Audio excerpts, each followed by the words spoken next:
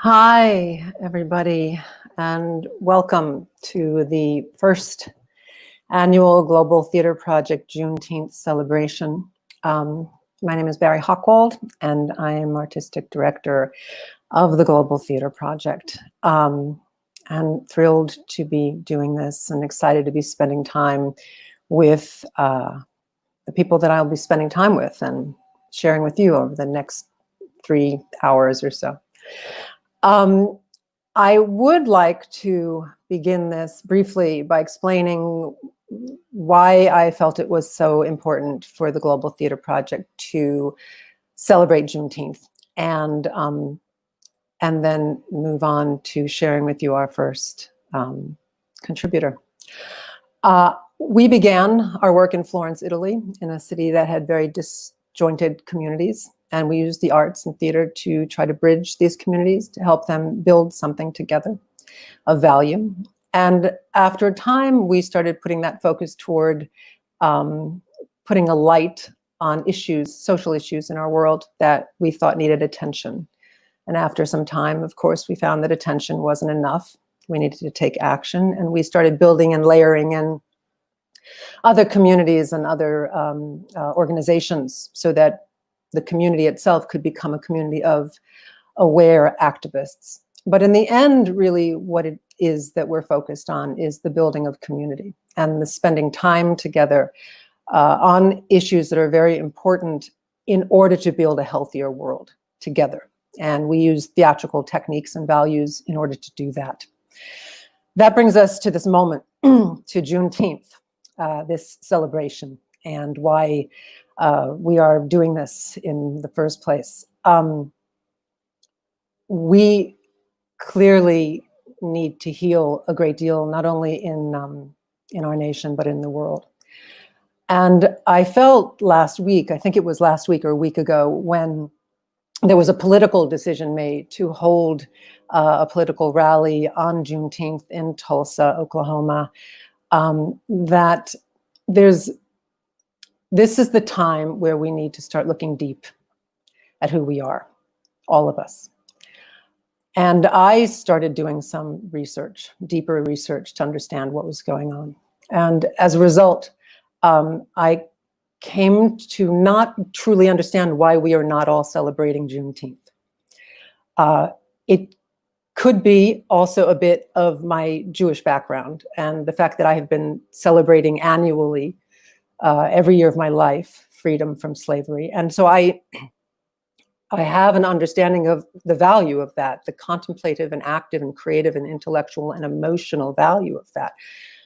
And I hope that some way the Global Theater Project, in a small way over the years, can help our nation use and celebrate Juneteenth to look at history. That is all our history, all of our history.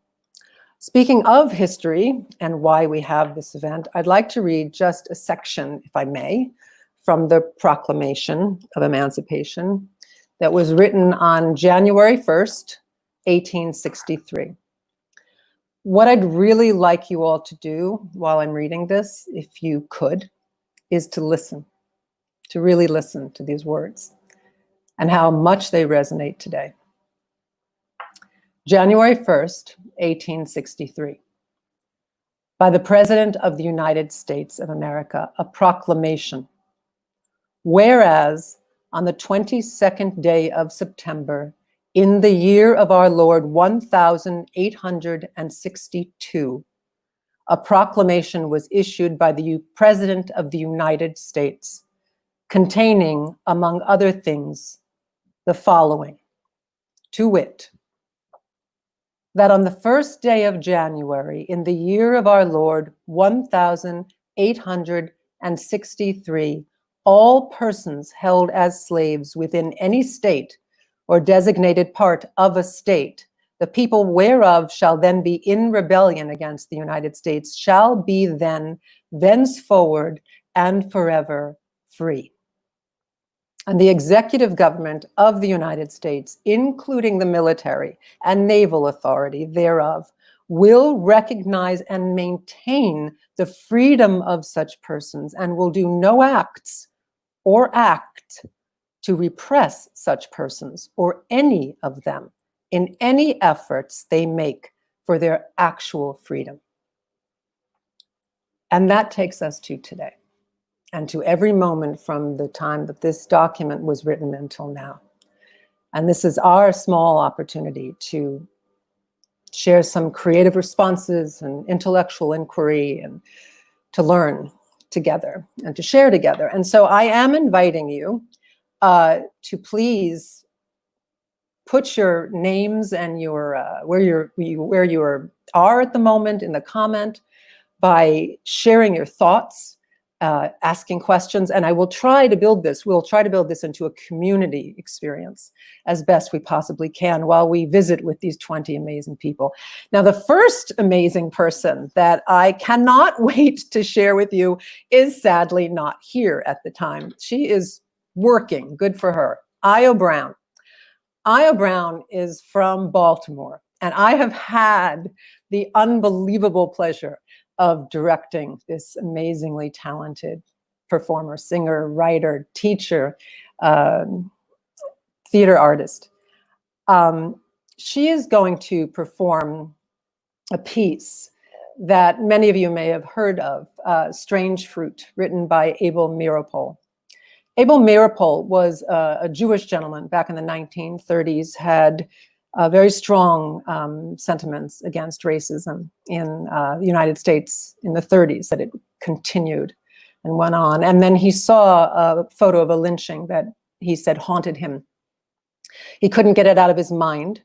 And what he did was he wrote a poem, and he turned that poem into a protest song that he and his wife, I want to get her name correct, Laura Duncan, sang all throughout New York. But then he shared this song with a nightclub owner in New York, who then shared it with Miss Billie Holiday. And then that song eventually, by 1999, was labeled by Time magazine as the song of the century. I'm very, very pleased to share with you Io Browne's interpretation of this song and a message from her for happy Juneteenth and what this day means to her. I do want to say that I love this young woman so much that when we had our curtain call at the play we were doing, we turned it into an Io Browne concert, which was an awful lot of fun. So I'm really thrilled to share this with you, and I'm praying that my capacity here to do it technologically will work. The first time I heard Billie Holiday's recorded song, Strange Fruit, I was in high school, and I didn't have an understanding exactly what Billie Holiday was talking about. I was listening and I said, why is she saying strange fruit? But the tone is so sad and gloomy. Maybe she's really not talking about fruit at all. At the time, I didn't understand. It wasn't something that was talked about in classes as far as African American history, heritage, Black excellence, the Black culture, slavery, the emancipation of slavery. It wasn't something that was talked about. And so I didn't have a good understanding. Through time, of course, everything started to become very clear to me. I'm incredibly thankful that we are now having more conversations about the Black culture and how to become more unified, and things that we can um, do to ensure that the unity stands the test of time. This is, in my opinion, only the beginning, but I'm incredibly thankful for this day and what's going to happen in the future. I do believe there will be a brighter future. Of course, there is still a lot more work to do. Um, but today, let's celebrate. So, here's Strange Fruit. Please enjoy.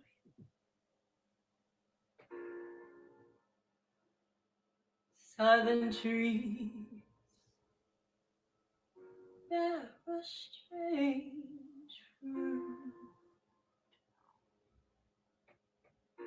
blood on the leaves,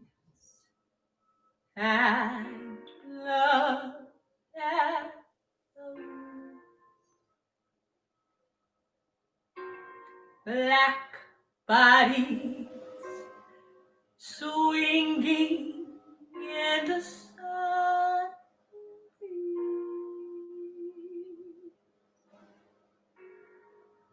Strange fruit hanging from the popular trees. Pastoral scene of the gallant South. In big bulging eyes and twisted mouth. Scent of magnolias, clean and fresh. In the sun and smell of burning flesh. Here is a fruit for the crows to pluck, for the rain to gather, for the winds to suck, for the sun to rot, for the leaves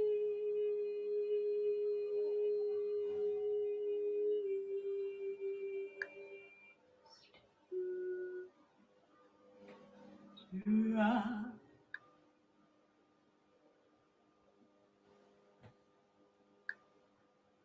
Here is a strange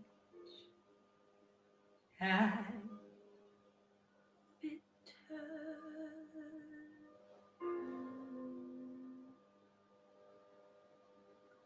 road.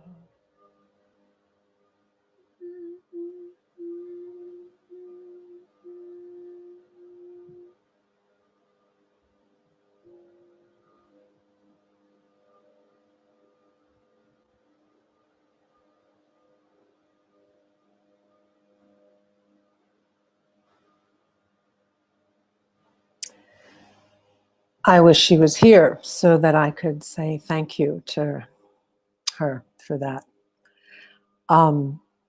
If anyone wants to comment on that performance, since I have a lot to say, but I don't want to say it to myself. So I'm going to bring in two people that I could speak to about it, which would be probably a better thing to do, which is Emmett and Sharpelle Welch. And I'm going to do that right now. Hello. Hi, guys. I think you might be muted. I can't hear you. There you are. Now I can hear you. Welcome. Happy Juneteenth. Happy Juneteenth. I have to admit, it's my first. It will not be my last. It's so nice to see you guys after all this time. Same here, same here. I still remember your visit to our little part of the country here in You know, Alabama. I know. Well, I had 5 visits to Yes. Shreveport, and I expect to have a lot more. I certainly hope. Great. Yeah, I'm so grateful to both of you for being here. Just to share that, I mean, I don't know if you want me to tell you about what you do. I think really it would be better if you tell about what you do. And then Sharpelle, you and I, gosh, I'm getting blind. I hate this. You and I have been talking through Facebook about you know, the Tulsa history and how I think I mean, important it is to discuss it now in context of what's happening, but then also to discuss it in context to the beautiful work that you guys do over at Community Renewal International, which I think everybody should know about and everybody needs to get to Shreveport. So I put the link there, the website, so people would know to go to how to find what you do. But please, let's talk and see where we go, you know? Sure. So you and I started our conversations over the last couple of months with all of the racial tensions and that have developed over the past couple of months with the murder of George Floyd. Yeah. And what was so gripping about the date that he was killed was that it was exactly 99 years from the date of the Tulsa, Oklahoma Greenwood massacre. And so just a little history about that. It was almost 100 years from now, before now, that Tulsa, Oklahoma had this booming African-American business district called Greenwood. Booker T. Washington himself dubbed it the Negro Wall Street. So we call it today Black Wall Street. There was an incident that happened in 1921 where a young Black male, 17 years old, was discovered inside of an elevator with a young white woman who was the elevator operator at the time. Once they were discovered, the young white woman accused the Black male of assaulting her in the elevator. And we know accusations like that are nothing new. We saw the same thing happening so many times in Rosewood in Florida, for instance, and in Texas with Emmett Till. So they were chasing the young man, this young Black man, and he ran into the community that we know now as Black Wall Street, the Greenwood community. A mob followed. The mob was joined at that time by the police department. And they were empowered by the governor at that time, who instituted martial law, called in the National Guard.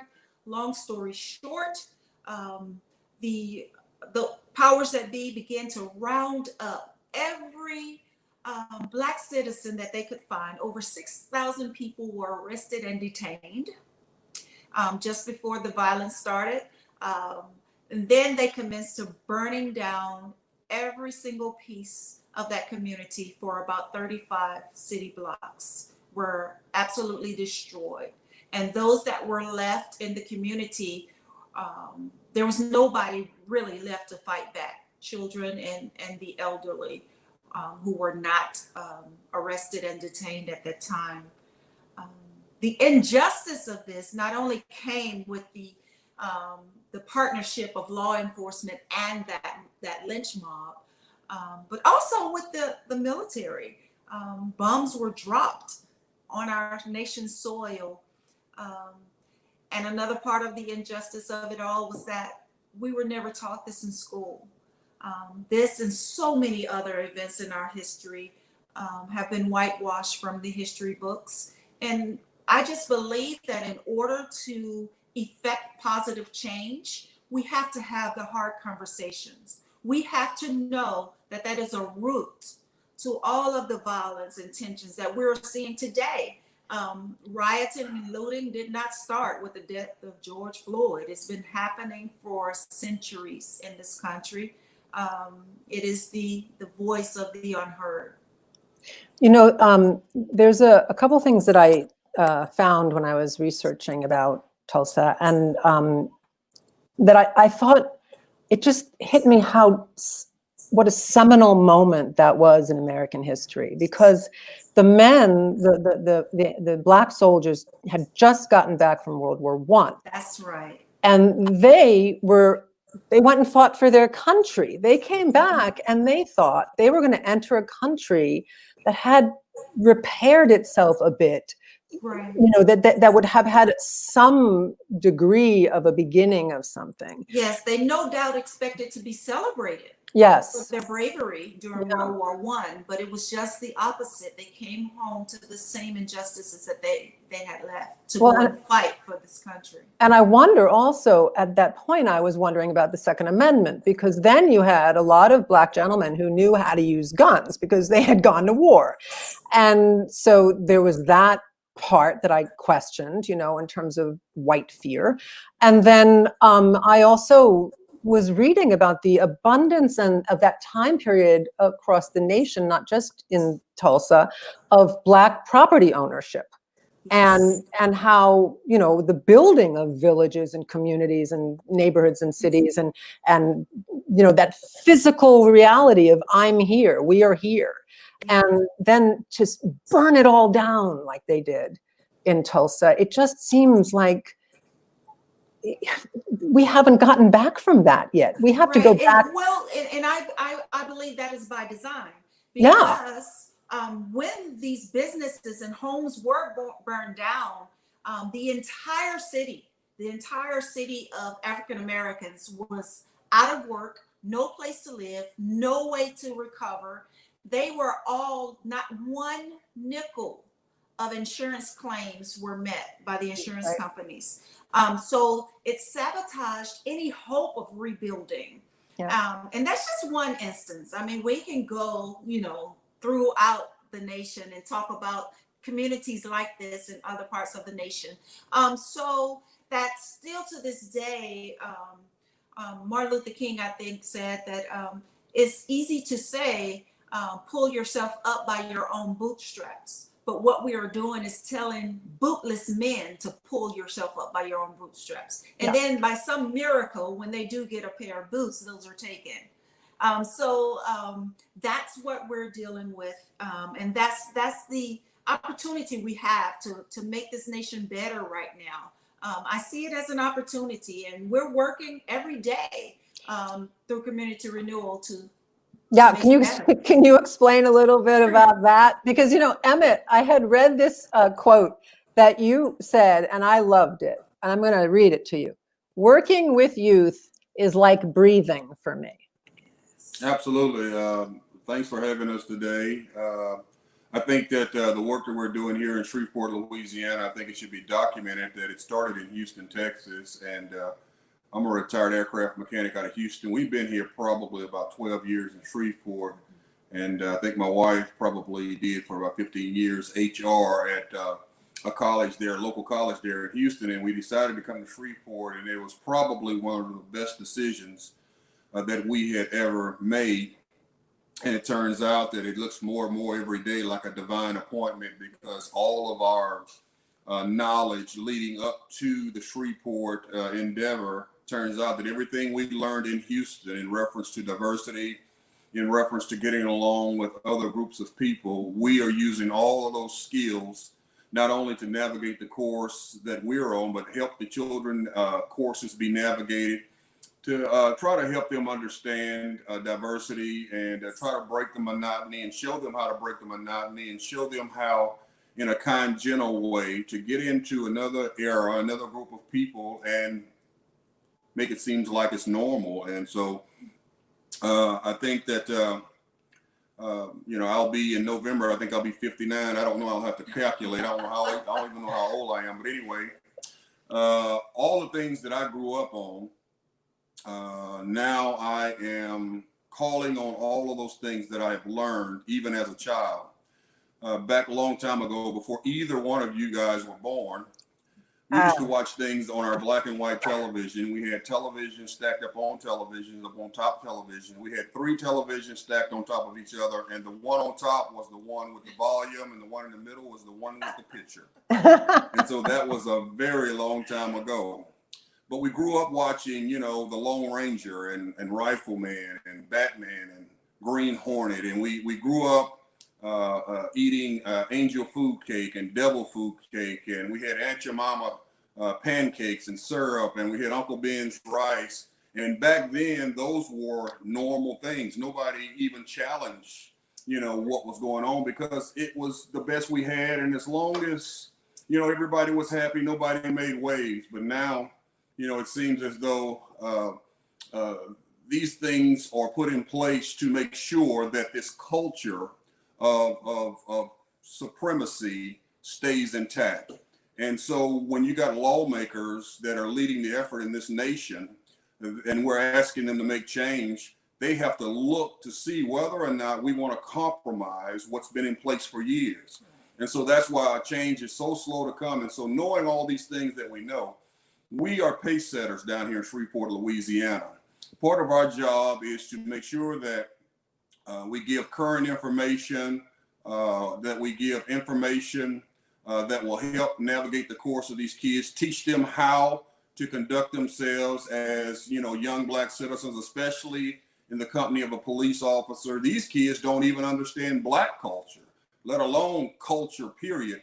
When we first got here, they were asking Sharpelle if she was my girlfriend. Sharpelle says, no, that's my husband and I'm his wife.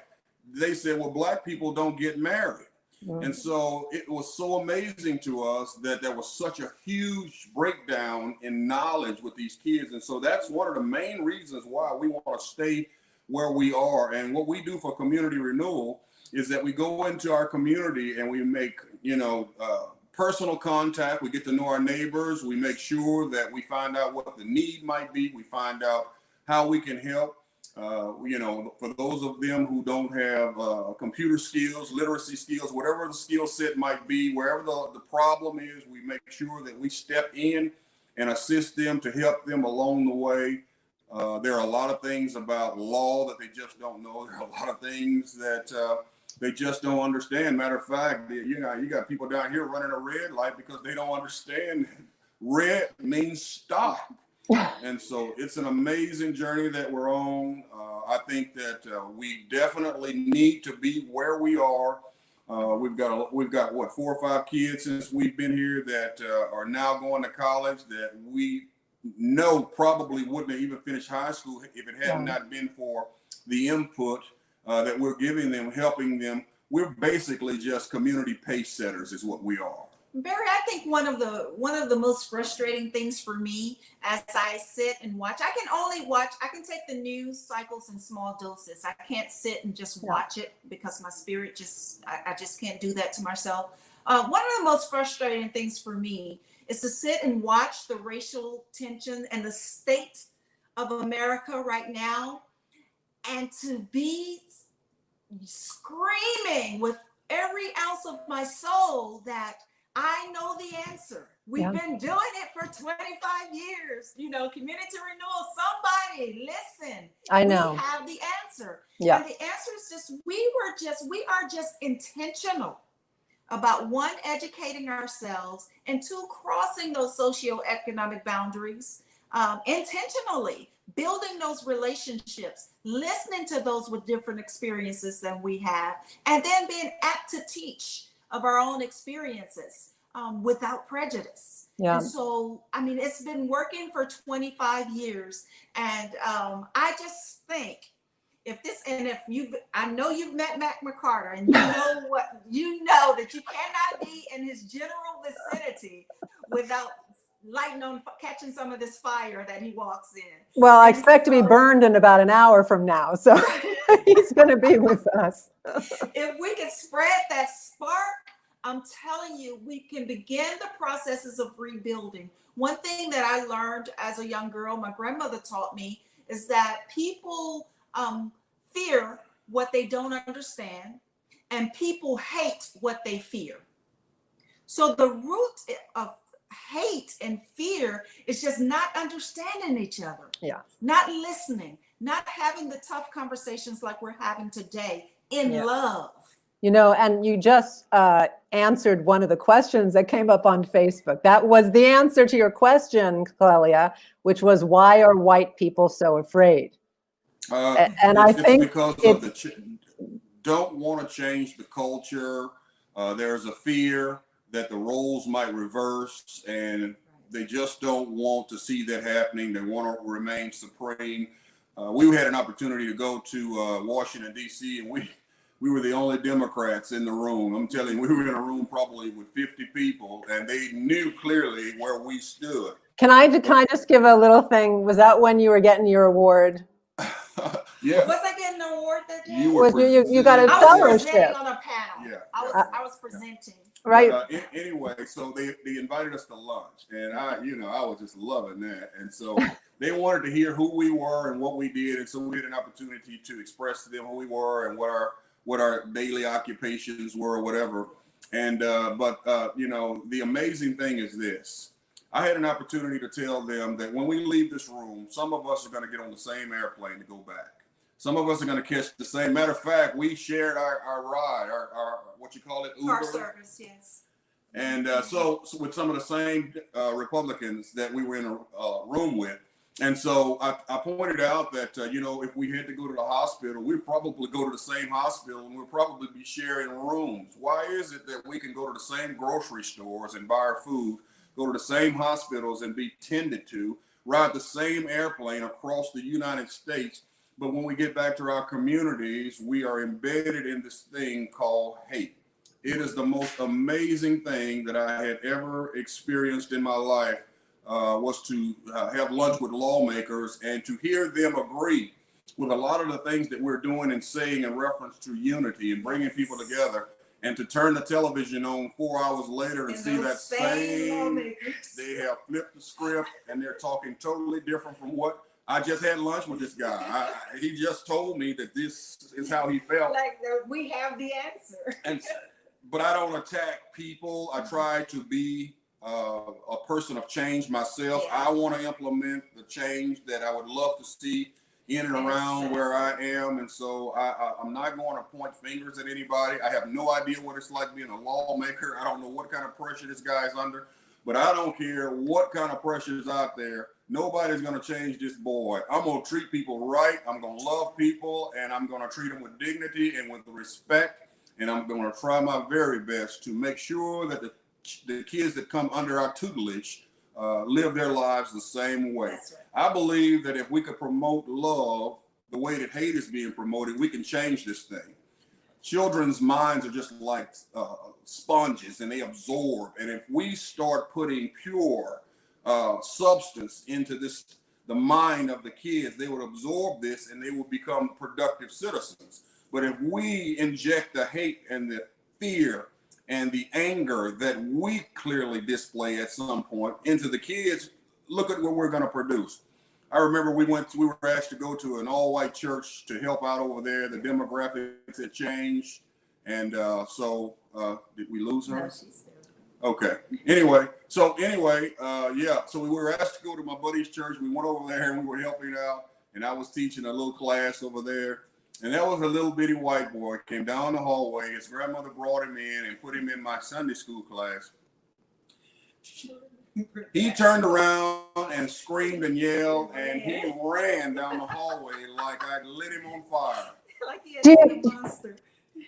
Do you guys know that I didn't hear any of that because I left the stream and lost internet. So I'm hoping that it was still going and everybody else heard it. Oh, thank God. Yeah. That's great. Yeah. I'm going to go back and listen to this because I didn't hear it.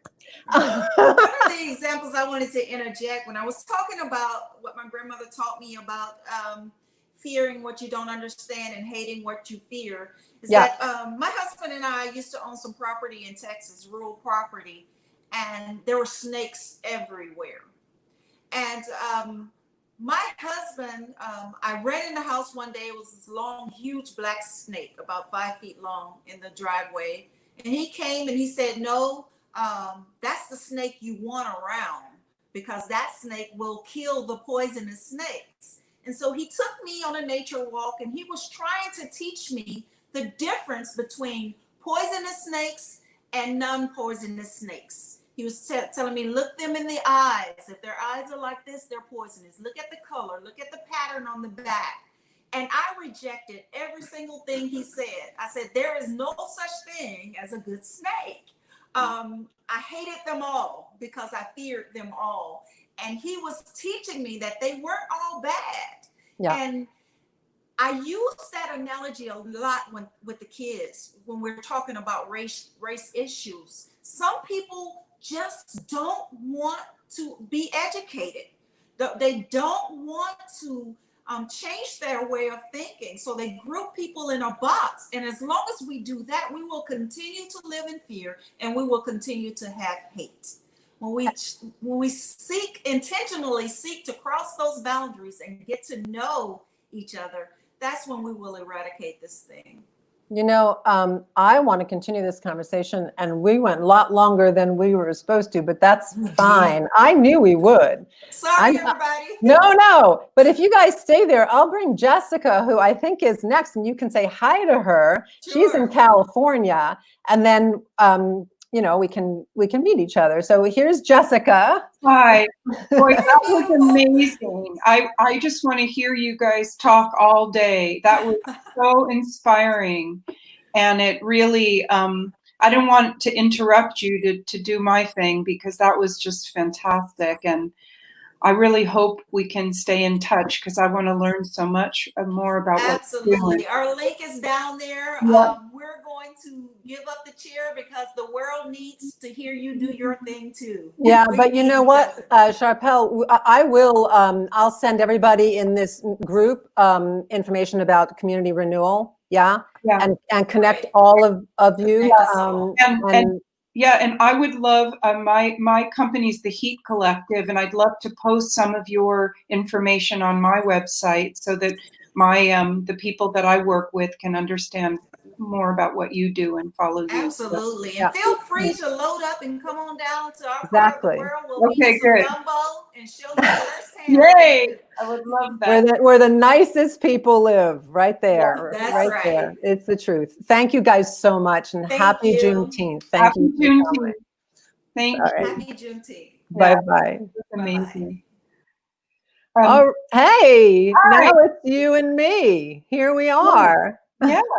And so I was going to do two things. I was going to do a little bit of Emma Goldman talking, and then I was thought we could all sing a song together. That would be cool. That would be you and me, and hopefully the people outside of this. Yeah. Do you have, not right at this moment, but do you have the lyrics to post? I do. Okay, so we can do that after. I wanted to, I don't know, do you want to say anything about what I do, or should I? I do. I want to let people know that I am completely honored to have you with me, because I'm not going to say to you, I will say to the people, Jessica is, she works all over the world, all over this country as a theater artist, a puppeteer. I love your puppets. And I love the idea of putting messages in the heads of these puppets. It's brilliant. And the social theater work that you've done, you're a lead, you know, Jessica is, for those of you who may not know, she is a leader in her field, in the field of social theater for social change. So it is truly a thrill to have you. I mean, you've had so many incredible experiences and given people so many experiences of themselves and the world that we live in. So that's why I am thrilled to have you here today. Well, thanks so much. And I've been working very intensely and have more to do today with Palestine. I work a lot in Palestine and the West. You know that, yeah. And so I'm actually teaching a puppet workshop remotely today, what you were talking about is that we make the brains of the puppets first and put them into the into the heads. But what I chose to do today is very brief, but I think one of the things that's really lacking in right now is a direction for white allies on Juneteenth. We celebrate the history, but also like a wake-up call to white folks to actually listen, first of all, which makes me not want to interrupt the fantastic things that Emma and Sharpelle were saying. But I think that right now I don't see the kind of white female leadership that I saw 100 years ago. So I'm going to bring one of them back in.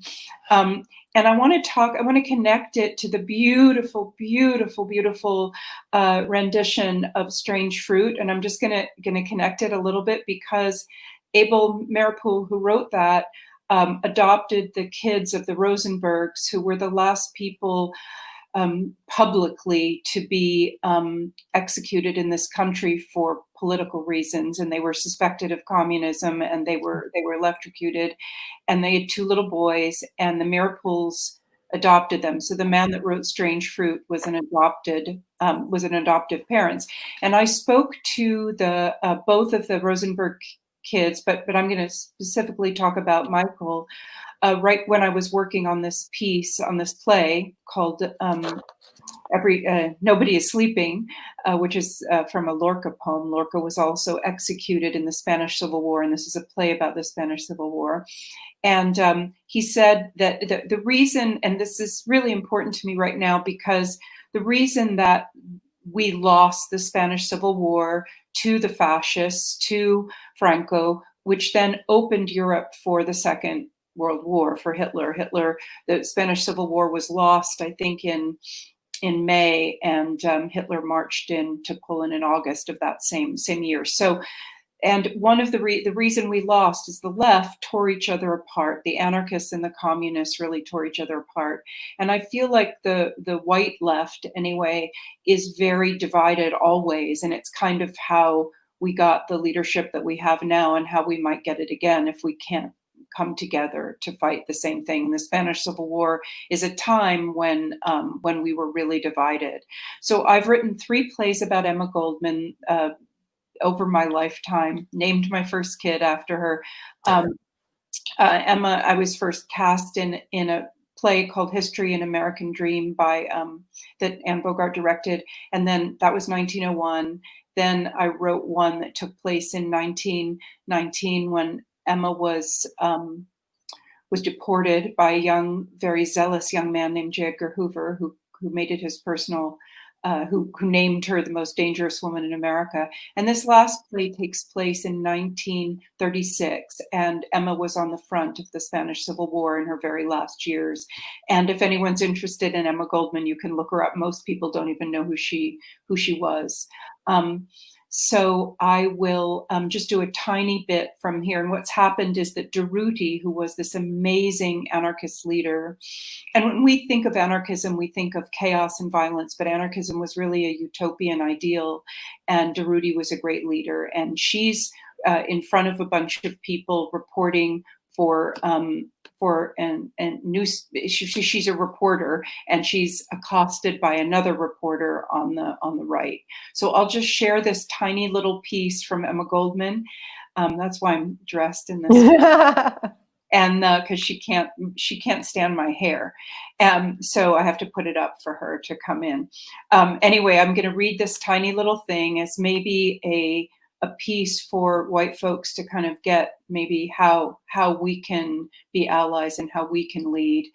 And I'm going to now do that, and then we can sing the song together if people want to.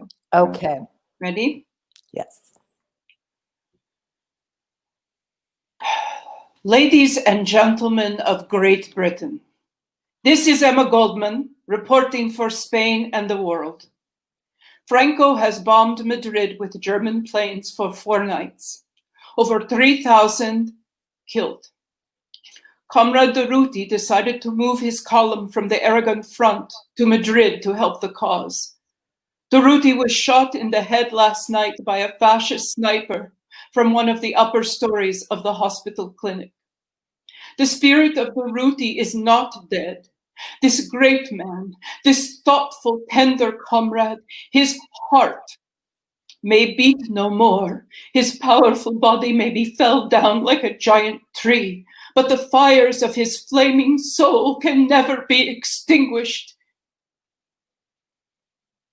What did you say, Mr. Reynolds? Did you know Durruti? Did you see Durruti at the front with his men? And have you ever been to the front? Then you, sir, are a hypocrite. Go to the Spanish front and report the truth of what you see there, or stay here in England and shut up. Do not bemoan the world, rebuild it. Don't seek respect, develop it. Ladies and gentlemen, heroism is simple. Do something for someone, anything.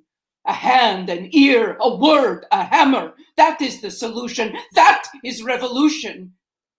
Anarchism or communism, I don't care, as long as you dare to make your life worth living. Die loving, die working, die living, die giving. Give, give, give, give, give. And if you do not have the courage to be generous, then get out of my sight. And that's just a little bit of Emma. Oh my God. Do you know, thank you so much for that. Because I think that last part, that's it, right? That's it. And this idea of giving, Jessica. Yeah. Give. And Yeah. that is what connects. That's what Sharpell and Emmett do. Oh, absolutely. You know, that's what connects us when we give to one another. Yeah, and I think that I call it, and I teach about it a lot with the HEAT Collective, and HEAT stands for Healing, Education, Activism Through Theater. So I talk a lot, I preach at my students a lot about courageous generosity, that generosity really takes courage. And right now, white people need to wake up to the generosity of listening, right, and of learning. And Emma, you know, teaches me and keeps me grounded. And now I'm working on several projects. And the two things that I talk about are courageous generosity and also paradoxical curiosity. So that when we meet someone, and Emmett was talking about it beautifully just a moment ago, when you meet someone who's different from you in their politics, in their culture, instead of being tolerant or angry, to sort of lean into the paradox, to lean into the difference and be curious about it. Yes, that word is important to me. Yeah. Curiosity. Yeah, curiosity. So that's what I'm learning every day, and this song is something that I also work with all the time. It's by the beautiful, beautiful Sweet Honey in the Rock, who are just gorgeous, and I have studied with them, and I just want to share it. And it's about us sticking together. It's still this theme of we, and I'll call us the left, or we, the awakening, you know, or we who are allies, need to stand together. So this is called Step by Step, and it's and it's by Sweet Honey in the Rock, and you should really listen to them sing it because they're incredible. I have, and they are. Yeah. So I have the lyrics. Everyone, not you. I have no, but they should. I agree. You absolutely. Everybody should, after this, go and Google them if you don't know them. So I have the lyrics by the way it's kind of broken down, and I'll just go as you go. So you're going to. Good. So I'm going to sing, and whoever wants to can sing. I'm going to do it the way I teach people, which is line by line.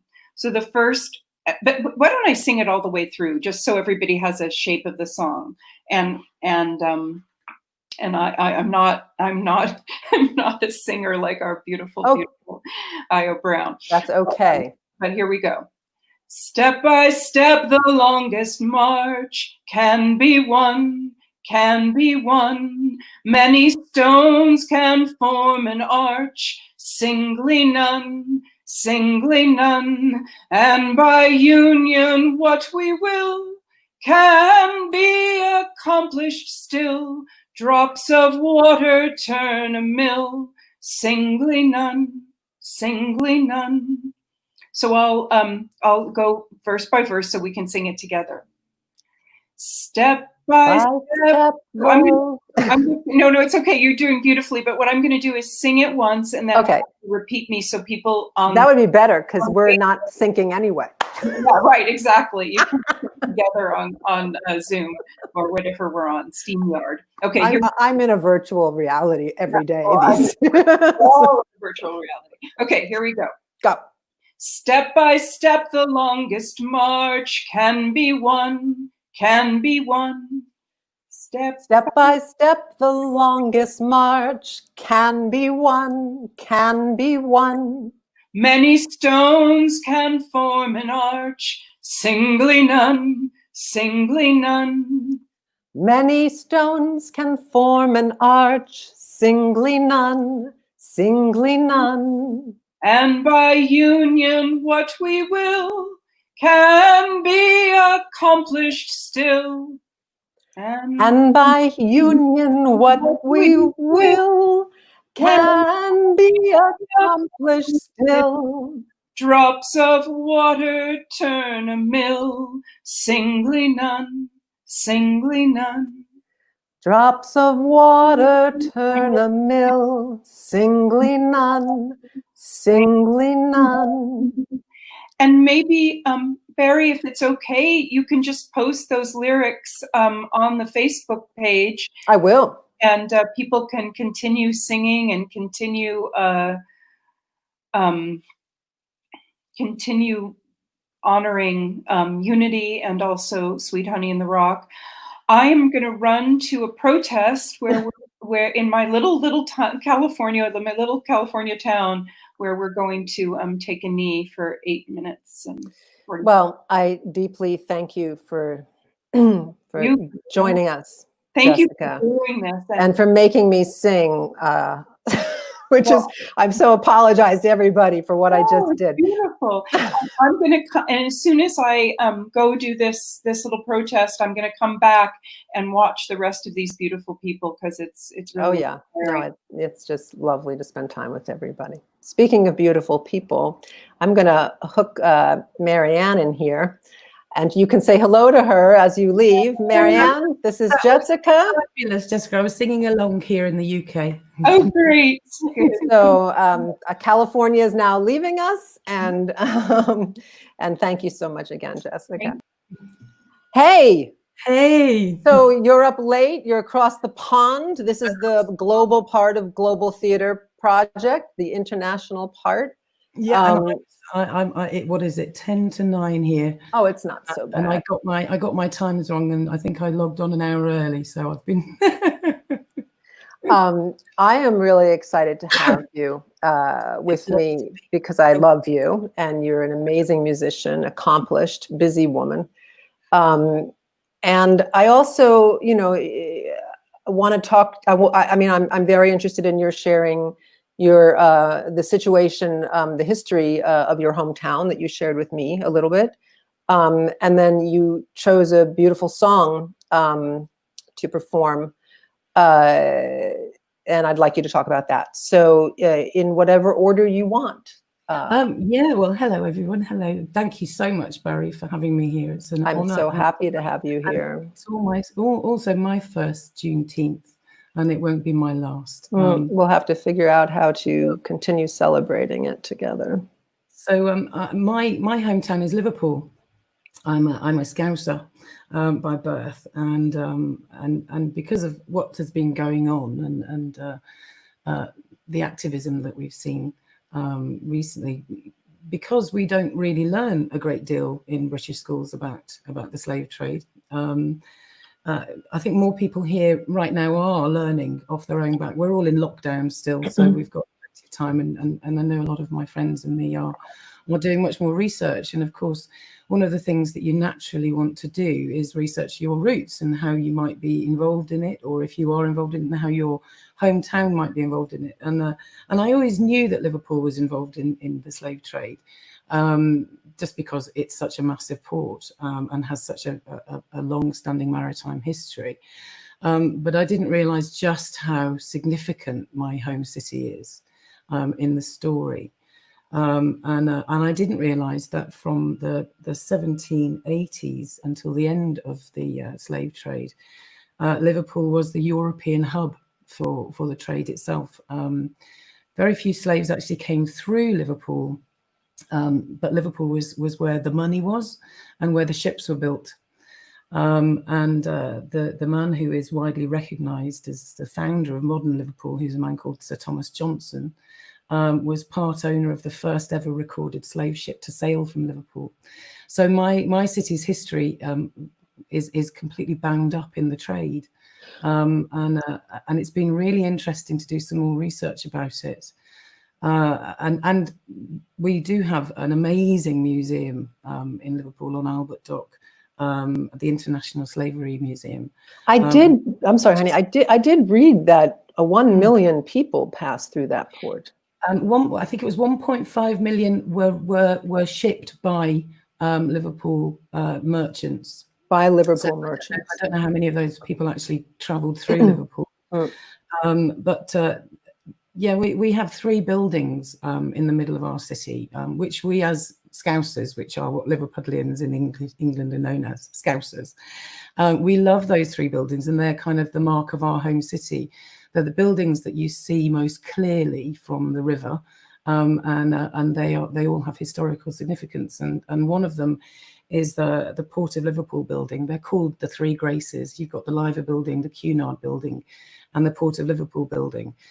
And engraved in the stone that building is made from are images of slave boats, of slave ships. And they've always been there. And we've all, as people who live and visit the city, people walk past them every day and don't give it a second thought. But thankfully, my city has recognised its part in the heritage and the story, and recognised its centrality to what happened and its role. In 1999, the City Council made an unreserved apology and recognised its role. I'm proud of the way my city has recognised its part in history and hasn't shied away from it, hasn't washed its hands of it. It's accepted that it's part of its history, and it's the most amazing, fabulous city full of all sorts of different people, and is very, very welcoming to anybody and everybody. And so I can, whilst acknowledging that horrible historical context, I can be proud of how my city has responded to it in modern times, at least.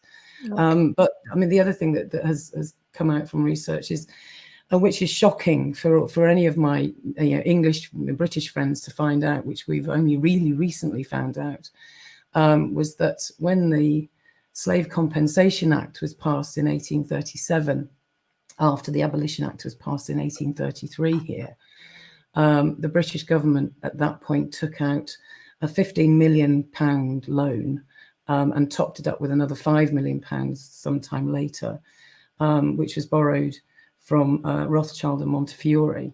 And the amount that was equivalent to in modern money is £300 billion. £300 billion.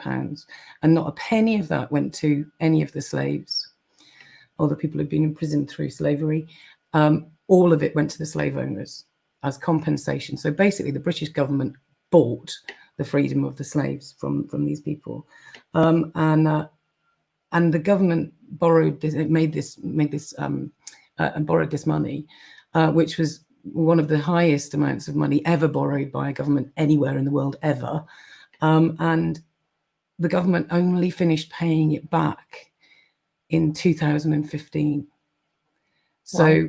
So all of our taxes, every single British taxpayer who was paying tax until 2015, myself included, my parents, everybody I know, everybody has in some way financially contributed to that story, which is a horrific thing to kind of acknowledge and accept. And I loved what Jessica was saying just then about the direction that allies should take, and about listening and acknowledging where you sit in the story, but overall listening and accepting, and doing your best to be an ally, and finding things out, be like your word as well, and it's one of my favorite words, being curious. And never stopping being curious about why things are the way they are, how you can change them, and how you can be an instrument for change. So, and that kind of feeds into the song that I'm going to sing, which is by Joan Baez. Do you want to talk about briefly the background, or do you want me to say a little bit of something? You say, no, I've done lots of talking. I'm going to have a drink of water before I start singing. Okay, so this song is it's called, is it called, I forgot, Birmingham Sunday, right? Birmingham Sunday, Birmingham Sunday. So for those of us out there who may not remember the history, I'm going to read this so I have it correct. At 10:22 a.m. on the morning of September 15th, 1963, around 200 church members were in the 16th Street Baptist Church when a bomb was detonated. And most of the parishioners, they were able to get out of the building. But there were 4 girls that were found in the rubble in the downstairs bathroom who had been killed. Their names are Denise Miller, Carol Robertson, Addie Mae Collins, and Cynthia Wesley. If you Google them, what you will see are the most angelic faces who should still be with us today if it wasn't for the hatred and racism that brought upon their death. And this is Joan Baez's response to that event through Marianne. Come round by my side and I'll sing you a song. I'll sing it so softly, it'll do no one wrong.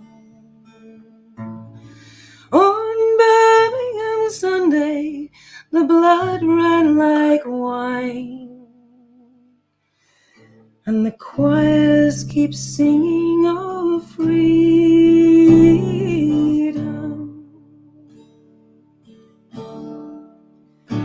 That cold autumn morning, no I saw the sun, and Addie Mae Collins, her number was 1. At an old Baptist church, there was no need to run, and the choirs kept singing freedom. The clouds, they were dark, and the autumn wind blew, and Denise McNair brought the number to 2. The falcon of death was a creature they knew, and the choirs keep singing of freedom.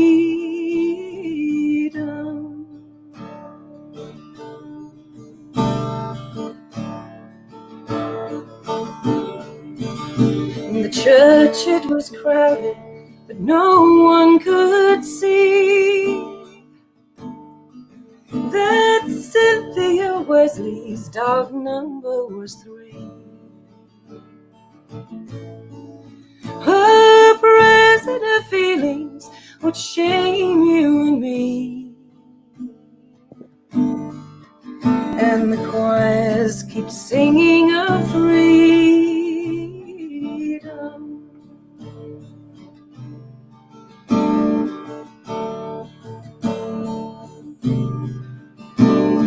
Young Carol Robertson entered the door,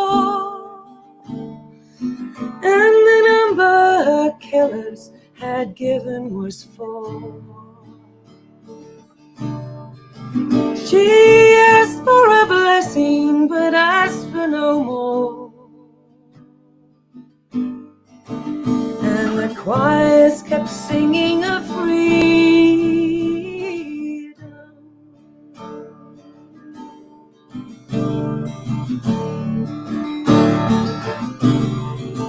On Birmingham Sunday, a noise shook the ground, and people all over the world turned around, for no one recalled a more cowardly sound, and the choirs kept singing of freedom.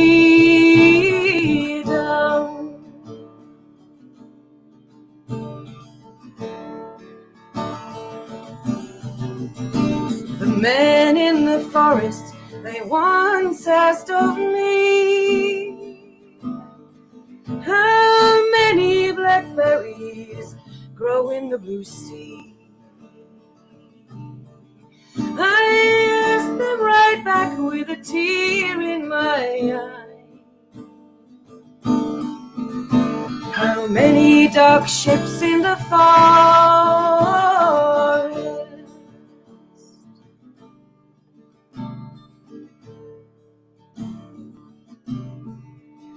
And the Sunday has come and the Sunday has gone, and I can't do much more than sing you a song.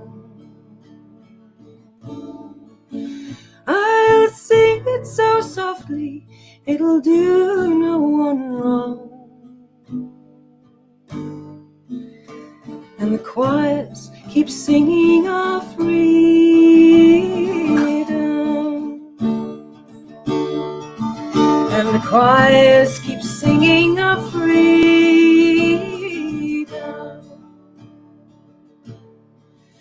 And the choirs keep singing our freedom.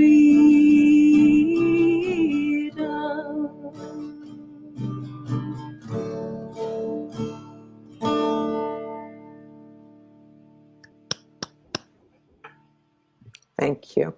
You're very welcome. Thank you. That was glorious.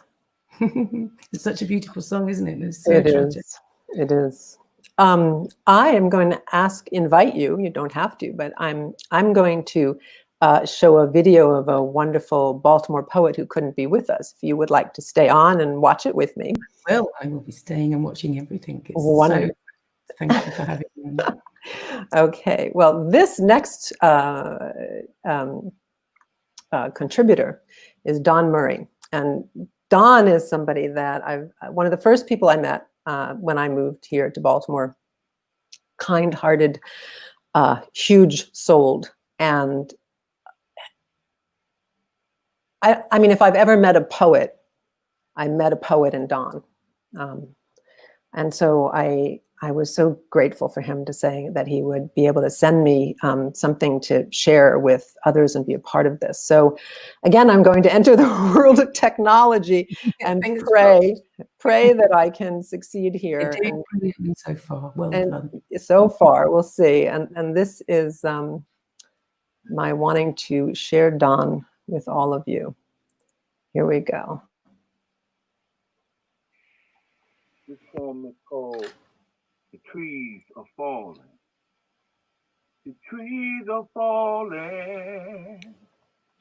The trees are falling. The trees are falling down. 5 decades and 9, racism still blows a bitter cold, lonely wind. You can hear the chimes of spring low sweet chariot from empty bottles of black grape wine, pressed from the vines of Africa as they hang, swaying in American oak trees. It's the land of killing, a black Holocaust valley of death, with the stench of Willie Lynch. The trees are falling. The trees are falling. The trees are falling down.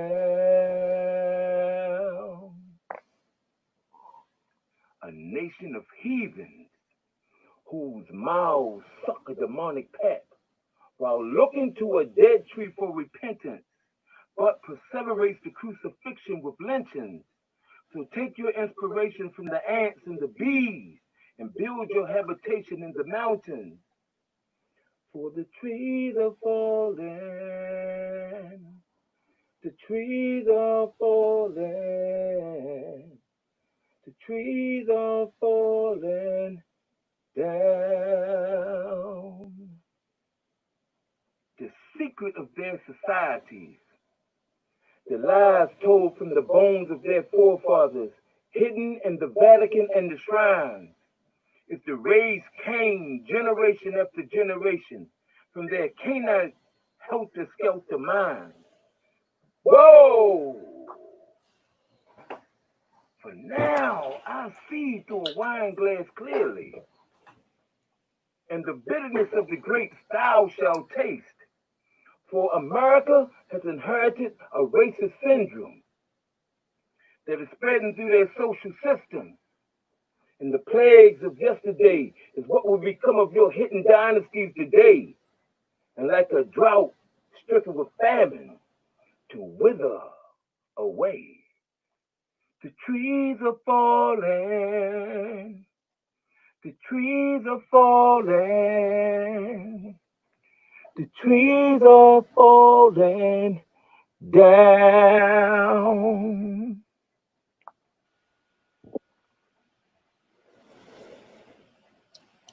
That was fabulous. Yeah. Wow. Wow. Yeah. Honest and real. Yeah. Really real. What a wonderful piece. Yeah. And a call, really, to all of Yeah. us, I think. Yes. Yeah. Beautiful. Yeah. So stay here one second. I just want to introduce you to Bernard. I'll bring Bernard in. Yes, I'm looking forward to meeting Bernard. And here's Bernard. Hey, Bernard. Hello, everyone. How So- are you? Hi, Barry. Hi, Bernard. Bernard lives in Los Angeles. Yes, I do. And Marion is in England, and I'm in Baltimore. So we're quite eclectic. And Bernard and I have not seen each other in so long. So long. Yes, it's been years. We both look exactly the same, though. Exactly the same. Nothing changed. Nothing ever changes. No, nothing ever does. So I'm going to say goodbye to Marion. Goodbye. Thank you so much for having me, Barry. Thank you. Taking part And of it, baby. take it away, Bernard. All right. Have a good night. I'll watch the rest. Thank you. Happy Much birthday. love. Bye. Bye. Hey. Well, hello to you. How are you? Oh my goodness, it has been way too long. Too I many know. miles and years, I miles know. and years. You know, world traveler you are. Well, there's that. But now I'm in Baltimore and I'm really know. happy. I love it here. Everybody should come to Baltimore. Baltimore. Baltimore. If I say that, it just doesn't come out right with my my slight Jersey, and it just doesn't quite work. But it's one of my favorite accents, Bernard. Have you ever heard a really good Baltimore regionalism? Yeah, I haven't been in Baltimore in a long time, and I actually did a show years ago from a Baltimore playwright. You know, and it was very interesting him trying to like really get us hooked on to that accent. It's not easy, I don't think. Not easy. It's not easy. Yeah, but, I've been experienced to it, so that's for sure. Yeah, it's great. Oh my goodness. So thank you for being here and bringing your talent and your soul and your heart to share with us. I really appreciate it. Thank you. I know that you're going to do 2 pieces, which I can't wait to see. But I wondered if you have anything, if you've been listening at all or thinking at all on your own, or if there's anything that you might want to talk to or talk about. I mean, it's amazing how dormant things can be, and then it erupts. And I think, just like life, and just like the world, things can sit for a long time, and then all of a sudden, one spark just sends the lava flowing. And I think as the flow of the voices and the strength of trying to dismantle a system, and how much has happened with that flow is really quite amazing to me. It just is. I don't think I've been in a situation like that. I was born, I was a young kid during the early throes of the civil rights movement in the 60s. So, I know there was a lot of pride in my neighborhood, a lot of like, people really, when they said Black Power, they meant it. And Bernard, I'm sorry, what was your neighborhood? Where was your neighborhood? Columbia, South Carolina. Ah, okay. You know, and you know, and so much, you know, so I don't know, you know, everybody sort of thinks, I guess for most part thinks you know, idyllic of their growing up. And then you get a certain age and you turn everything back and go, oh, that wasn't so ideal.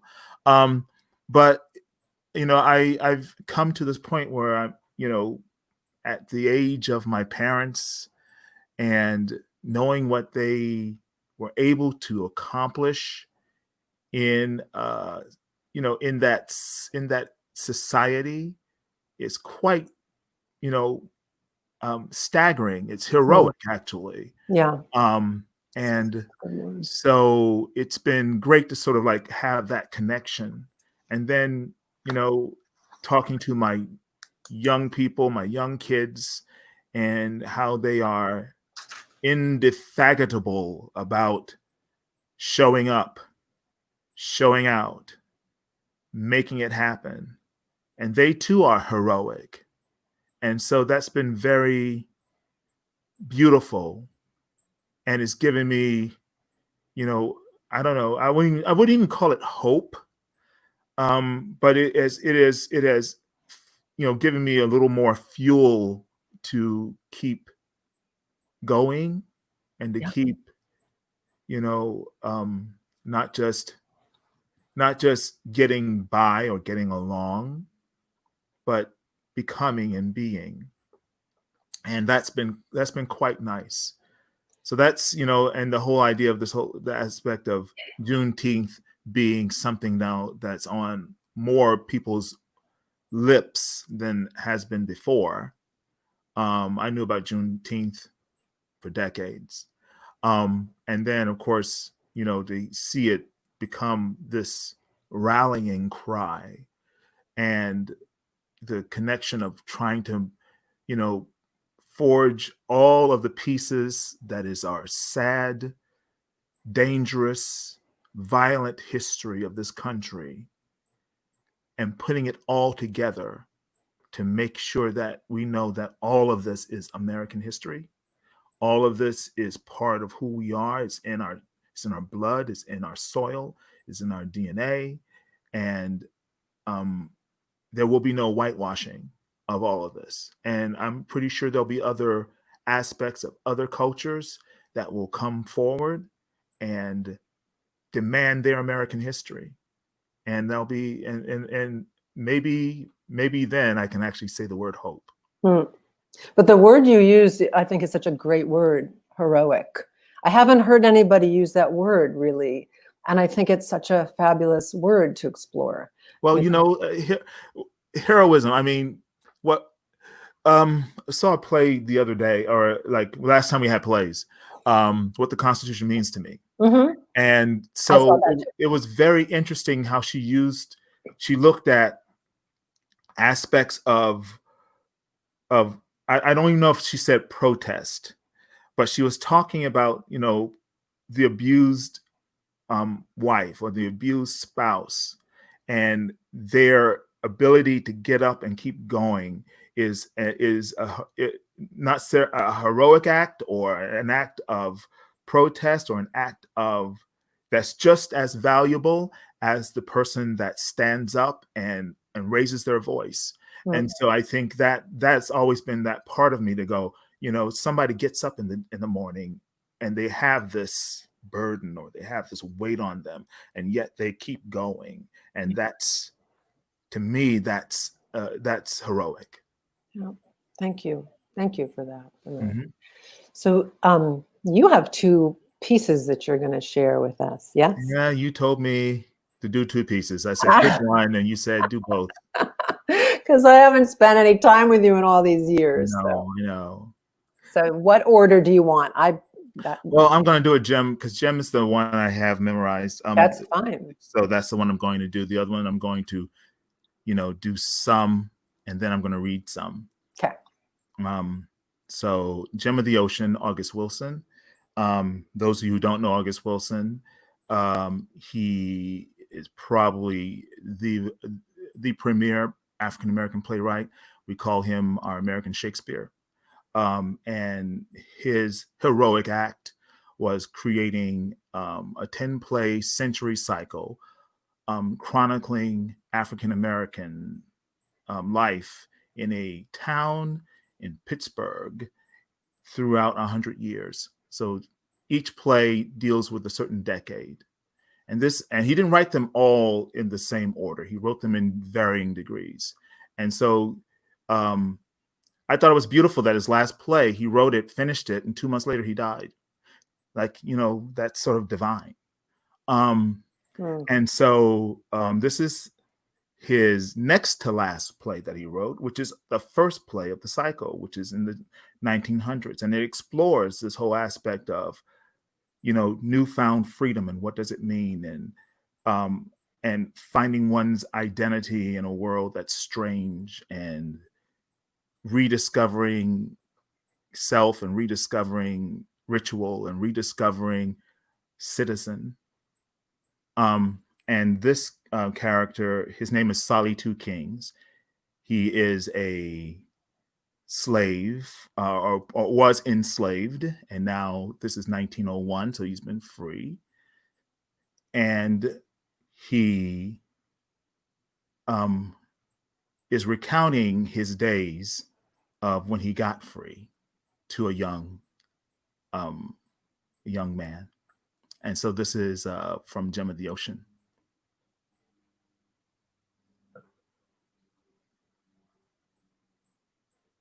Ain't nothing worse than slavery. I know.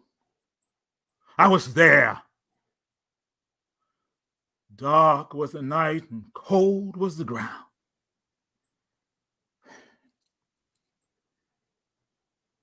Look at here. That's my good luck piece. That piece of chain used to be around my ankle. They tried to chain me down, but I beat them on that one. I say, I won't keep this to remember by. I beat them on a lot of things. I beat them when I got away. I had some people who helped me.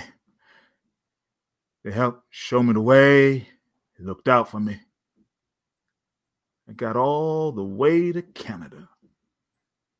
There was 8 of us. I first set foot in Canada in 1857. Stood right there. Freedom Land. Yeah, that's what they called it, Freedom Land. I asked myself, what am I going to do? I looked around. I didn't see nothing for me. I tried to feel different, but I couldn't. Started crying. I hadn't cried since my daddy knocked me down for crying when I was 10 years old. I tried to breathe in real deep to taste the air. It didn't taste no different. Man, what brought us over the border tried to talk with me, and I just sat right down on the ground and started crying. I told him, I don't feel right. It don't feel right me being in freedom and my mama and all the other people still in bondage.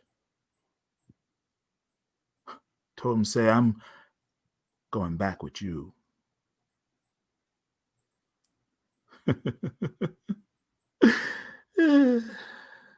I stopped crying as soon as I said that. I joined the Underground Railroad.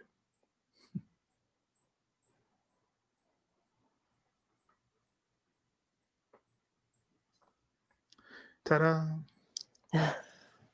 That was very powerful. Have you performed that piece in that play? I have. I've performed it. Yes. Yeah, that was beautiful. Thank you. Oh, sure. Wow. Sure. So the next piece is modern. In 2015, I was asked to be a part of a commission to do a staged version of Claudia Rankine's book, Citizen, an American Lyric. We staged it. It ran for months. And then it was brought back again. Center Theater Group wanted to bring it back. And so we did it again at Kirk Douglas. We did it again the next year with Grand Arts. And this play keeps coming back. And I think you're familiar with Citizen. I think you are. If you're not, then you should read it. It's personal, poetic recollections of microaggressions and macroaggressions. But really, it's about the daily. And what's brilliant about it is that Claudia Rankine really, she tells this story because we had her come and visit, and she was putting it together, and she was asking her friends and said, well, can you tell me something about, your daily encounter with racism? And she's talking to people that are in her station, which are like, academics and everything. And of course, everybody says, oh, no, I don't have any issue with racism or race and stuff like that. No, I'm fine. I'm fine. And she said 2 weeks later, she started getting emails. Well, actually, there was this one time.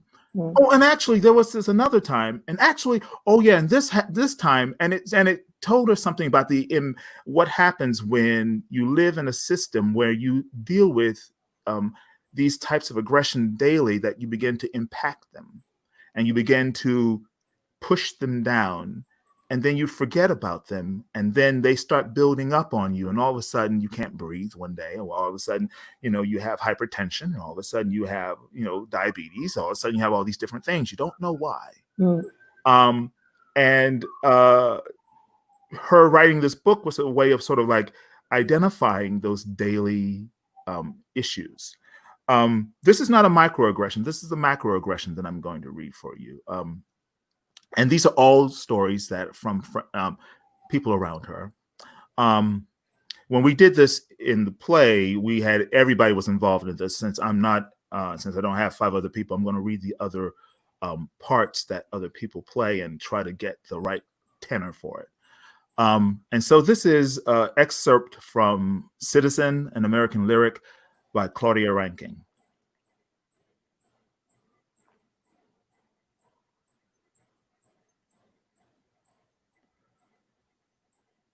I knew whatever was in front of me was happening. And then the police vehicle came to a screeching halt in front of me, like they were setting up a blockade.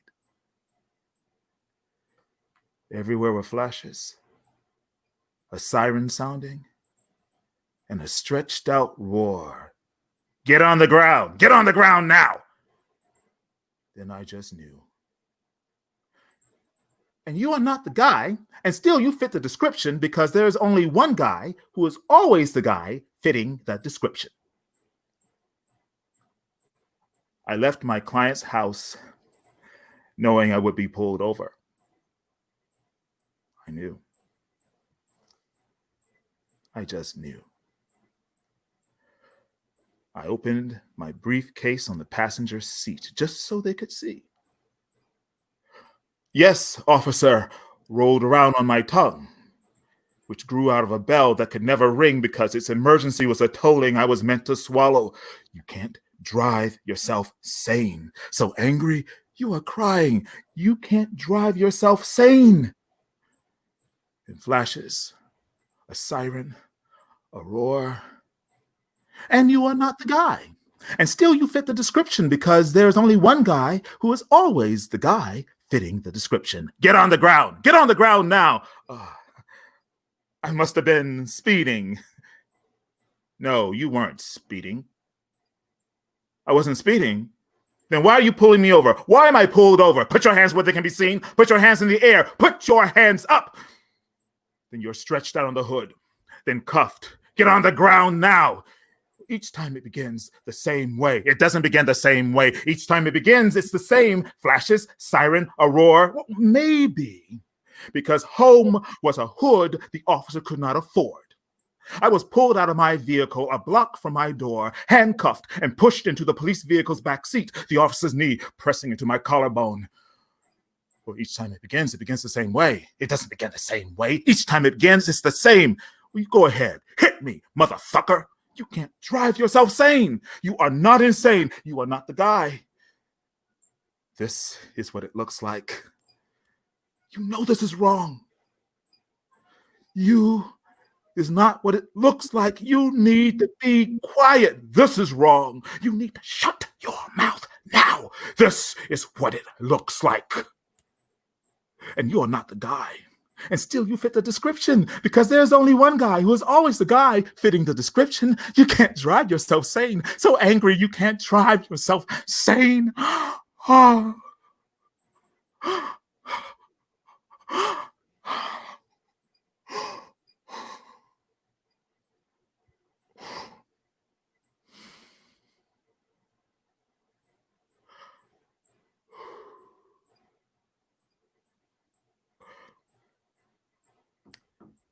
The charge the officer decided on was exhibition of speed. After fingerprinting, I was told to stand naked.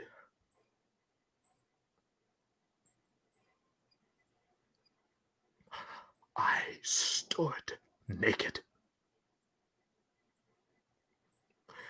It was only then I was instructed to dress, to leave, to walk all those miles back home.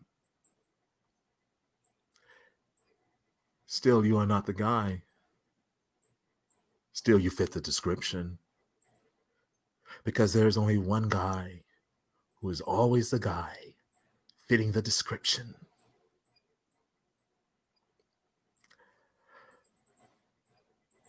America turned loose on America.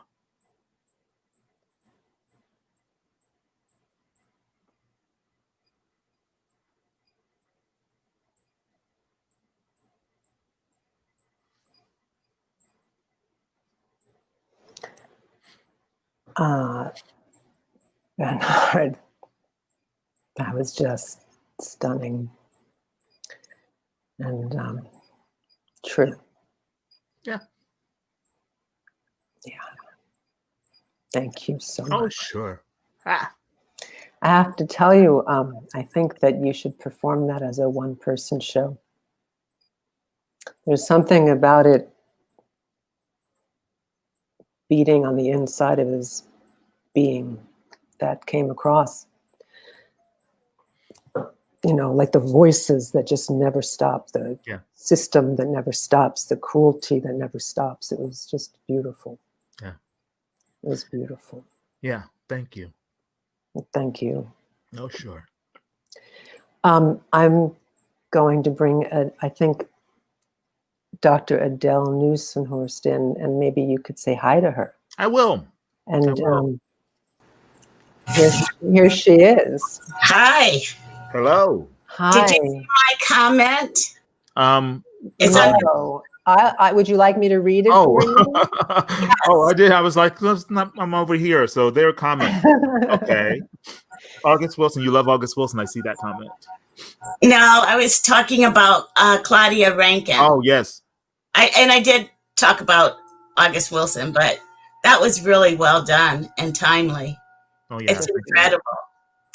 Thank you. It's good words. Yes. Good words. Good Bernard, words. thank you so much. And oh, sure. Now that we're in touch, yes? Oh, yes. You can find me. Good, because we have to figure out what our annual event is going to look like. And I would like you to help me do that continually, all right? That'd be wonderful. If you like. That'd be wonderful. We'll see. Sending you love across right. the Take care, everybody. You be well. Happy day. Happy Juneteenth. Same to you.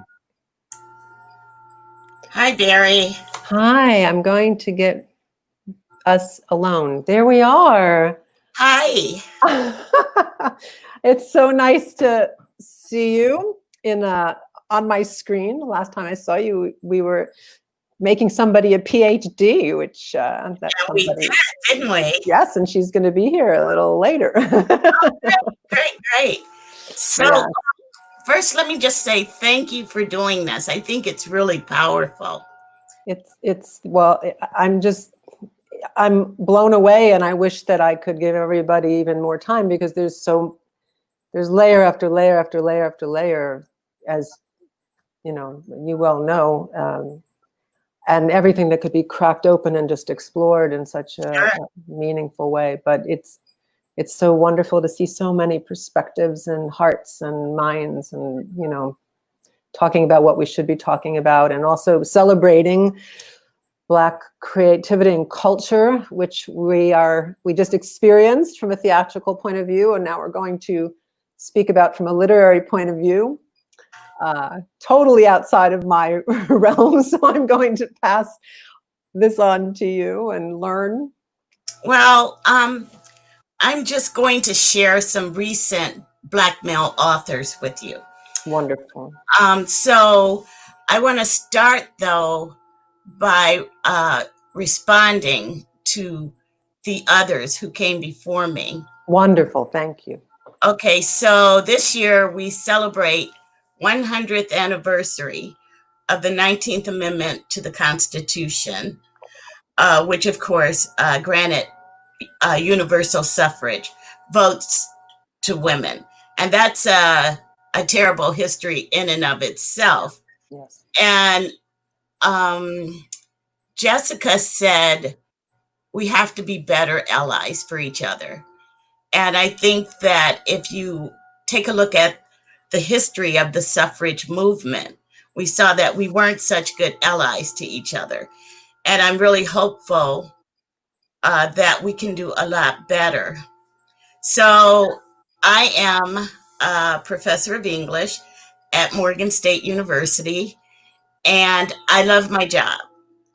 I love teaching literature. I never teach the same thing in the same class over and over again. So the beauty of what I do is I can bring in new writers, and I always have the benefit of looking at how students look at the writings. So I just want to say that education is also a very important form of activism. Yes. So Thank you. Thank you for making that point very much. Appreciate that. So I'd like to begin my discussion with a question. What do Black male writers tell us about being Black in America? What do they tell us about the protracted assault on the Black body? It is through the stories by Black male writers themselves that we can begin to approach an appreciation of their history, experiences, aspirations, and ethos. I'm hoping that some of the works I mentioned today will inspire you to delve deeply into their stories. So Juneteenth, also known as Freedom Day, was celebrated initially with food, of course, and festivities, but it was also about education and self-improvement. My assertion today is that Black male writers use their artistic gifts as a platform for education about the hypocrisy of the Republic when it comes to African Americans. When the author of Invisible Man, Ralph Ellison, died in 1954, he left behind a manuscript he'd been working on, and it was posthumously published, Juneteenth, and that was published in 1999. The novel begins or opens with the attempted assassination of Son Rader. He's a race-baiting Southern senator on the floor of the U.S. Senate. Alonzo Hickman, an African-American minister, has brought his congregation to Washington, D.C. to stop the assassination. Unsuccessful, The senator is gravely wounded and taken to the hospital, and he wants the reverend to be allowed to come to his hospital room. There, he and the senator reconstruct the past, during which we learn that the senator was formerly known as Bliss, and he was a biracial child of rape. And that's, in essence, Juneteenth. The novel, like other novels and memoirs by African American men, calls to mind a quotation from James Baldwin.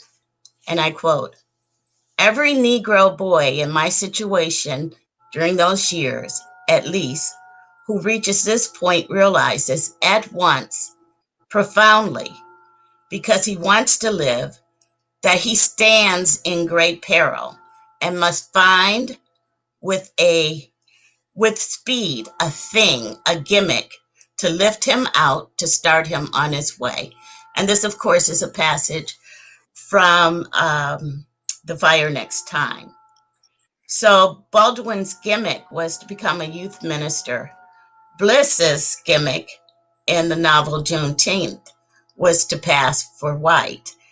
But if you look at the novels written and the memoirs written by Black males,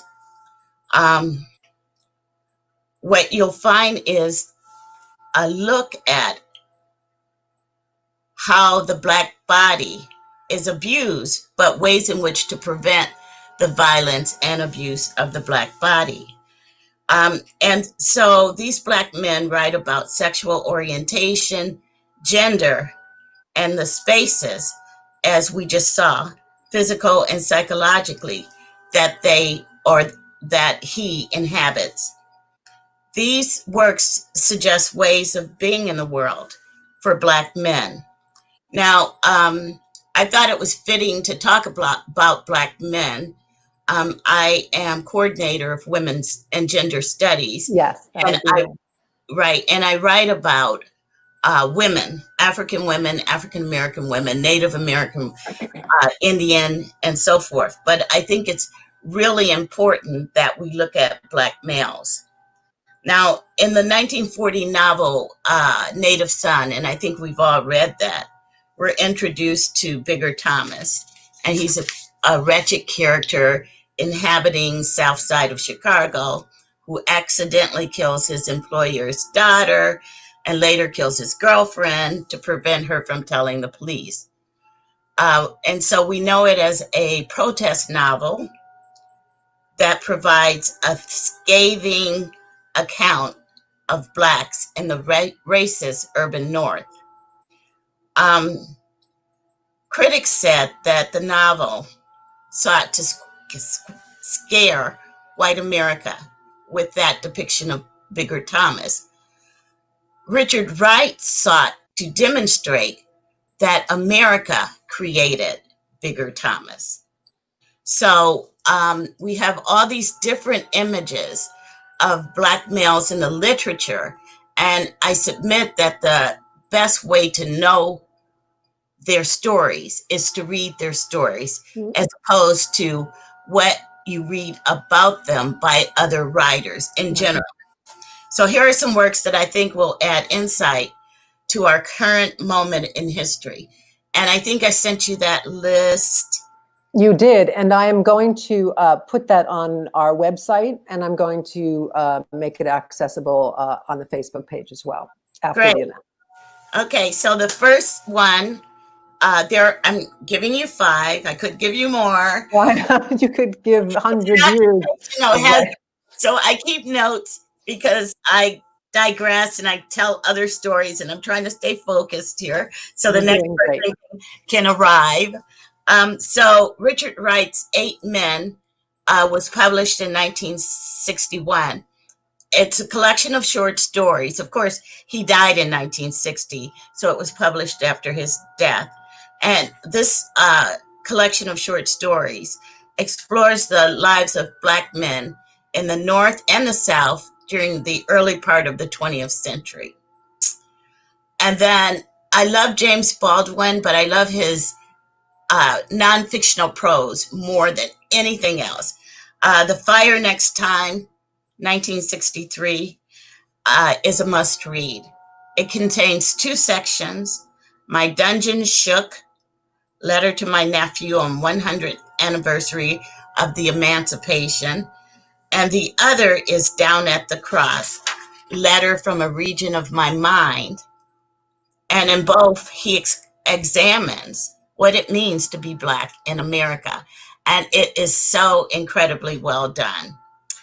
The next book I recommend was published in 2013 by M.K. Asante. And he, of course, is a colleague at Morgan in the Department of English. It's his Buck. Buck is a memoir, and it examines the challenges faced while growing up in Black America. It's really a timely work. The next one is Ta-Nehisi Coates' Between the World and Me, and that was published in 2015. And he's constructed it as a letter to his son on the pitfalls of being a Black male in America. It is incredibly powerful. It is. I've read it. It's incredible. And the last one I'd like to suggest is Chike Ndozien's The Lives of Great Men. It's a memoir of an African man who chooses to live his life as a gay male professional in Africa and America. And it's considered one of the first publications that explores this whole thing of African male homosexuality, because you remember Mugabe in Zimbabwe said it was homosexuality was imported from the West, and this gives light to that. So in sum, these works and other works ward off what Nigerian novelist Chimamanda Adichie calls the danger of a single story. Just like we just saw, you fit the description. So it's the danger of a single story, because it is the single story about the Black male that has led to critical misunderstanding, violence, and even death. Yeah, that's very important also. I mean, that the single story, I think that's a very important point. And I think also what you're saying, Adele, in terms of looking to these authors and letting them tell their own story, Yes. goes back to what we were talking about earlier about how important it is to listen. That if we need to let them speak as we read their words and listen, and Right. and not then put them in a single story, and then we will begin to enter into a healthier dialogue of the complexity of this of our nation and those who live within it. And even Native American literature, those biographies, those as told two stories of historical Native figures, they said as much about the author, sometimes more, than the subject itself. So it's really important to go to the source of the story. Really important point. Thank you. You're welcome. Would you like to meet Henry? My friend Henry? Yes. In Baltimore? No. Henry, which is, there he is. I know. Hello, doctor. Henry Sanders is joining us from Los Angeles. And Henry and I, we've known each other for a long, long time, and we met. He's done a lot of wonderful television and film and theater, but the most important thing Henry has ever done is Dr. Quinn, Medicine Woman, because that's where we met. And played poker. All right. So I'm going to say goodbye to you now, Adele, and spend some time with my dear friend Henry. Thank you so much, Adele. I hope to see you soon. You've brought great depth to the conversation. Bye-bye.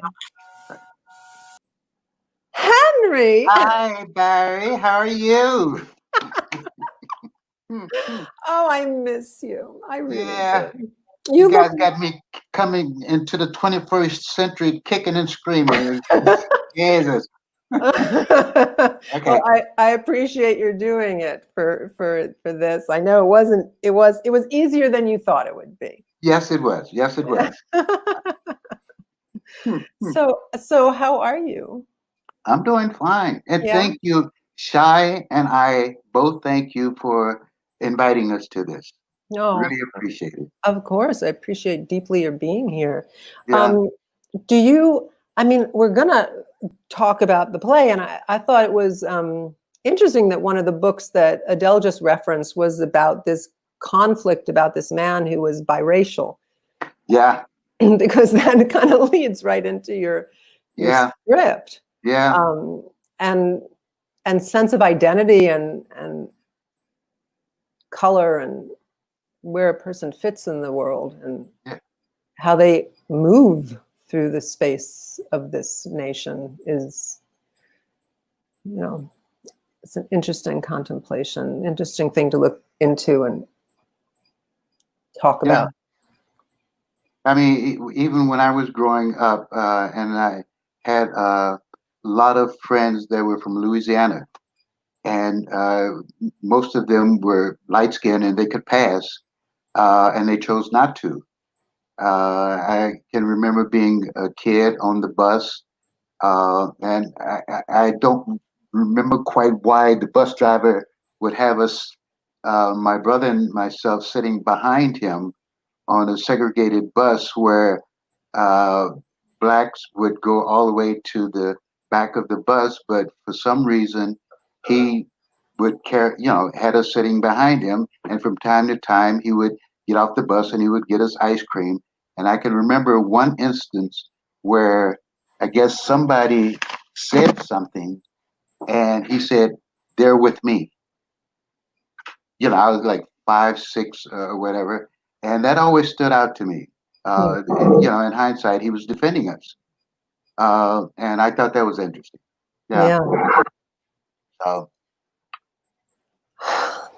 That story is so disturbing to me, and but it's the way it was. And yeah, yeah. As you know about a providential occurrence, yeah, yeah. that came out of uh, wanting to do something for Dr. Quinn Medicine Woman, and we wanted to try to do kind of a reverse roots, and have the story come through, Colorado Springs or whatever.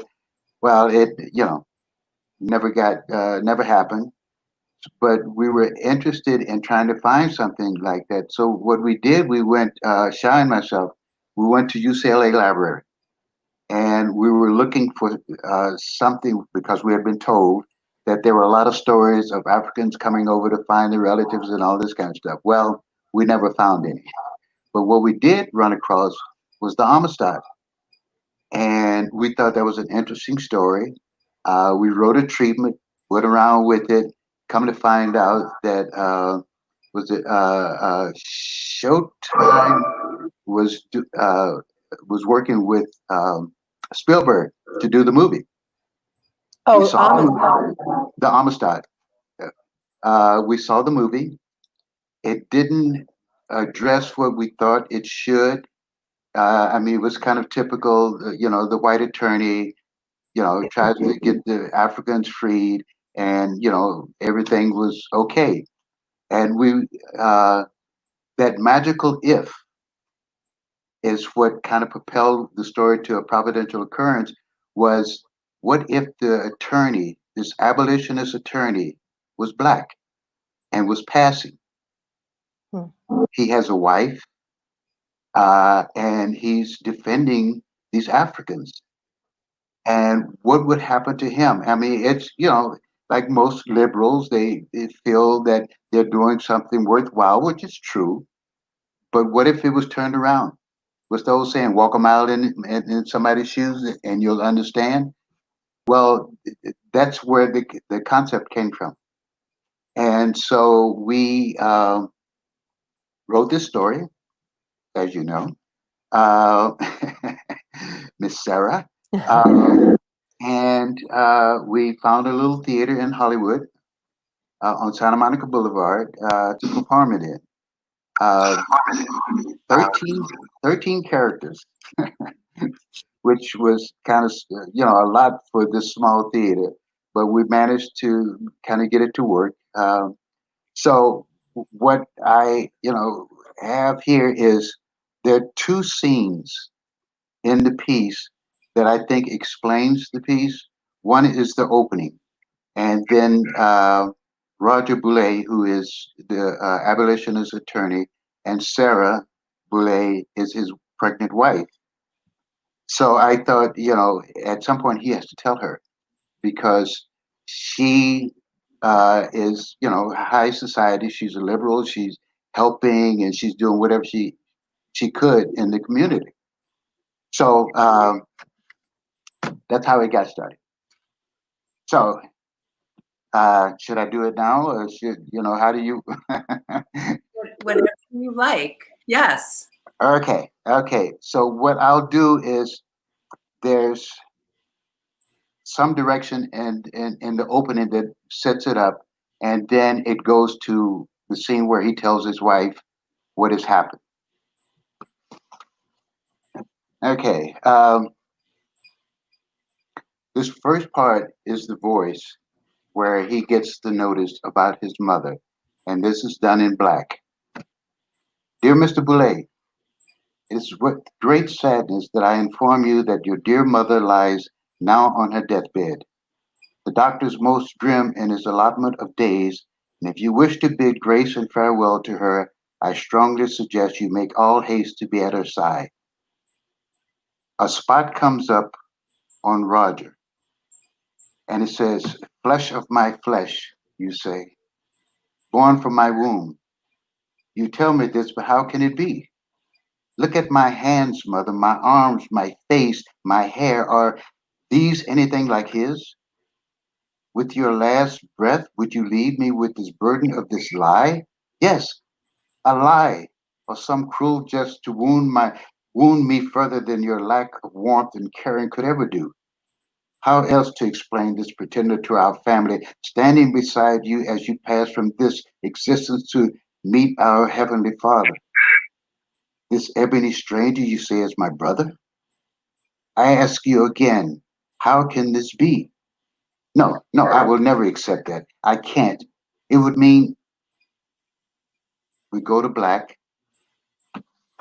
then Roger goes home and he talks to Sarah about it. Says, I have something to tell you. There's something you have to know. What? He gets her a Bible. He says, open it to the last page, please. I don't understand. It's there in black and white. My grandmother was a slave, Sarah. She was kidnapped, thrown on the block, and bought to breed little nappy-haired babies.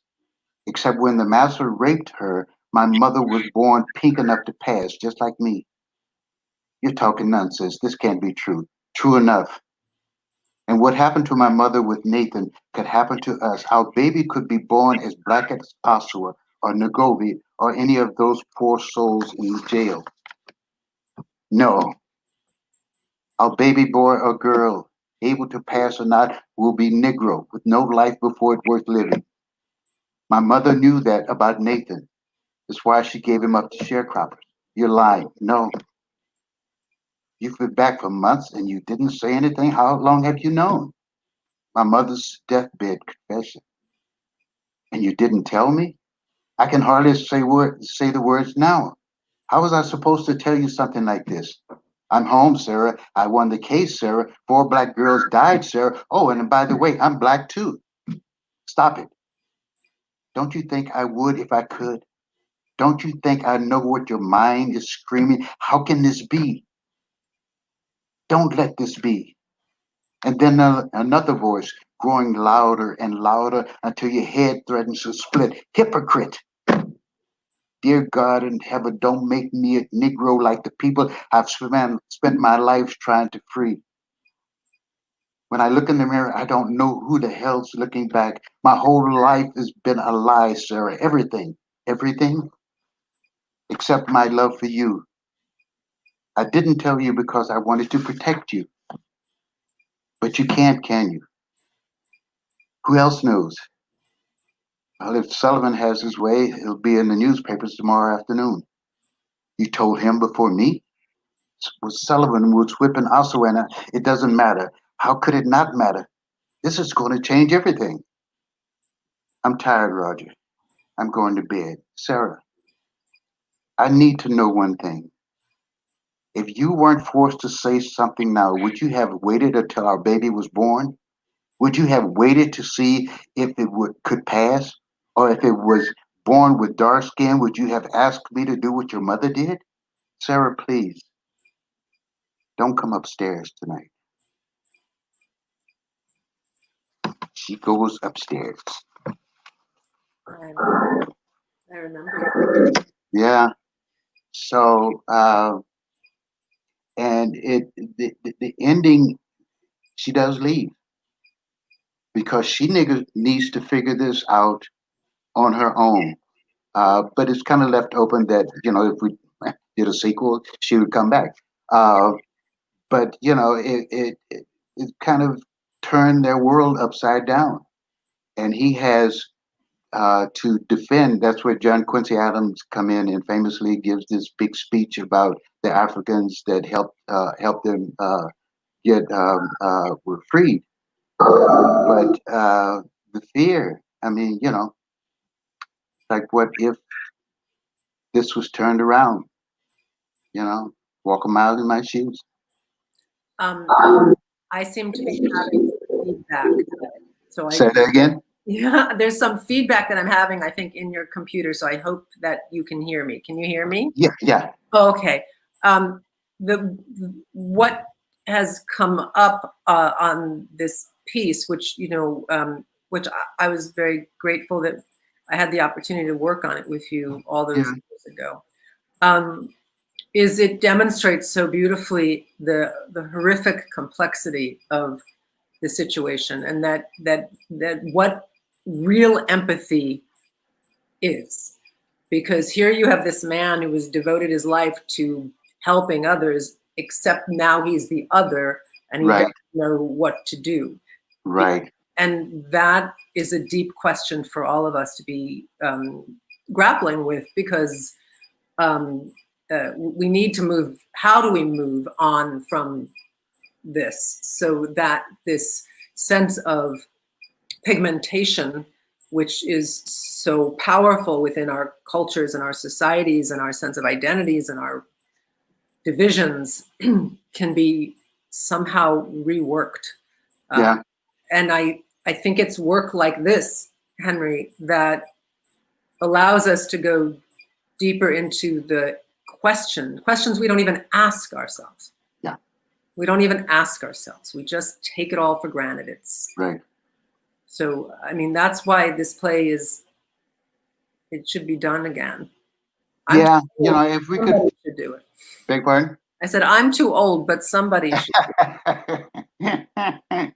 If we thought about maybe trying to cut it down, because, for a new play with 13 characters is, it's kind of huge, and a person would have to take a leap of faith to, put that kind of money into it, to perform it with that many characters. And we thought at one time about maybe cutting it down to 5 or 6, and, over the years of figuring out, how to make this work with less characters.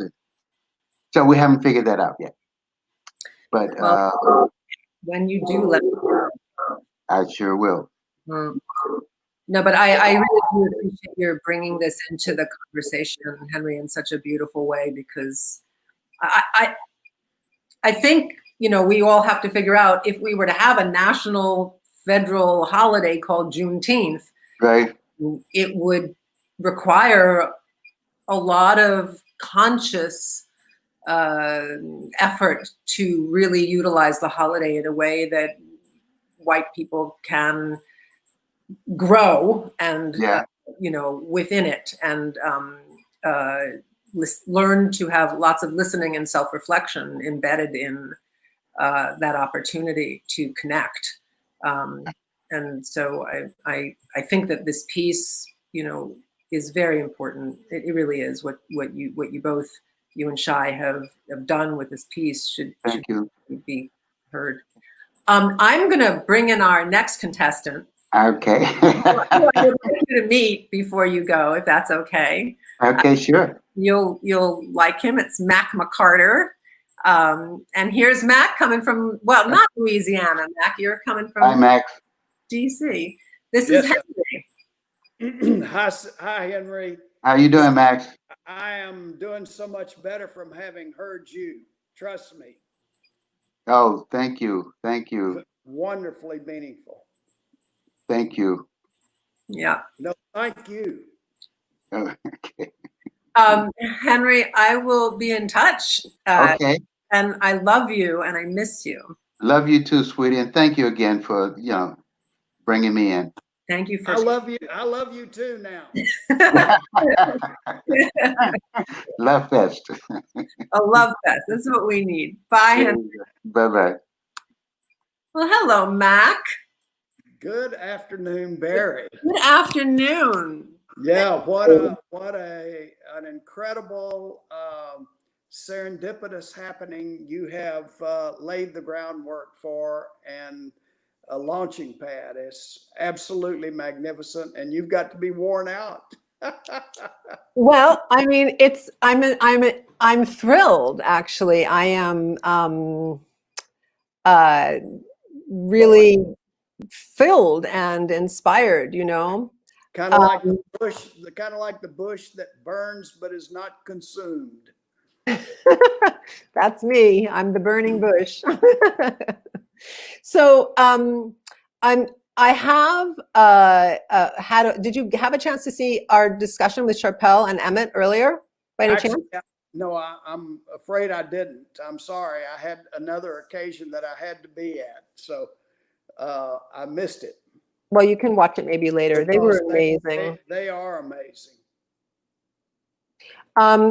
We talked a bit about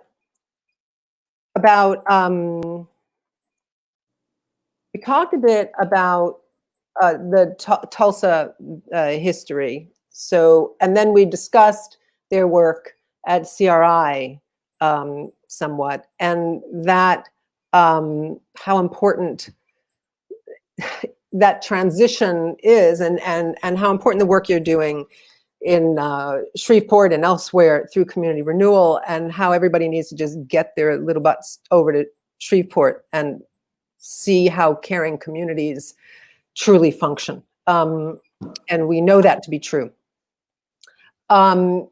What I wanted to talk to you about was you have a personal history that leads up to the development of Community Renewal International. And I'm wondering if you might speak to that a bit, because you've committed your life to healthy relationships. And so, I'm going to listen and maybe pop in every now and ask a couple questions. Sure. Well, I'll share rapidly, and we won't go all the way back to Adam and Eve, that's for sure. But I was born and reared in Shreveport, Louisiana, 1945. And I grew up in Shreveport, which at that time was one of the most toxic cities in terms of race relations in the South. And that's really saying something. Years later, I ran into Dr. Paul Farmer, who was the founder of CORE, the Congress on Racial Equality, and during the Civil Rights Action. And then I asked Dr. Farmer, when are y'all coming to Shreveport? This was in 1966. And he said, and he was born and reared 35 miles from Shreveport in a place called Marshall, Texas. And he said, Mac, we consider Shreveport a harder nut to crack than Birmingham. And so that gives you an idea. But I had the incredible fortune to be born to two people who fundamentally understood the Christian faith. And the fundamental foundation of that is that every single human being, they would always tell me, inside every human body is a human being, and every human being was a precious treasure and creation of God. There was not one human being that was not. And they planted that plumb line of preciousness deep within, so much so that it was an incredible experience just to know that everyone was precious. That was so deep in me that it also created the understanding that I was living in a terribly unjust place from the time that I was preschool all the way up through. Many stories of seeing suffering and knowing that I had been, that I was beyond the fence on the easy side of the South Zone apartheid separation. And so consequently, my senior year in high school, I had committed my life to full-time ministry on the basis of that God was calling us to always to build a world where we're one. That is the fundamental understanding of the kingdom of God. And that doesn't mean that it's a world of one particular faith, other than the faith that love works and love wins. That is one faith. That is one immersion. And that's the faith and immersion that we must have. And so consequently, in May of 1963, I was about to graduate from high school. I had had my wisdom teeth removed, and I was home from school suffering on the couch on the day that was the 1960s equivalent of George Floyd. And on that day was what has been come to be known as the Battle of Birmingham. It was the march on Kelly Ingram Park in civil rights, simply to say, we have the right to go to a city park. And I watched live on TV the march that began to take place. It was led by 3 African-American pastors. They were in their robes. They turned the corner. They saw Bull Connor, who was the chief of the police of department. He was head of the Department of Public Safety for Birmingham and was known as a radical, staunch segregationist. And there was the line of police barring the way to the park, and fire hoses and mini dogs. I learned later that the fire hoses were set at a power to strip the bark off of trees. And of course, there were the dogs. And the 3 pastors, when they rounded the corner and saw the block, the barricade to the park, those 3 pastors knelt in the street and began to pray, and they sent the marchers forward against that barricade. Except the marchers were children and youth, and this was by design. And they sent them forward in order to awaken the heart and soul of white America. And I watched as the children were set upon by the dogs, and they rolled them and assaulted them with the fire hoses. And America watched with me. And I can remember being on that couch and weeping. And it led me to commit even farther to the understanding and to give my life to finding a way that we could come together as the precious persons that each of us are. And so consequently, I went into the pastorate, as you know, and then returned to Shreveport in 1991 after 18 years of ministry, my education, et cetera, returned to my hometown with the idea that we would build bridges and become a demonstration city on the power of caring and love for one another. That rich and poor, black and white, young and old, include brown, all colors, male and female, everything that we think of as diversity, even Baptist and Catholic, but everything that we think of as diversity, that we had this common creative gift called human life.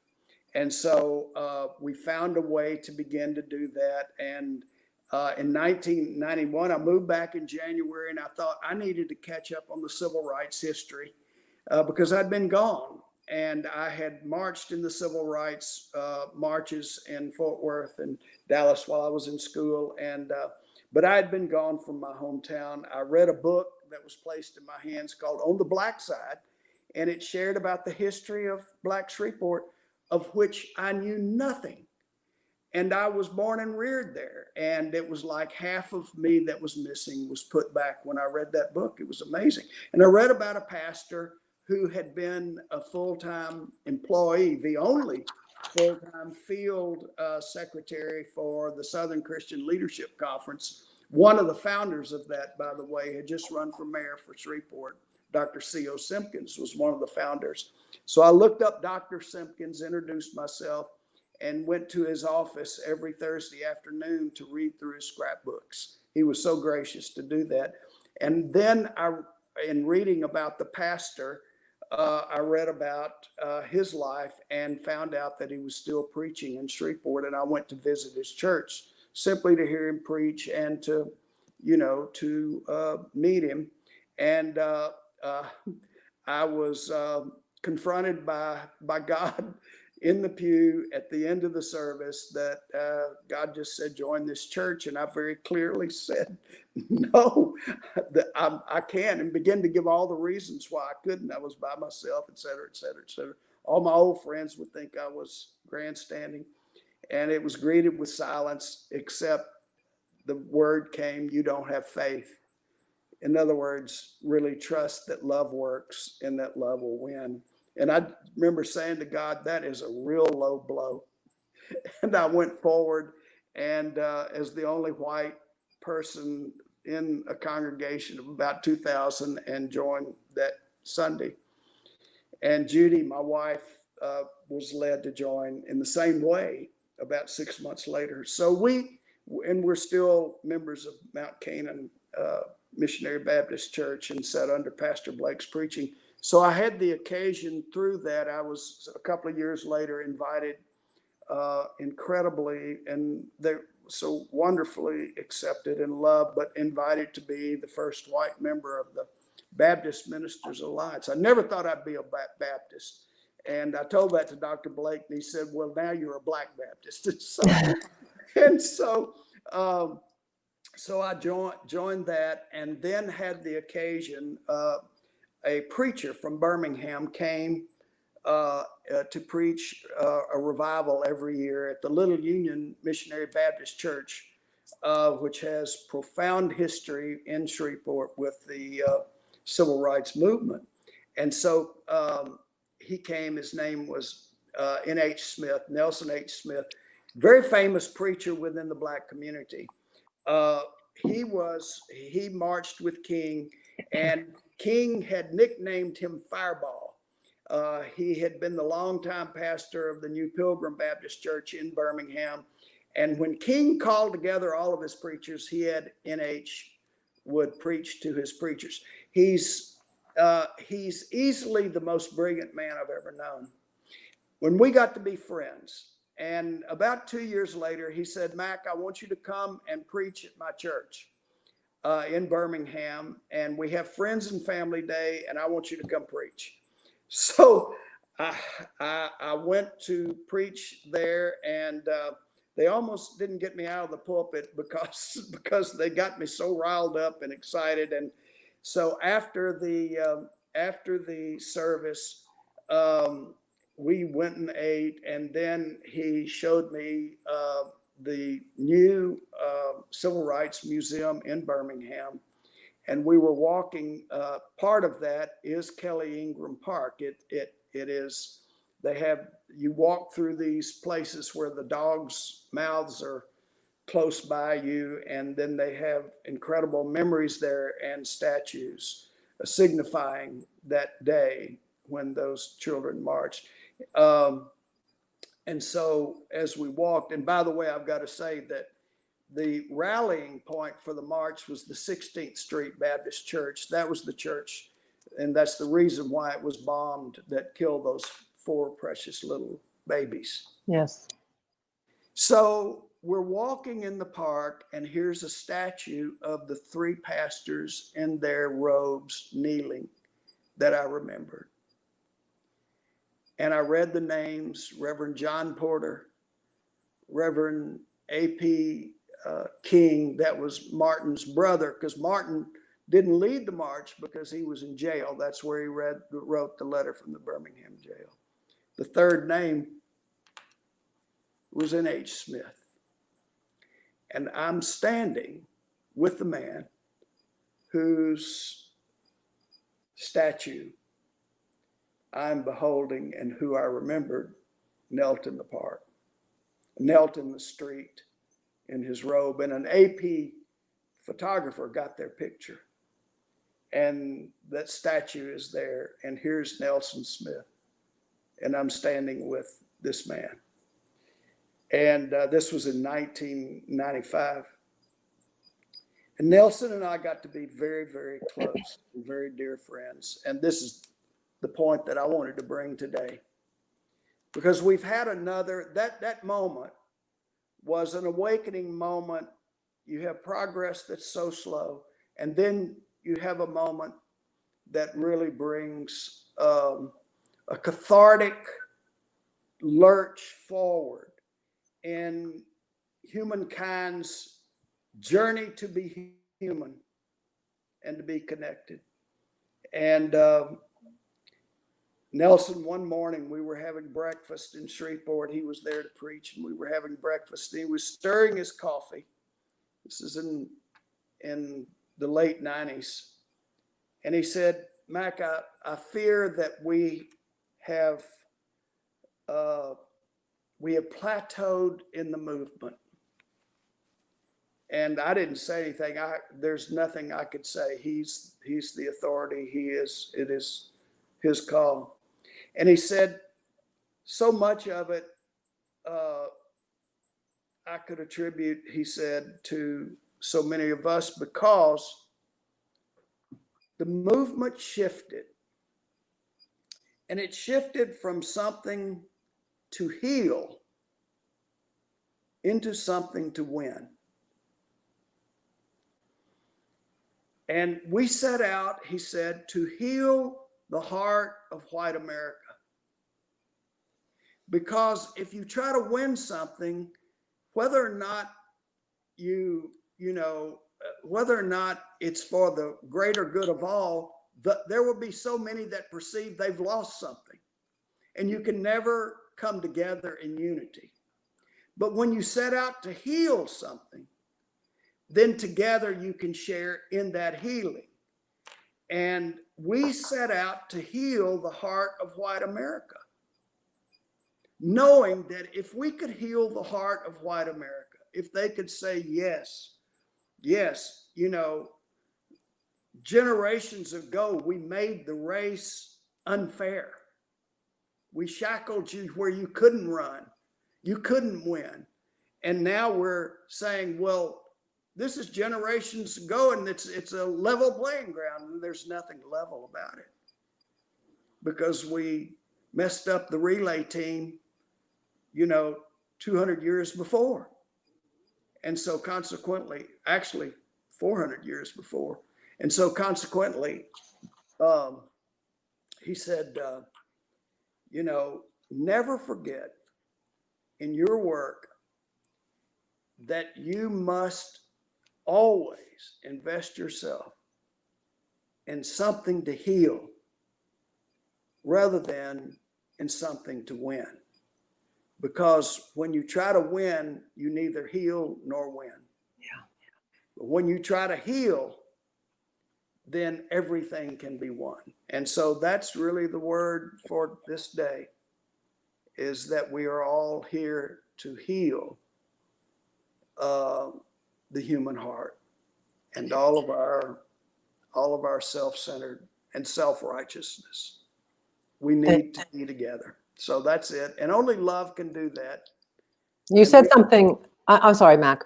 No, I just said we don't have the power to love on our own other than ourselves.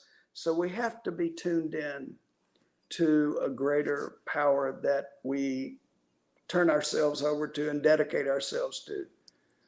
And to me, that's the only reason for us to live on planet Earth. I'm not here to get rich or powerful or famous and then die. That's crazy. I'm here to contribute to this great river of love that makes glad the city of God. You said something important, something interesting earlier, that half of me was missing. You said that after you read about the Black history of Shreveport, and that you had nothing connected to it. And then when you read it, you felt you were complete. Absolutely. And that seems a lot of like what we're looking at today, which is we have to listen, we have to seek out with curiosity, then we have to listen, and then we have to contemplate and bring this in so that we can then take connective action, is what I'm. Yeah, nothing happens unless there is the will to commit yourself. Exactly. And somehow that's the first step. You commit yourself to connect. And you can only connect with the a priori assumption that everyone is your friend. Yeah. And you're to be the friend. You're not to wait on them being your friend, and you're the one that initiates and look upon them as a friend. And only through that purposeful friendship, honestly, is healing can it occur? And so we are incomplete if we try to stand alone and continue to live our life of me, myself, and I. Well, I know that's true. So I would like to make us more complete by inviting my next friend into this space for you to meet. And I hope I haven't gone too long. You have not gone too long. We're just running a little late because it's just too rich a conversation on every level, which deserves like a lifetime of unpacking, which of course you have been committed to. I'm going to now introduce you to Nay, who is drinking. That's sort of like the moment where somebody says, "And how's your food, dear?" At the restaurant, the waiter comes up and you're just eating your food. Nay, I want to introduce you to Mac McCarter. This is Dr. Nay Phillips, and I was there at her doctoring, so I know for a fact. You have the most beautiful smile in America. She does. Thank you. So Mac is usually lives in Shreveport, but he's, I think at the moment, from behind him, I would guess that's his place in DC, where he's also bringing the work of community renewal to that city, thank goodness, because it should be in every city. It's definitely Baltimore. And Nay left us and went down to Atlanta, and I have no idea why, because now how do I guess I do virtual events, and she will grace me with her talent and her. I'm a Be More girl. I'm always home, so just let me know. All right, well, I'm going to say goodbye to Mac now and spend some time. Goodbye. Wonderful to meet you, Nay. Nice meeting you too. Bye. All you're doing. Thank you, babe. Talk to you soon. Really proud of you. Bye-bye. Thank you for being a part of it. Hey, Hey, hi, beautiful. hi, gorgeous. I don't know where to look. I'm like, should I look at you on the screen or should I look at the camera so I don't look like? Well, you can, I don't know. I've been looking at people because I've been sitting here for, it'll be 3 hours by the time we're done. So I need to connect in some way, but I guess if I talk here, I'm more looking directly at everybody, but Yeah. which, maybe you could do when you share your work with us. So how are you feeling about the day and about the life and things in Atlanta? I'm still kind of just ruminating on everything. It's kind of just one of those, I'm just sitting on a lot and I'm creating a lot, which is good because that's just how I deal with pain and joy and all that stuff. So, but I don't feel like I've fully processed things. I'm just kind of sitting on it and letting it kind of do what it does, whether that's it turns into something artful or it turns into something scholarly. I'm just going to let it flow. It turns into something, spiritually. I'm open to it all. Now, what do you think about, do you think that Juneteenth should be a national holiday? Absolutely. And if it is, what do you see?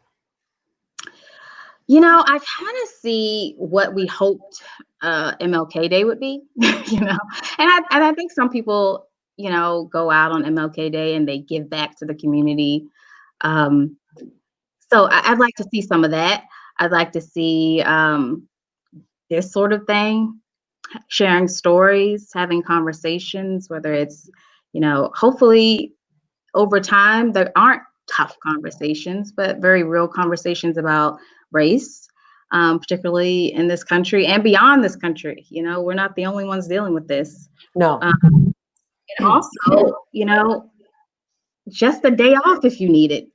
I mean, if I'm being real, a day off for Black folks to do whatever the hell we want to do, whether that's sitting back watching Black shows, whether that's having a barbecue, whether that's, sharing stories. I don't see it being you have to do it this way to do it right sort of thing. So I would have to, like, do you hear that?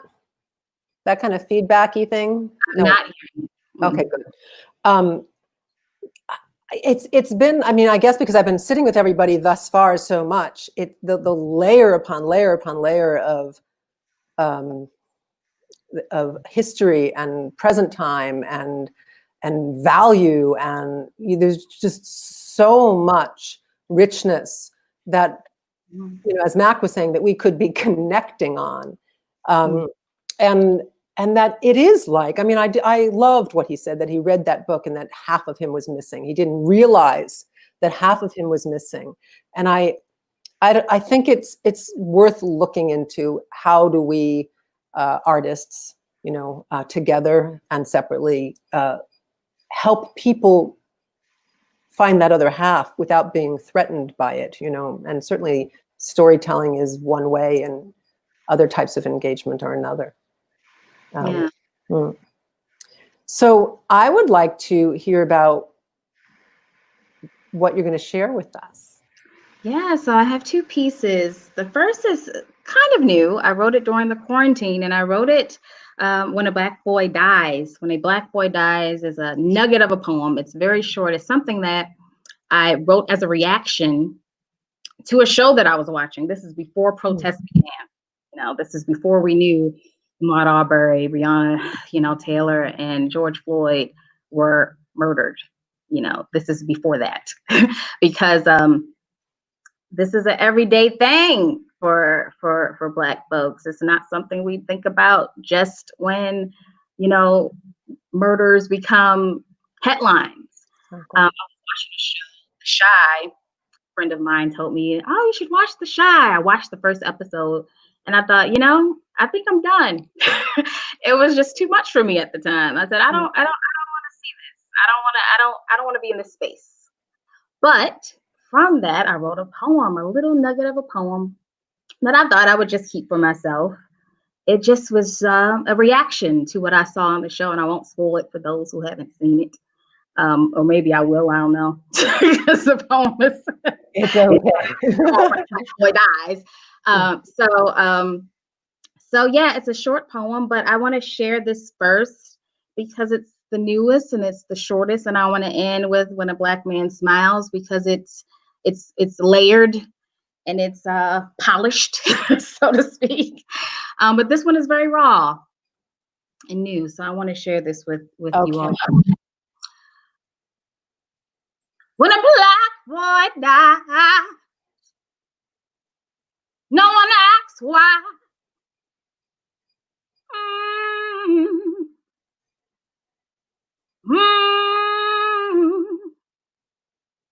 When a black boy dies, no one wants to hear his mama's cry.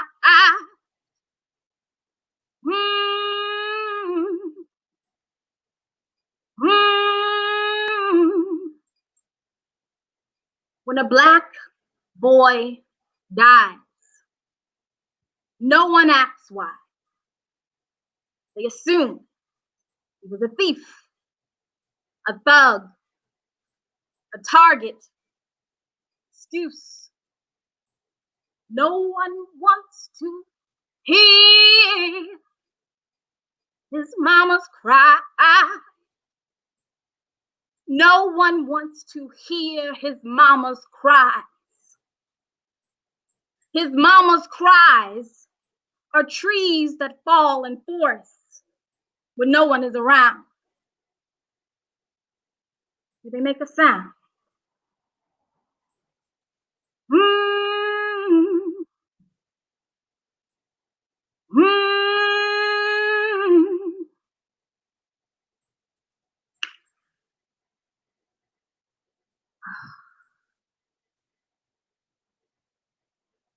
The next piece, if I could just share a little bit about the backstory behind why I wrote it without getting emotional. When a Black Man Smiles was actually not written about a Black man at the time. It was written about a Black boy. I had the pleasure of being a part of the village that has raised my nephew, who just graduated from high school virtually because we're in quarantine, of course. Congratulations. Thank you. But when he was about, I want to say 7 or 8, he was just smiling and just full of joy. And I thought, oh, wow. There's going to come a day where people aren't going to look at him as this sweet, innocent little boy. And I wonder if he'll notice. I wonder when that joy will be taken away from him, when he'll start to live his life with a double consciousness, you know, being aware of who he is, how he presents himself to the world, but also how the world sees him. And I wish that I could preserve that innocence in him. And so I wrote this poem, just thinking about all the times when Black men smile. What are the reasons? What are the circumstances? And so I'd like to share this last piece with you. This is a piece that I've done so many times, more times than I can count. And I do it in front of any audience. You know, I sometimes try to tailor my poems to the audience, but this is one poem that I do for any audience, regardless of age, regardless of the cultures represented, because it means that much to me. When a Black man smiles. When a Black man smiles, there's beauty on his eyes. It's a crescent in the darkest sky, illuminated by the sun, deep and far, the North Star in his eyes lies direction. When a Black man smiles, the Black man smiles, so beautifully bright in his eyes. It's a crescent within the darkest sky, illuminated by the sun, Deep and far, the northern star in his eyes lies direction. When a Black man smiles, it's a mystery. With his history, forced from family, picked, poked, purchased, packaged, and then delivered to deprivation, deprived of education, stripped of humanity. Whose man is he? Yes, sir. Yes, sir.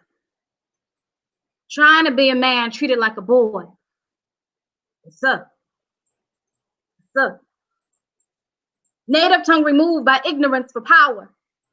Second language is English, had to dumb it down, though smarter than the whip that convinced him that he wasn't. Dumbfounded by the quick that quickly keeps him on the corner cell, he writes poetry of tough life and soft bliss. But the world keeps telling him that that bliss isn't legit. When he speaks his truth, they say his truth isn't it. Misunderstood. Mostly deemed as no good as he walks, purses clutch, doors lock, hearts beat faster, hearts beat faster, hearts beat faster. Fear of a Black man, defiant of a master. Black man smiles.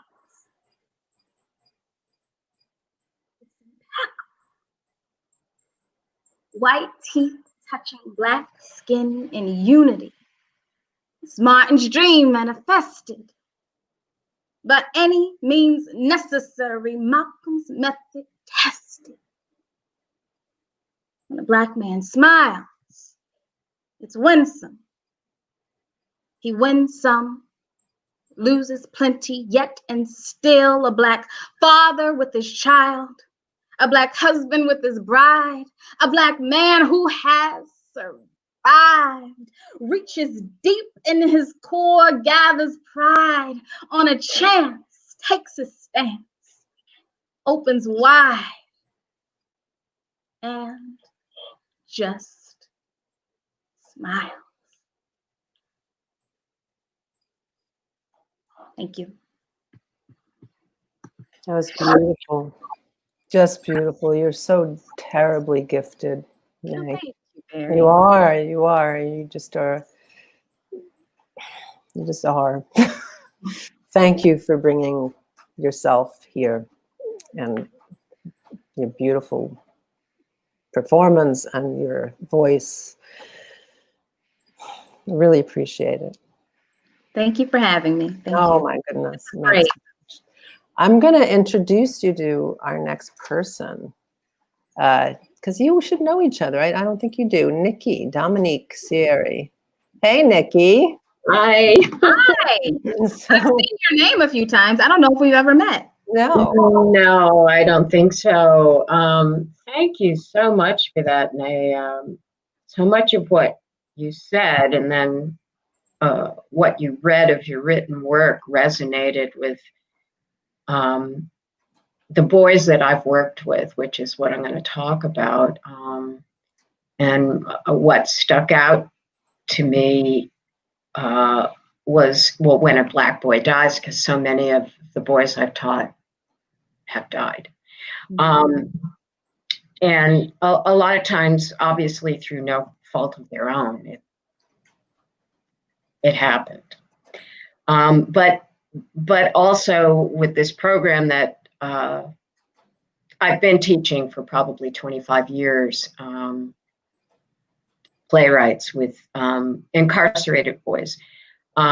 They're always first and foremost seen as thief and thugs, and how you spoke about double consciousness, which made me think of W.E.B. Du Bois and the veil, and how we as white people are looking at Black people through this veil, and in turn, Black people are looking back at themselves through us, and they're not seeing themselves. And that's really, in a nutshell, and so much so in in the powerful works that you've written and read. That's what resonated for me, because it speaks so clearly to the journey the boys take when they write their own work and then have to perform it in front of an audience where there are people looking at them in the beginning through that veil. So thank you. Thank you for what you do. Thank you. Well, it's almost 2 years now. COVID put a stop in it, and the grants stopped. So I don't know what's going to happen next. I guess like all of us, but there's just so much in my head from today. Thank you, Barry. Just tremendously, just so much to think about here, and I've got, my brain is like scrambled eggs. I just write all over everything, things that have resonated today. I mean, there's so much. It's been really powerful, and I think it's all about listening. And if that's anything I've learned through teaching all these years, it's being able to listen. So, thank you. Nay, I'm gonna say goodbye now. Yes. But I hope to say hello again soon. And I cannot thank you enough for bringing your beauty in all of its various forms to this event. And I really appreciate you very much. Thank you. Thank you. Yes, and your courage, Yeah, no, it's there. I don't think you have to do anything with that first piece, Nay. Thank you. Not a thing. Other than share it. It needs to be heard. Yeah. All right, thank you all. Bye, honey. Bye-bye. Hi. Hello, Nikki. Hi. Well, thank you for being here. Yeah, no, thank you for, this has been something. I was writing comments, but they're all in blue, and I'm thinking, and my name isn't with them, so I think none of them have been posted. No, I think you put them in the private chat amongst the people yeah. here, not the people out there. No, not on Facebook, right? I don't know. I'm so technically savvy. I do want to say, just so for those who are listening, that, I mean, you've been working in this field with at-risk youth for, what is it, 17, 20 years? It started in 1993. My first experience was being asked for a playwrights theater to teach as an assistant at Voorhees Correctional Center. And I said yes, and I lived in Brooklyn, and I had to get up at like 5 a.m. to get out there. It's like, who knows? I was so young. But it was, at that time, a 10-day program, and I went, and I absolutely loved it. From the first day I was there at Voorhees with these young men, and it was 10 days of like speed writing, where they'd write one act, and then John Petrosky, who was running Playwrights Theater at the time, would then have actors come into the theater and rehearse the boys' pieces and perform them, and then the facilities would come. And then I said, okay, I want to do this again, but I don't want to be an assistant. Little knowing that then it would be, 25 years and counting, that I stuck with it, with a hiatus because of funding. But it was an incredible experience, those 10 days. And so I took the program on, but then decided to expand it. And John's really good at writing grants. And the JJC, which was Juvenile Justice Commission of New Jersey, was funding it for many years. And so I expanded it to 48 days with 2 teaching artists, and asked if the boys could please perform their own work and not actors. That actors could come in and help them towards the end, but that I felt it was a rite of passage, that the culminating event of their plays and poetry they had to experience it. And I mean, I know how I feel. I don't even like doing this. I think actors are really brave. It's terrifying. It is this rite of passage that you might feel like you're going to die. And the boys certainly felt incredibly frightened. But what was witnessed is, and that goes back to my comment to Nay about this double consciousness, the veil, is that they were terrified of judgment, fear of judgment for what they had to say and who they're thought to be, because anyone coming in the community knew they were incarcerated. But what would happen instead is that the audience at first would listen, and then they'd start laughing hysterically because some of the plays were hilarious, or they'd be crying, or you'd hear a pin drop, and they realized, oh my God, these people are listening to us. And they were applauded for their thoughts and ideas and their ability to be vulnerable and express who they are, especially through poetry. There was no poetry before, but I felt that the facilities have rules about no anti, meaning that the boys can't write about the streets. But I always felt like, well, they need to, because this is what they're trying to survive. And so it was allowed within the poetry. And I think you'll hear that today. And you'll also hear that duality, especially in Raekwon's poetry, of who he wants to be or wanted to be, and battle. It's like a devil angel, and battled to become, but then couldn't, and then got in trouble, and then went back to being who he wanted to be, which really was an incredible writer. So then the funding dried up from JJC, and in 2008, we all suffered the recession, and everything went kablooey, and I tried for years with Greenfields in Ringwood to get funding. We couldn't, and then John contacted me in 2015-16 saying, look, there's a very special arts program at Kennedy Center, and the kids that are involved have to have learning disabilities. Do you think that somehow we could get back on board with Greenfields and other facilities, but do they have learning disabilities? And I thought, well, yeah, but I need to investigate this. So I did, and I'm just going to read a few statistics here, and it goes back to the disparity and really the protests that are going on because of George Floyd's death, and an adding up really of everything. That even COVID-19 has exposed the inequity in this country. And this is what I learned, and I had to jot this stuff down from a grant that was written the first time, and that was how we received funding. At any given time, there would be 33 to 50% of the residents that have special education classification categories.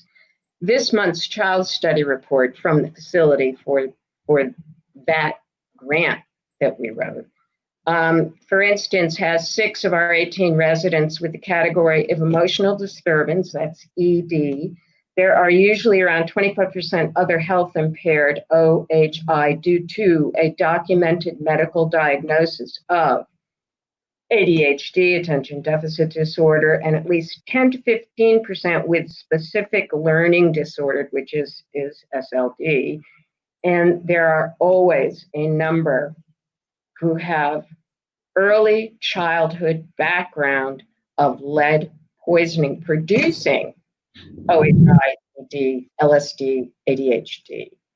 And this is where the disparity of education and schools and these young men,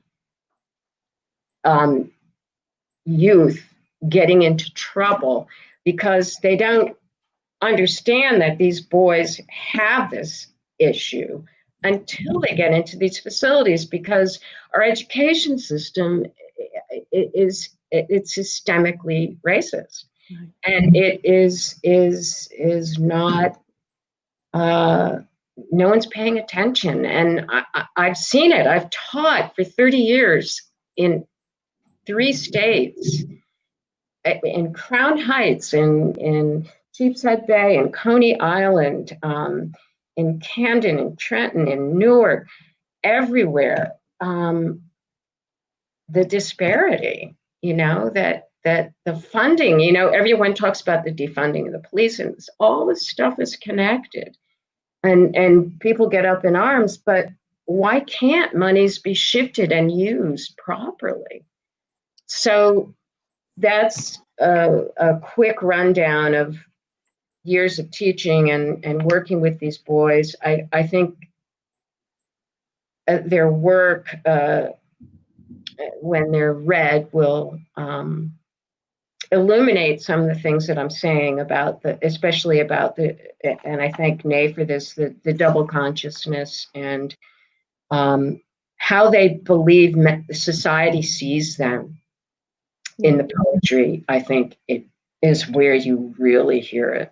Well, let's bring in Jared and Eris and Prince, and we can hear the words of your students. Before I do, I just want to say thank you, Nikki, for bringing in this other layer that is vitally important, which is, of course, the educational system and the healthcare, and the experience that you've had with and being killed in the street. Exactly. I mean, that the young men and boys that you've worked with were brought up in violence, and there's nothing equitable about that or right.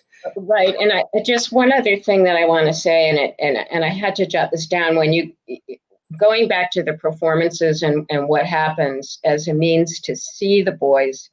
I witnessed the transformation in the facilities. It's hell to pay at first. I call it a 3-act movie. Act 1 is I hate this. Act 2 is something's happening. And Act 3 is this is the boys. I'm not saying I hate this. They flat out let me know, why are you even here? Like, what time are you going home? So I hate this. Something's happening to me. I don't know what it is. To when are you coming back? And that's the journey that they take. And when you see the hard exterior that they have to exhibit constantly, which is so exhausting, it's so exhausting for them, is when they hear actors come in and read their work for the first time, they're scared to death that they're going to be judged. And this is how I described what it's like watching them hear professional actors read their work. They come to the facilities and work for the final week before performance to help with revision. As they listen, they relaxed into themselves. The only way to describe it is a leaving of anger from their bodies and a letting go of the physically exhausting job of burying vulnerability. When the actors praised their work, a quiet shyness came over them that I had not seen before. They became quite still and beautiful, literally. Well, I've seen those pictures of your kids. I know. I wish they could be shared, maybe on Facebook. I will share them elsewhere, because they're just kids. They're beautiful kids with beautiful souls. They are. I'm going to bring in Jared. Thank you, Jared. Hey, Jared. How's everybody? We're good. And now I'm going to bring in Prince. And now I'm looking for Eris. Where are you, Buggy? There you are. Okay. So Eris, yes. Yes, how are you? Eris knows Nikki, and Prince and Jared know each other. Eris, you've never met Jared or Prince, I don't think. I've been Jared. Eris, Eris and I actually know each other because both of us went to the same college. You went to Towson also? Yes. Look at that. Small world. Go Towson. Okay. So, Thank you so much for doing this, gentlemen. Yes. I've had the pleasure working with all three of you, and you're all on your own, wonderful, talented, gifted men. So I'm deeply grateful to see you here today, and to bring some life to the words of these other talented, gifted men, some whom are no longer with us. What are you going to do first? And then I will lean back and let you do that. You guys have a choice? Whatever they wanted to do first, they can read the poetry first or do a scene. Just let me know. You want to do the poetry first? Yeah, gentlemen, I think I think that it would be nice for everyone to hear the poetry that these young men have written first, and then afterwards we would go into the longer performance piece. All right, I'm going to remove me and Nikki for the moment. We'll come back when you're done with the poems. I need to look at you guys. I'm not gone. All right. Well, what's up, fellas? Hello. What's happening? How you doing? I'm great. How y'all doing? We're here. It's Friday. It's a nice day. All right. I'm gonna echo that statement. I'm here. We're doing work. We're here. Okay. I'm finding blessings in that one right there. Yeah. Okay. So I'll start it off. First and Last by May L. What is inside of me is a submarine. I stay deep. I live deep. I sleep deep. I think deep. I only come to the surface when called upon or it's time to speak. I love it down here.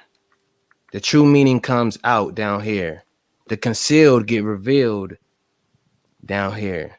The lie that bought the lied, that taught the liar, speaks the truth down here.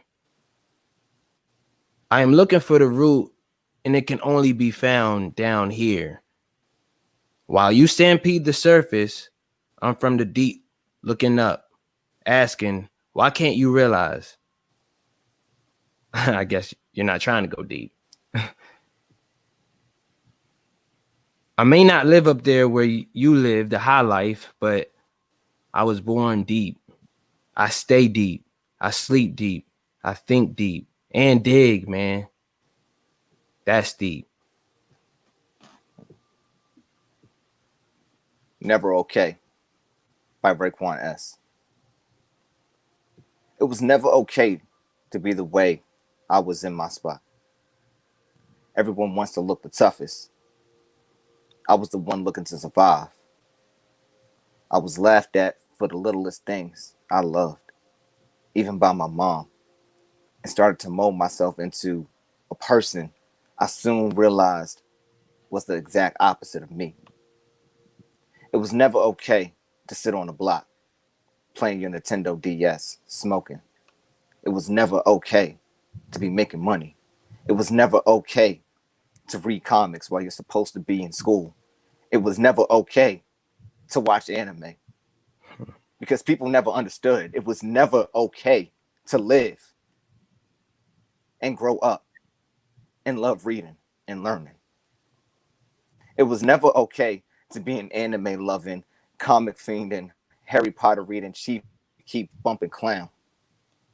It was never okay to have the cable off, stealing Wi-Fi from my PS3, but what is okay? I will grab this person, me, and have my heart against his, my back, and a knife gently pressed against his, my throat, and cut it till blood runs down his hand. And I look to the sky and smile. Killing the person people made me to be. And I find myself never okay with the struggle I lived. I am by Raekwon S. I am the most difficult person to understand. Never the one to hide my awkwardness or me just being weird. The one to always smile even when I'm upset. To be the best friend I can be and find hurt within that I can change to motivation. I'm the person to easily get connected with someone I find interest in. I'm the kid who had no choice and fought to find a choice in his years later. A person who forces his face inside your memory bank to never be forgotten. I'm the human who truly loves when he says it and never forgets if you never say back. I'm an anime-loving, comic-fiending, Harry Potter reading, chief queef bumping clown to everyone else, but was never scared to be different in a black and white world. Julio, I don't believe in friends. They say they'll be there, but in reality, they don't care. Is it the attention they give you or the betrayal that awakens you? Man by Daniel T. Inside of me is a man who tells me to act right, be wiser. I only listen to that man when I want to. He tells me to stay strong, never give up, focus on your dream. And that man has $1 million mindset. He just feels I'm wasting too much time with my life just to throw it away. I listen to him sometimes when I'm lonely. Natural Disaster by Joey A. What's inside of me is a natural disaster. Earthquake, hurricane, tornado, tsunami. An earthquake because I strike without warning. A hurricane, my anger flows through my body faster than the wind, and I blow everything down. A tornado because I destroy everything in my path. A tsunami because pressure inside of me gets as high as the walls of water. Menace by Nadron B.W. Inside of me is a demon, like a vicious lion going wild with no mercy and no remorse. All I know is violence. Sometimes it comes to me that I will be dead or in jail. When will I start thinking differently? Inside of me is getting money, stacking, or starving. I stay with money in the cut because I never know what my lawyer might say. Inside of me is a menace of society, like the white man called me. Black Shirt by Devon R. Inside of me is anger. Inside of me is hurt. Inside of me is pain. Inside of me is an all-black shirt, showing that there's nothing but a cold earth. No one can change the color of this shirt. When I wear it, all I want to do is hurt. So stay away when I have this shirt. Inside of me is a demon who refuses to leave, who shows me who's real, who's fake, and who has to go, who gets to stay. Inside of me by Hassan M. Inside of me, I feel like a dog chained to a gate, left there for days. Inside of me, I feel like a knife in a gunfight. Inside of me, I feel like everyone is the enemy, but your mother. Inside of me, I feel like a bird with a broken wing trying to fly away. Inside of me, I feel like I've been buried alive with only my mother there to dig me out. But she's not here. She only inside of me. Inside of me by Ashton T. Inside of me is the city of Camden. A bunch of violent public schools, teachers that don't care for the students, helpful football coaches, people that want me to do good in life, unks asking people for a chance, cops dunking people on their neck, people killing over $5, family caring for me, siblings looking up to me, friend asking, do I need a block to sell on, me doing good at home inside the city of Camden. Camden. Thank you, God. I see their faces because they're from very different year starting in, well, maybe probably 1995 up until, well, Raekwon was 2000, and he was part of the Kennedy Center program, 2017, 18. So thank you.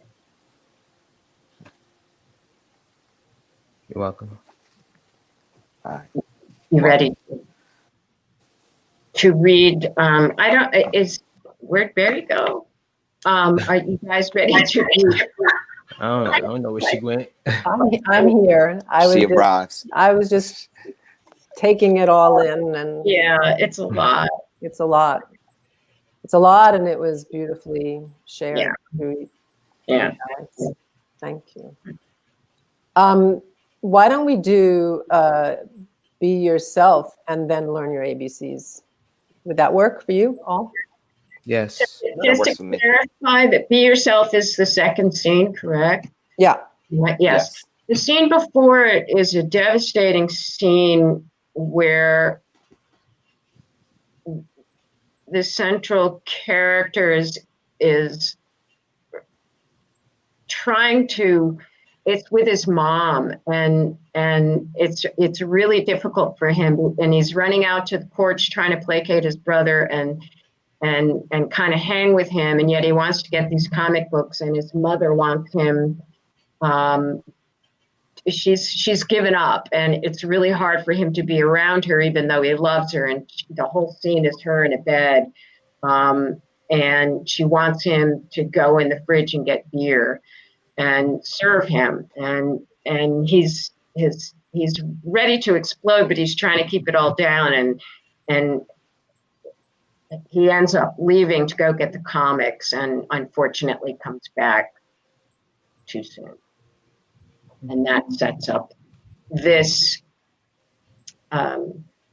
scene where he's imagining his brother coming into his home.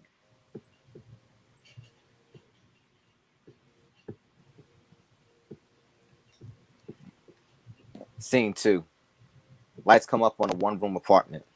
Pinned on the wall, graphic book drawings of heroes and villains.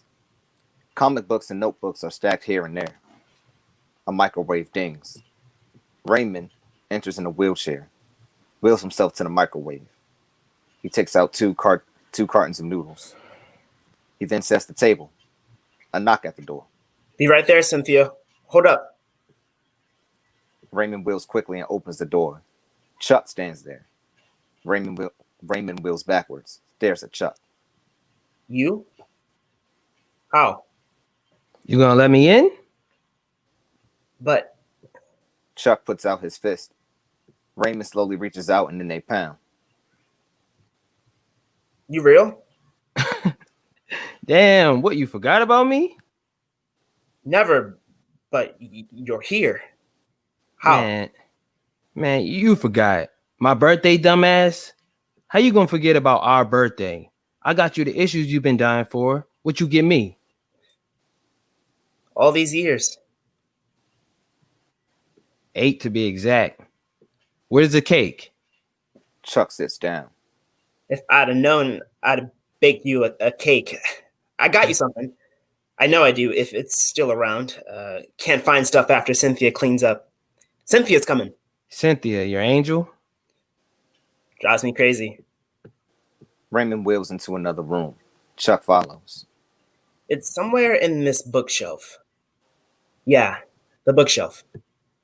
Raymond reaches up but can't get the gift. Get out the way.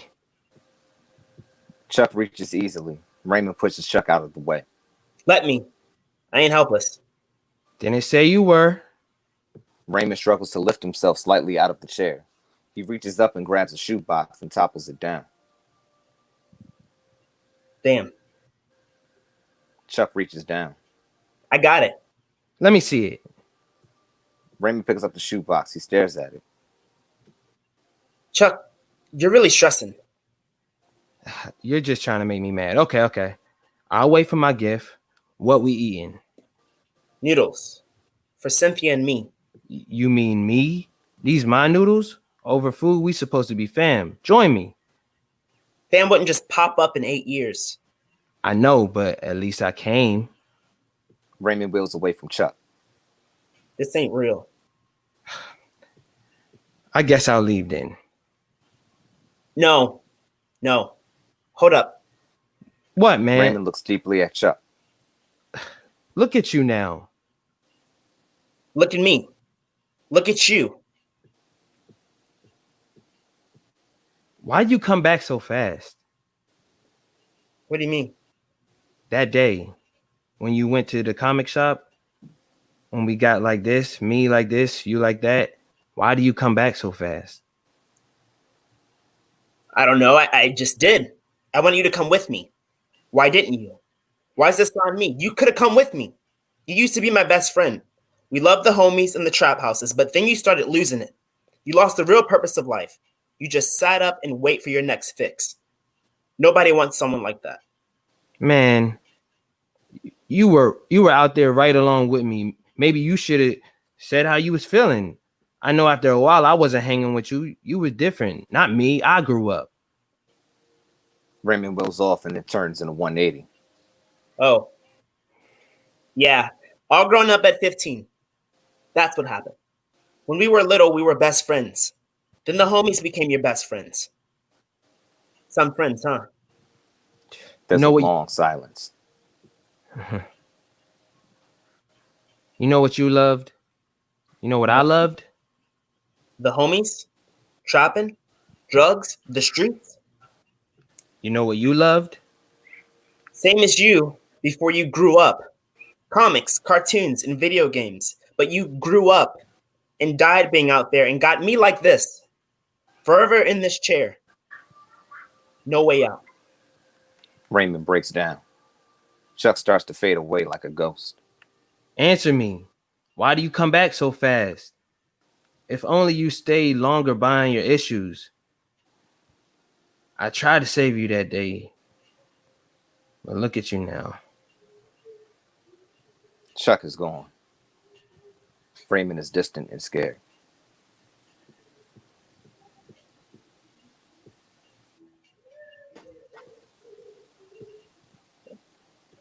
Yeah, and then Cynthia, I should have clarified, is they're triplets, his sister, and she takes care of him.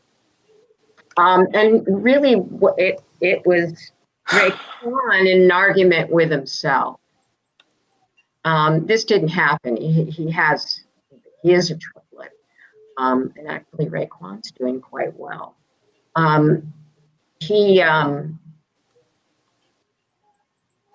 This whole thing of arguing, which person am I, and so he put it into a play and created this situation where one brother goes off one way and the other one doesn't, but is maimed for life because of it. And I think that was Raekwon's way of saying that he still is psychologically maimed from all of it.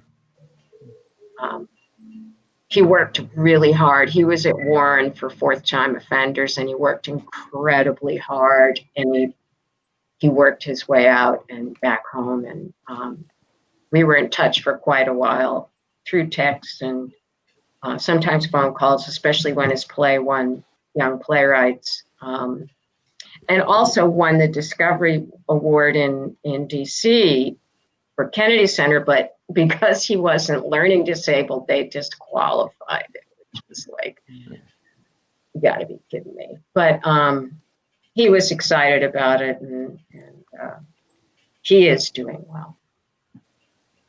So you want to share a bit about learn your ABCs, and then we'll. Right, Elijah's doing really well too. Yeah, he is emotionally disturbed, and when I was teaching this, I would teach them all the different acronyms and what they meant, and what all this was, and it was hard for them to admit that they had learning disabilities. I didn't really want to have the scope of what they wrote be limited, but sometimes if you limit something and you enforce such a tight structure and topic, it expands the play. And this play won. And there were photos of Elijah at the Kennedy Center where he went to see his play, which was really cool. Anyway, it's a funny play. I mean, it addresses learning disabilities in a really unique way. And this is just an excerpt from it, right? When Yes, I think it's when he does the rap. He's ready to go do the rap. Yeah. He got into trouble and he owes money and he didn't know how he's going to pay it back. And his friends are all picked off with him and he's been ousted. He's trying to find his way back. And his cousin, he has one cousin he's really close to and helps him, and the other one had been died, which I think was deeply connected to Elijah. Okay. All right, here we go. Hey, Jared, we reading this, Joe? I'm just playing. always got jokes, Prince. Always got jokes. I like it. All right. Learn Your ABCs by Elijah. Scene 3. School cafeteria. E-Money and Bills are sitting together. E-Money has a small poster in his notebook. He looks around and then slides the poster to Bills. Bills reads it, looks at E-Money, then rereads the poster. J-Dot, Grimmy, and Trauma are seated at another table. Trauma keeps his eye on Bills and E-Money. This is how you're going to pay back J-Dot? Yeah, and there's going to be extra money for us to spend afterwards, too. You serious? He reads the poster. Freestyle contest will be hosted at Club Onyx on June 17th, 6:30 p.m. First place, $500. Second place, $250. Third place, $100. You can't even rap, so what makes you think you could win? Keep your voice down. Trauma's looking over here. Just eat like we're not even talking. Bills pushes poster back to E-Money. Man, this is crazy. How you gonna rap? Look, what I never told you was I can rap. It's how I blow off steam. It helps me, gets me focused. I forget about other stuff. Yeah, well, that I like. All right, let me hear a song. No, not here. Outside. I got something real short for you I'm working on. They move outside. E-Money looks around, takes a deep breath, and... Lately, I've been feeling crazy. My mind, it been racing, trying to catch up to where I'm at and where I ain't been. Bill steps back, looking at E-Money. Yo, that was fire. Okay. Maybe you do have what it takes to win a competition. I need to practice on my freestyle to get ready for the contest. Bills and E-Money shake hands and exit. Lights to black. Scene 4. Lights shift to E-Money in his room, practicing. Bills has a pad and pen.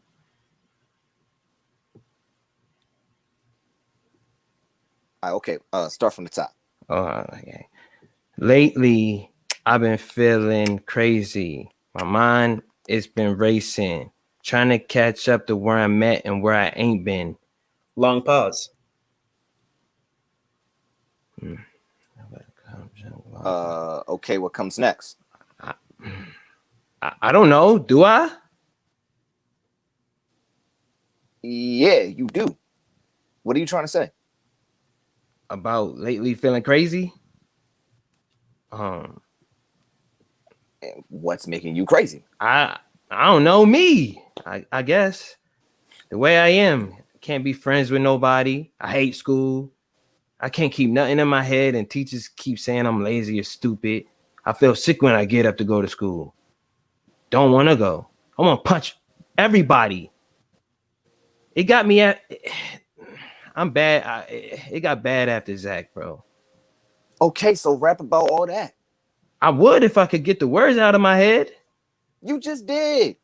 E-Money moves to the sound of rap in his head. Bills gives him a beat. Okay, give me. Lately, I've been feeling crazy. My mind, it's been racing, trying to catch where I'm at and where I ain't been. But it's really crazy. E-Money stops, sits down. This is stupid. I can't do this, yo. Look. If you don't, you're gonna regret it for the rest of your life. And we got all night to get this right. Let's do it. Okay. E-Money gets up, lights dim to nightclub. The sound of a crowd. Bright lights up and sound of crowd singing a rap and clapping. E-Money and Bills are backstage. It ain't too late. For what? Going home? You can't back down now. Man, I don't think I can do this. Man, yes you can. You got no choice. Everybody give it up for E-Money with his rap lately. Go. Bill shoves E-Money on the stage. It gets quiet. Hey, everybody. Rap. Let's hear it. E-Money looks to Bills, who comes out and starts a new beat. E-Money waits a few moments and then... Okay. Lately, I've been feeling crazy. My mind, it been racing, trying to catch up to where I'm at and where I ain't been. But it's really crazy. They trying to play me. My school is so shady. They don't even grade me. I got EBD, ADHD. So you know it ain't. I'm lazy. Think it don't faze me? Streets took my cousin. Maybe that's why I can't function. EBD, ADHD, LPD, ODD. He don't know his ABCs. EBD, ADHD, LPD, ODD. He don't know his ABCs. Just like being blind or deaf. I lose it. Get insane upset. Don't know my right from left, because lately I've been feeling crazy. My mind, it's been racing, trying to catch up to where I'm at and where I ain't been. I miss my cousin. I more than loved him. Lately. Crowd goes wild. Woo! E-Money stands there, shocked. Bills hugs E-Money, lights dim, then pop back up with a drum roll. And first place goes to E-Money with Lately. Crowd goes nuts chanting. E-Money. E-Money enters with Bills. Thank you. Listen up. I'm gonna dedicate this night to my cousin Zach, who maybe could teach us all a lesson on which way to go, so his life wasn't for nothing. I want to thank my cousin Bills and say to my homies Grimy, J. Dot, and Trauma, I'm sorry, and I got your money. Follow your passion and stay off the streets. The end. Thank you. Thanks. When they did it in DC, the rap brought the house down there. So. Yeah, I'm pretty sure it did. Yeah, it's so funny, but it just is so honest and it's clever. I mean, you just see and hear in all of the work, which you did tremendous justice to, the potential in these young men and how necessary it is for them to be heard. So thank you. I agree. Thank you guys for sharing yourselves. What's couple of things first off. Yeah. A couple things Go first ahead. off. I didn't say the title nor the author of the first piece. It was "Be Yourself" by Raekwon Santiago. So I apologize that I left that out. Right. Now And, Great. And second, reading these stories for everybody, and I think it brings back for a lot of African Americans and Black folks around the world certain things about their childhood. Specifically with this last piece, it brought me back to me and a friend when we were trying to rap, in middle school. It wasn't for money, but it was just to, like, show other kids on the playground or in the school that, like, yeah, we got skills too, and we're not just running around trying to be stupid. Right. So that little light in that scene, that's where it took me back to. Word. Thank you for that, Jared. Thank you, Jared. Well, I hope you, Barry, at some point can share the pictures. I will. I'll send it. I'm going to share it with everybody. His is in, you can see Raekwon in the performance pictures from playwrights where he's reading. Oh no, we did that at Drew University, and then it went to playwright. And it was in the Worm play, Barry, that we couldn't do. Yes. You know, which I love, the allegory play. And he's like this, and you can see him sideways, so that will introduce you to Rick Brown. So now we'll know who he is. We'll all do the Worm play next year when we can do it in a theater live. Great play. Bring these three amazing young actors back. Yeah, thank you. Find some things to do together. Guys, thank you for sharing of yourselves. And Thank you, Barry. so much. I deeply appreciate your passing Thank you, Nikki. time with me. I do too, honestly. Thank you, Barry, and thank you, Nikki, and thank you to the wonderful artists who created this. Yes. I Yeah. know. Absolutely. It's a privilege. It's a privilege. Well, you guys brought it to life. I'm going to bring Nick Corley into the space so he can say hi to you and you can meet somebody new. He's visiting us from New York City. Hey, Nick. Jersey and Baltimore and New York represented. Wow. Fantastic. That was great. Yeah. Yes, it was good work. Yeah. Was great. Yeah. Work. Thank you. So guys, I'm gonna send you away, and we're gonna spend a little time with Woody Guthrie, actually, and Namaste. and namaste to you too, babe. Can't wait to see you soon. All right. God bless All right, everybody. hasta luego. Love you all. Okay, we're getting there. One more. Okay, there we are. Oh my gosh. Hey, I love Zipporah in here without realizing. Hold on, why is she there? No, Zipporah, why are you in here? You're here too early. Hey, Zipporah. It's okay. That's after 3 hours and a half of doing this, I finally make a mistake.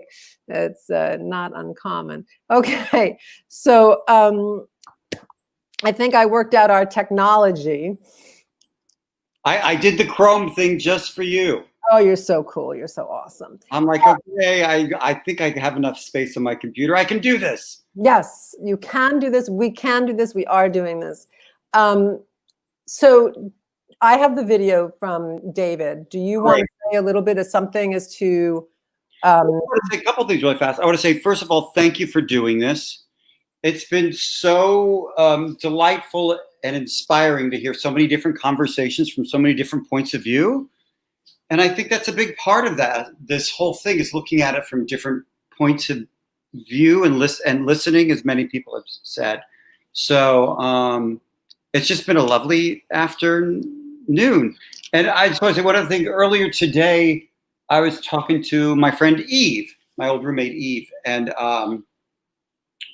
who's African American, and we were talking about the day and all this stuff. And it was very interesting because what has affected me so much with this Juneteenth thing is we're not celebrating the Emancipation Proclamation, which was 2.5 years earlier. Yes, thank you for pointing that out. You know, we're waiting 2.5 years for the word so those last people got emancipated. Mm-hmm. And the fact that it was 2.5 years and they were still working as slaves and they had been freed 2.5, I just think that's interesting. So Eve said something that was very interesting to me. She had mentioned how they always knew they should be free.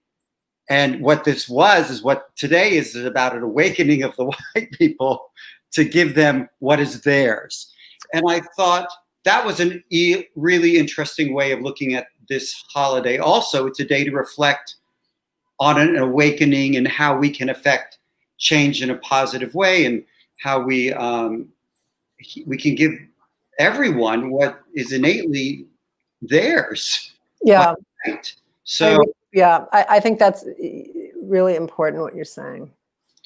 So that was interesting to me today. So it's been a fascinating day. This is my new favorite holiday, you know, because I think it's so present and meaningful in ways that other holidays are so past. Mm-hmm. And this is something because it's not dealt with. It's, you know, living. People are living this. Yeah. that it should be a national holiday of thought.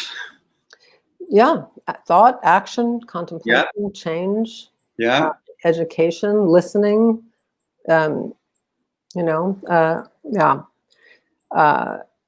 So let's Guthrie. let's talk about Woody Guthrie. Okay. All those words you just said, I think so apply to Woody Guthrie. I mean, Woody Guthrie was born in 1912 in Okemah, Oklahoma. And there was the article you sent me the other day I thought was really interesting. How much is truthful, I don't know, because, everything is so from different points of views, and we mainly know from his autobiographies what he wrote and claimed. But there's the talk of his father being a KKK member and things like that.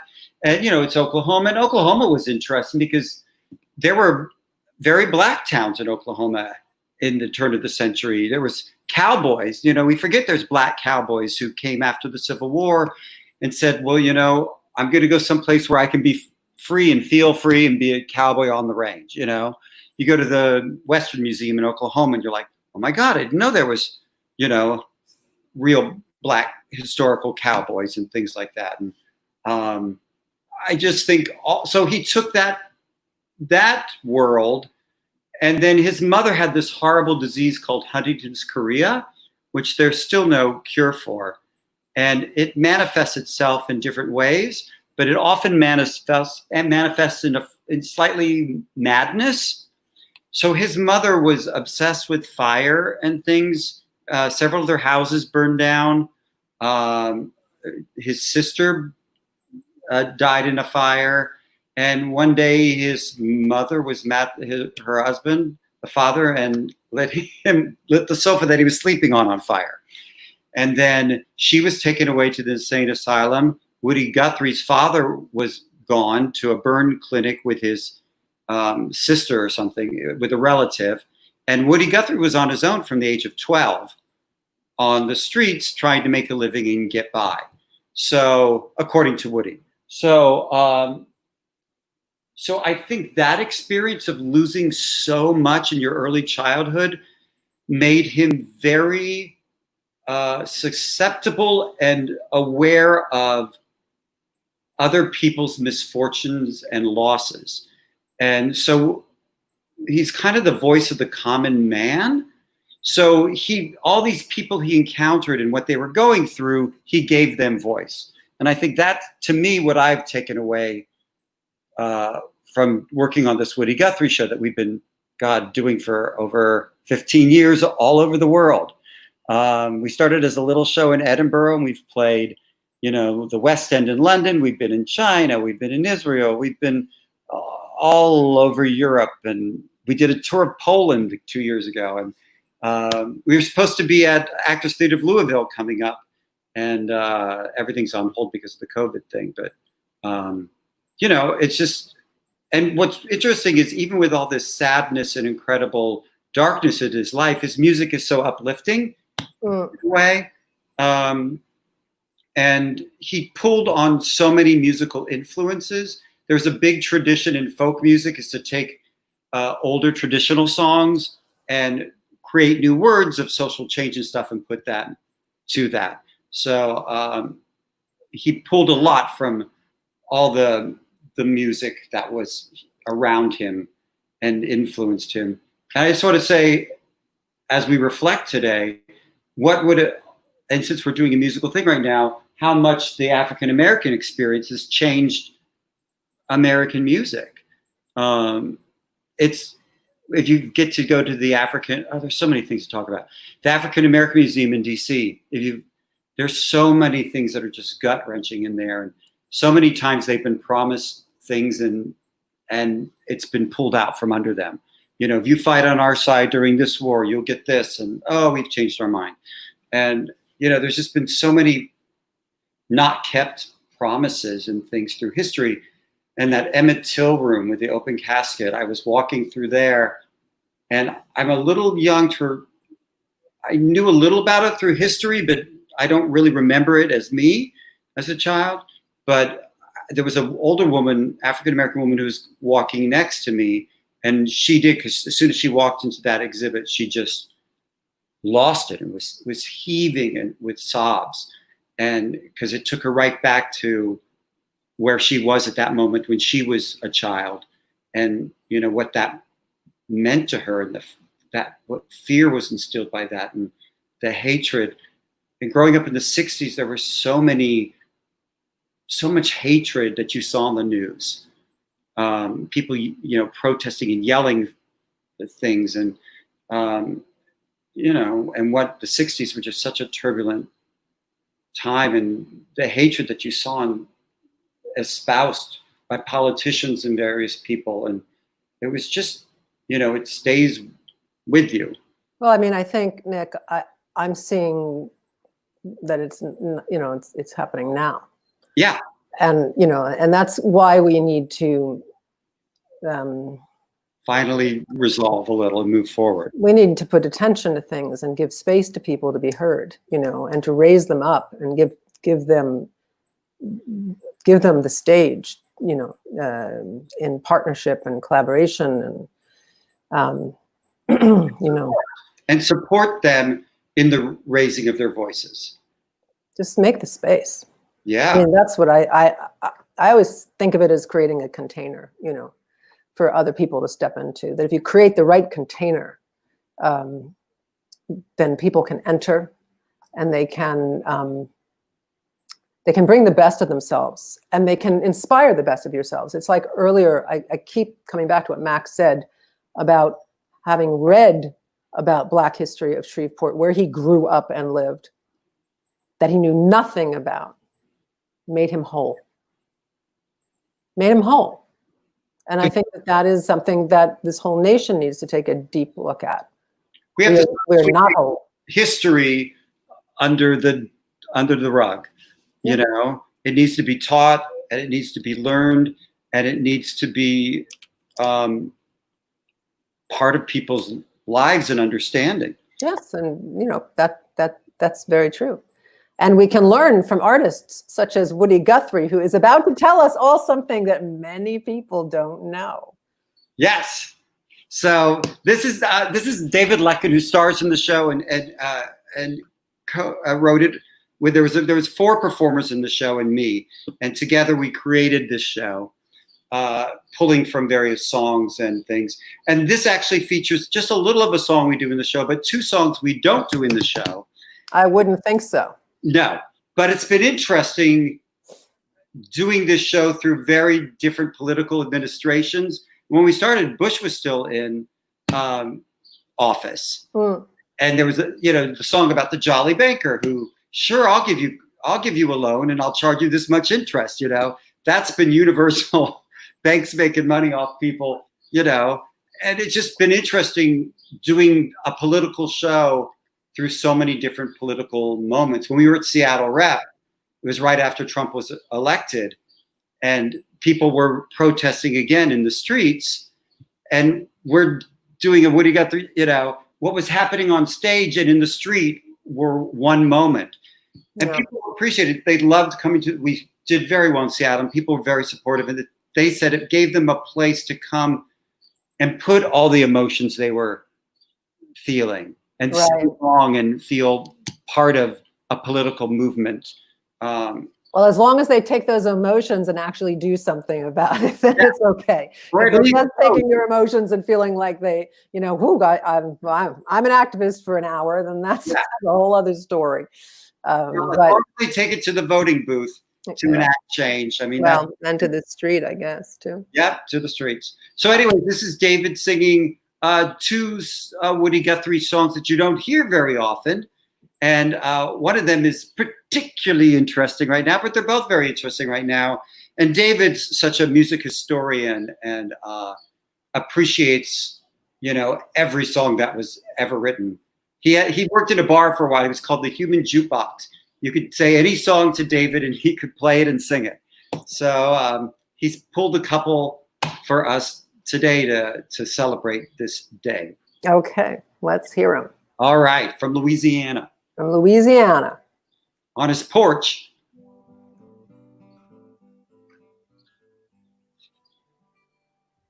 I ain't got no home. I'm just a rambling round.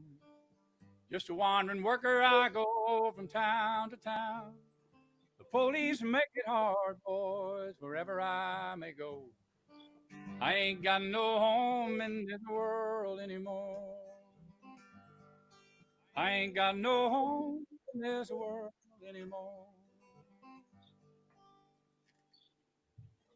That song was written by Woody Guthrie back in the 1930s. My name is David Lutkin, and I have done a show called Woody Says, which I put together back in the 2000 aughts with my good friends and collaborators Nick Corley, Darcy DeVille, Andy Tierstein, and Helen Russell.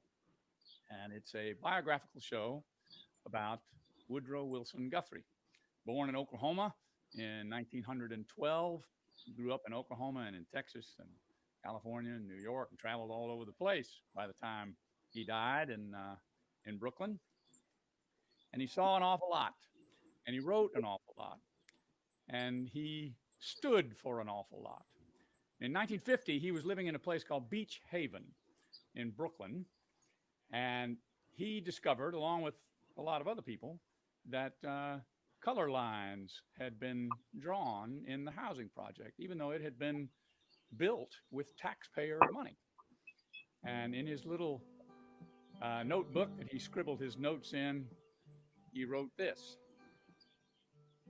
I suppose old man Trump knows just how much racial hatred he stirred up in the blood pots of human hearts when he drawed that color line here at his 1800 family project. And then there's a verse that goes to the tune of I Ain't Got No Home. And it goes like this: Beach Haven ain't my home. I just can't pay this rent. My money's down the drain and my soul is badly bent. Beach Haven looks like heaven, but no black folks come to roam. No, no, no, old man Trump, Beach Haven ain't my home. No, no, no, old man Trump, Beach Haven ain't my home. Well, that says a lot about 1950, and it also says a good deal about everything since then. And there's an awful lot going on in the world today, and an awful lot of people have written wonderful social commentary songs, political songs about it. Not just Woody Guthrie, Leadbelly, awful lots of folks all through the 40s and the 50s, Pete Seeger and the Weavers, all those folks. I'm going to do one more Woody Guthrie song, though, since that's my area of expertise. This song seems particularly appropriate to me. It's not in the show Woody Says, but it's a song from World War II. And once again, I hope everybody will sing along with me, because just like This Land Is Your Land, Woody's most famous song, and So Long It's Been Good to Know You, and a lot of others of his, Pastures of Plenty, great songs that are patriotic and still decrying what's going on that needs to be fixed. This is called All You Fascists Bound to Lose.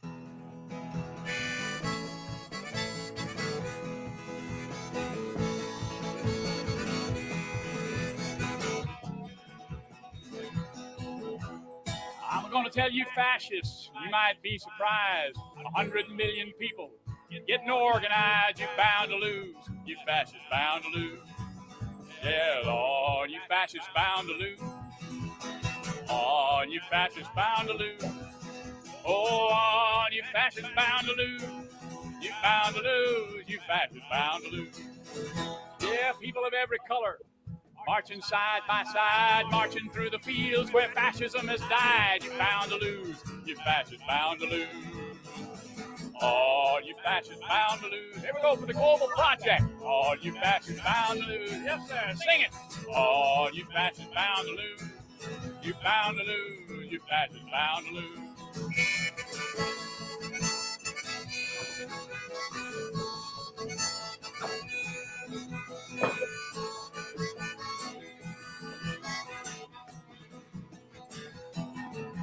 Race hatred cannot stop us. Just one thing I know, poll tax and Jim Crow and greed have got to go. You're bound to lose, you fascists bound to lose. Yeah, Lord, you fascists bound to lose. Oh, you fascists bound to lose. You know it now. Oh, you fascists bound to lose. You bound to lose. You fascists bound to lose. One more time for Juneteenth. Oh, you fascists bound to lose. Everybody say. Oh, you fascists bound to lose. Yeah, all you fascists bound to lose. You bound to lose. You fascists bound to lose. What? You bound to lose. You fascists bound to lose.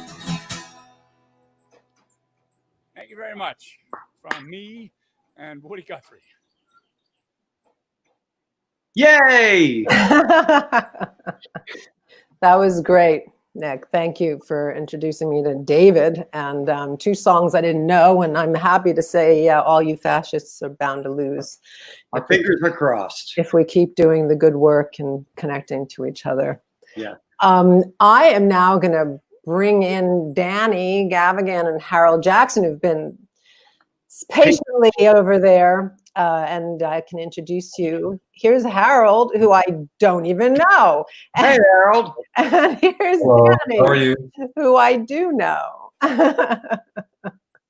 So before You're in the show. Hello. before Nick leaves, I just wanted to introduce you guys, and Hey, Nick. and Hey, where is everyone? I am in Washington, D.C. I'm in Ellicott City in Maryland, just outside of Baltimore. Okay. Ooh, well, I hope there's no flooding, baby, because it's been pouring rain here. That's for Oh, sure. no. We're safe. We're on a hill. We're good. We're good. Oh, that's good. So, Nick, I'm going to say goodbye to you, and I'm going to welcome these 2 gentlemen and hear about this amazing film that they worked on and is out there, and very timely and important. Listening. I'll talk to you soon. Thank you. Thanks, Nick. Hey, guys. Hey, how you doing? I'm good. How are you? Good, good. Hey there. How you doing, Barry? It's good to see you. It's good to see you. Doing well. Seen so many beautiful faces all day. It's been kind of overwhelming and incredible conversation, and I'm sorry that it's pushed us later and later, but everybody has such richness to add to this never-ending and important conversation of true freedom, and you know, the truth of how people are living in this country, and what we all have to do to change that is first look at it, I think, and that kind of goes to your film. And I'll shut up, and maybe you guys could tell us a little bit about it. Yeah, so I am the writer and director of the film Unarmed Man, starring, of course, Danny Gavigan, who did a incredible job and actually an award-winning performance as an actor in the film.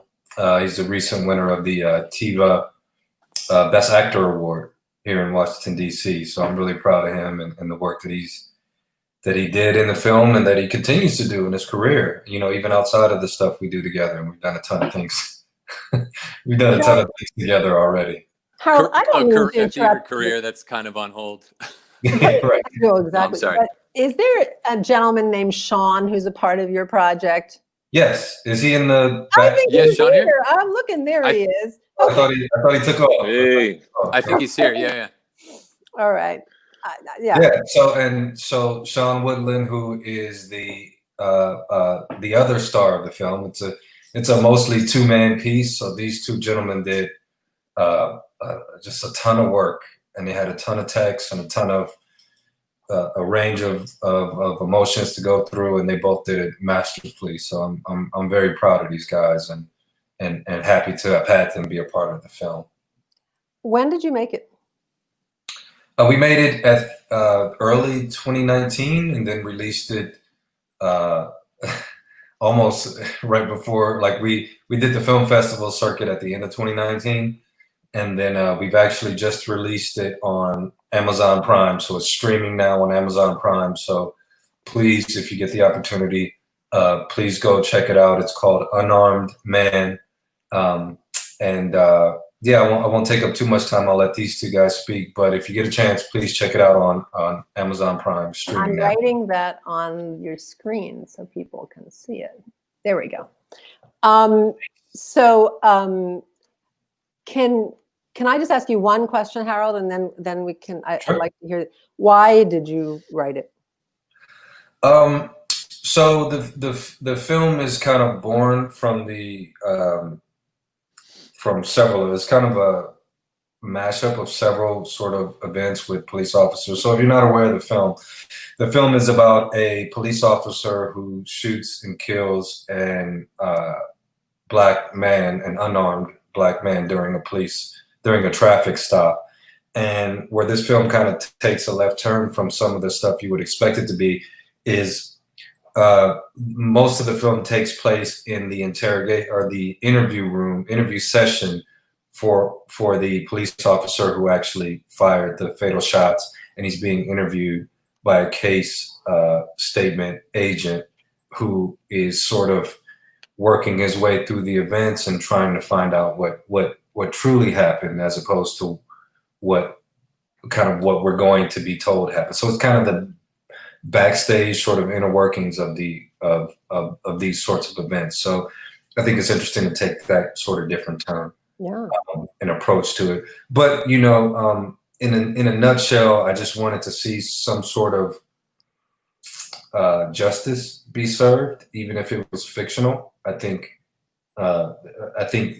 seeing it and hearing it is needed just for people's well-being and mental sort of stability during these times. You just want to see the right thing happen. And even if it's fictional, it's still needed for I think people's soul to see the right thing happen. Yeah, I mean, I think it's just inevitable if we want to have a healed society, which we were using that word earlier today, and it's right. You can't have any trust in any of our systems if we don't see what's going on behind, and then if what's going on behind we can't trust. So it's an interesting perspective to take, and it's important. It's very important. Right. So you gentlemen want to tell me a little bit about your experience on working on this film and how you. I'm interested in how you took it on, and then whether or not in the recent weeks your perspectives have broadened or changed or solidified in any way. Danny, you want to take it? Sean, you want to go for it? I'll jump. Yeah, no, it's up. You go for it. Well, the film was interesting to me because as a young man, I grew up in West Baltimore in a marginalized community. So it was always my thing. I was like, I didn't understand Black police officers or how they could go and do that job. So kind of stepping into those shoes was very interesting for me. And the character I played, it kind of reconfirmed what I felt about the system and how it works, because I feel like the picture kind of serves as, I mean, as most of these films do, as an allegory on the system. Even when someone within it or tries to enact change or become an agent of change, they end up getting suppressed by the system. So it just reconfirms to me that we don't need incremental or anecdotal change. We need massive structural change for this thing to cease being what it is, because it's designed to harm those communities, and it's doing its work. So we have to change what it essentially is in order for it to better serve these communities that they're supposed to be there to protect. That's coming out now too in the news. I think that Black officers are starting to speak in these days about counteracting this idea that there's no systemic racism within the police force itself. And I think it's important for them to be speaking. Absolutely, because in the film, the character, he's been working within the system for 20 years, and it just happens to be the wrong day for him. He's going through things in his personal life, and that. And he kind of, I don't want to say snaps, but he kind of decides to seek justice, and it doesn't end up working out for him, you know. Yeah. Yeah. Well, I mean, I don't want Yeah, you it's guys funny. to, Just to follow up on that. yeah, please. Sorry, Barry. No, Yeah, just to I'm follow, just, I mean, you know, listening to Sean, I mean, the argument, we hear the bad apple argument, but I think what's interesting about this film and the story that Harold shows is you see in both of these characters. I play an officer that took this man's life in a matter of seconds, and for me, you know, the structure of the actual shooting in the film, it's a fictionalized account that's largely based on the shooting of Philando Castile, the killing of Philando Castile, and that officer Yanez was in large part who I modeled this after. But what Harold does really well in both of these characters is they have a moment, both of them, where they can be an agent of change, and it's like the opposite of bad apple. But then you see that there's this whole system that even if you have good apples, it's gonna keep them down. I mean, today you hear in the news that officer from 10 years ago who prevented that black woman officer prevented that other officer from a chokehold, from choking that man to death, and she was fired, and that was swept under the rug. And you know, 10 years later, they're looking back at her case, but you kind of see both sides of the system, you know, letting bad apples thrive and letting good agents of change just be held down. So it's, you know, it sucks that 4 years later of the Castile shooting, and you know how many years this goes back, but we're still, it's sad that this is still relevant in such a bigger way, but ultimately,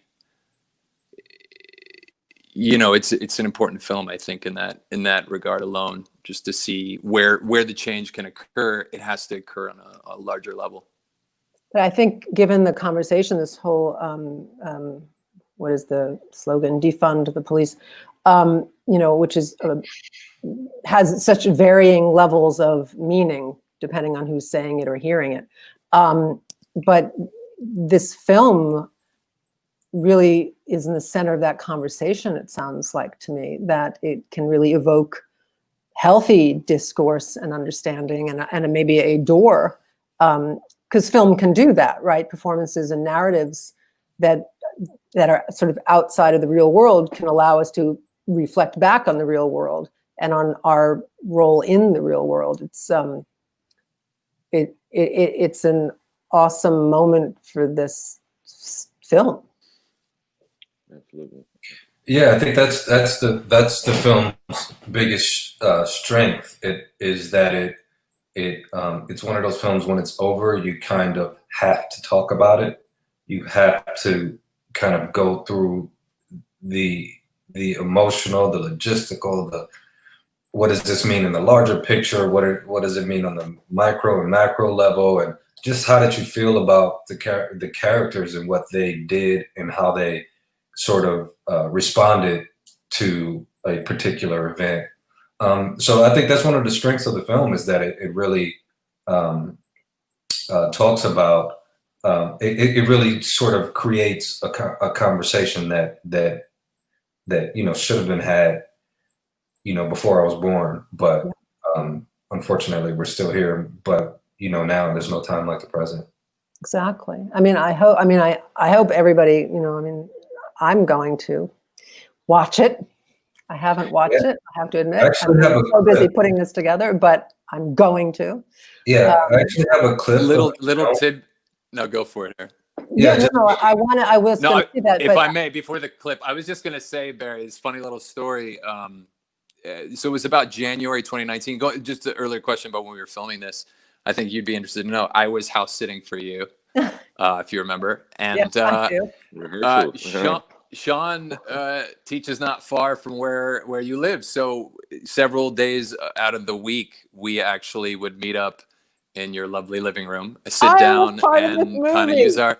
right down, not far from where you're sitting right now. We gotta change the credits. We used our old theater background and just like ran through from start to finish, just like running through the whole I almost said play, but film. I mean, it's two men in a room largely with all these other moments. But I'm thrilled. Thank yeah, I you mean for that's that kind of how. honor. So our performances were honed in your lovely. That's home, so thank you for brilliant. That makes me so happy. What I was going to say afterwards is I hope that you guys will, I mean, I hope you have enormous success on Amazon and everything else, but I also hope that maybe there's some possibility to link up with organizations and create forums and viewing parties to really help have difficult conversations in communities that really need them, through this film opening the door to that, because I think that's really what we're here for as artists in this moment of our history. You guys, you have these enormous skills, and I think that our gifts are of that's the work in my, I mean, that's where I stand and sit and all that. But I just think that that's a great opportunity, and there must be organizations out there that would partner with you to do that. I can't imagine there wouldn't be. Yeah, we're sort of chasing down those organizations now, and great. It had a very good film festival run. It actually won best HBO feature.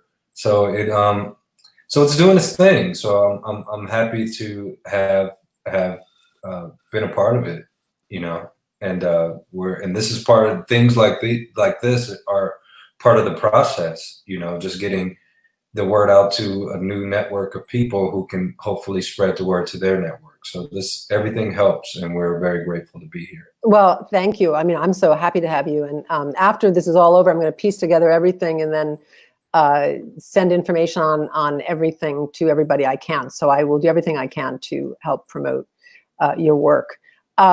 So are you going to show us, not too much, so we don't ruin our experience when we do? Yeah. So this is a 3-minute clip, and essentially, just for context, the two characters have kind of gone through all the rigmarole of the logistics, and now kind of the gloves are off. It doesn't spoil the end or anything like that, but it's one of the moments where the two characters have finally kind of, decided, okay, well then let's do it. If we're going to do it, let's do it. Great, thank you. All right.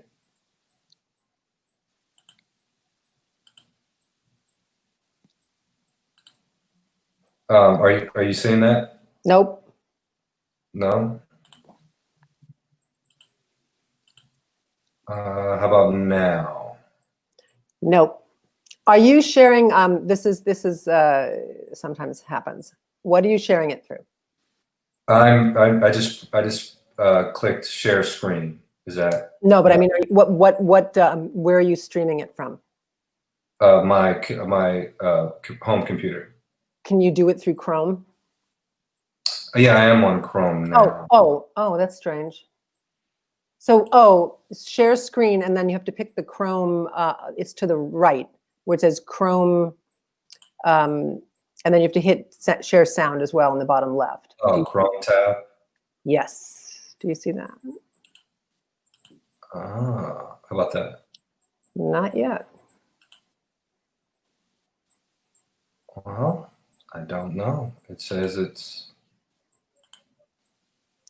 I love technology. I miss the theater. So right.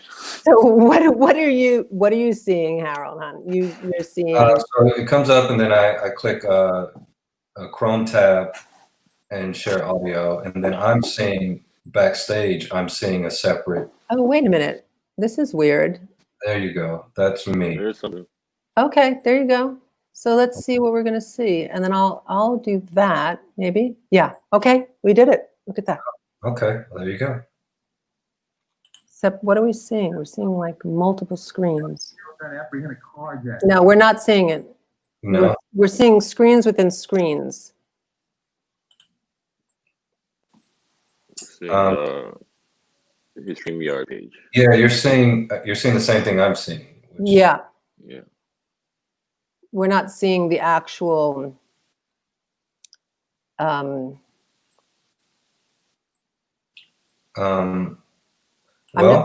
yeah. We heard it for a sec. There you go. Oh, no. Yeah, I heard it for a sec. We heard it for a second, but what I saw was a screen within a screen within a screen, like a layering of screens, but I didn't see the video. You're seeing the same thing I'm seeing. Yeah. Is that what you're seeing? Bunch of screens? I'm gonna try one more thing, and if that doesn't work, then I don't know.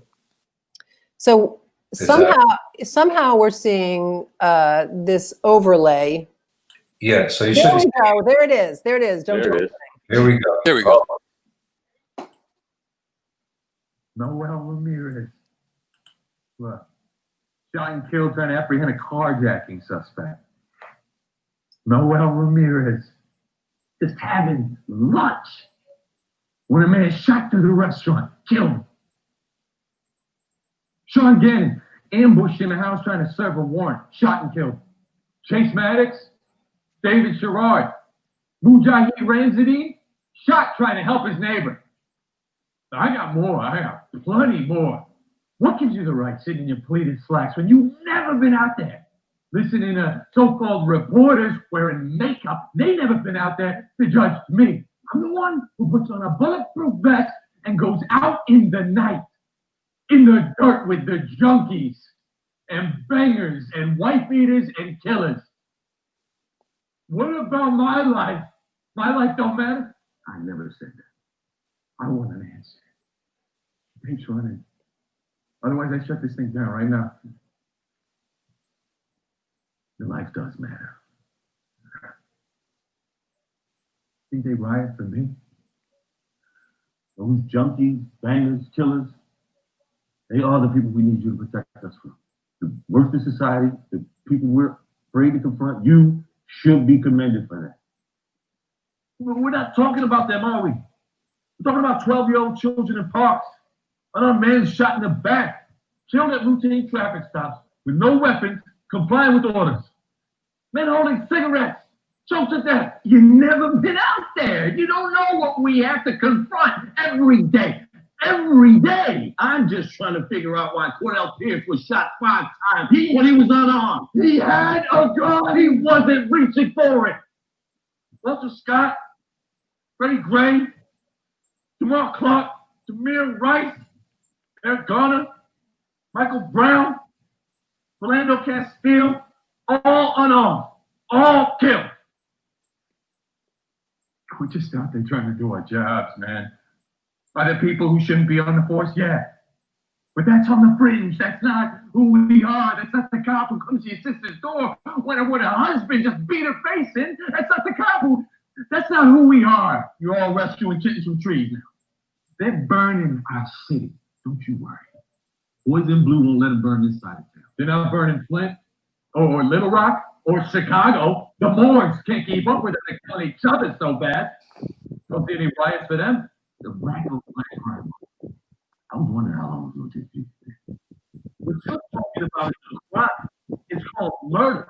Did you murder someone, Greg? I'm not a murderer. I'm a police officer. So the law doesn't apply to you.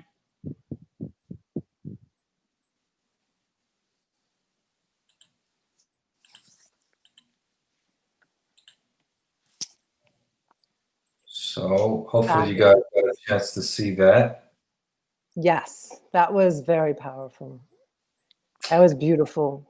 Thank you so much for sharing that and bringing the three of you for coming here and being a part of this and bringing both this conversation about the police and also film into this day as an important art form for bringing about different ways of thinking and seeing and relating to each other. And I think it was really powerful to have all those names in the same room, Harold. Yeah, I think that was important. Because a lot of times, they become singular incidents, and I think we lose sight that this is a sort of collective, ongoing, continuous issue. Yeah, that is not solved with George Floyd or with any one individual. It's something that seems to be, or not seems to be, that is continuing. Yeah. Thank you guys so much. I am just so grateful My to have pleasure, you. Barry. Thank you. This was. Thanks for having us. I'm Thank you going for to. putting this together. This was incredible. It's very cool. Of course, I'm going to bring a cool young woman into the space so you can meet her before you leave, named Martha. This is Martha, guys. Hi. Hey, Martha, how are you? Good. How are you? Thanks for. Hey, Martha. Hi. Thanks for sharing your performance. That was really powerful. I got a little teared up there. Whew. Thank you. We really appreciate it. Yeah. Thank you. Thanks for And doing Martha's from Baltimore, for those of you who are Baltimorean. So, you know, you might run into each other. Be more. Feel surrounded. What's going on here? All right, guys. Born and raised. Thank you so much and have a great rest of your day and Thank a you. great weekend. Martha. Hi, Barry. Hi, baby. How are you? Man, I'm like, well, I'm here. I guess my perspective is as just like an average person. I don't know what, but I'm here. I'm glad to be part of the conversation. Well, I mean, I think the average person's perspective is important to this conversation because the conversation has to be had with average people. Yeah. You know, Which actually I think is. Plus the fact you're a teacher, Martha, of young children, aren't you? Now. I do. I work in Baltimore City, which is it puts me in an interesting position because the color of my skin is something that I became much more aware of. I think when I started working with students in Baltimore City, I mean the vast majority of the young people I work with are people of color, so I think I started the real work of like thinking about what that means for me and how I interact with my classes in a way that is healthy and helpful. So that kind of jump-started this whole thought process for me a couple of years ago, but it's certainly a journey and one that, you know, it's not like I'll ever be done. Not as long as we're alive, I guess. But I think that kind of what you're saying is important because you're talking about bringing conscious application to relationships. Yeah.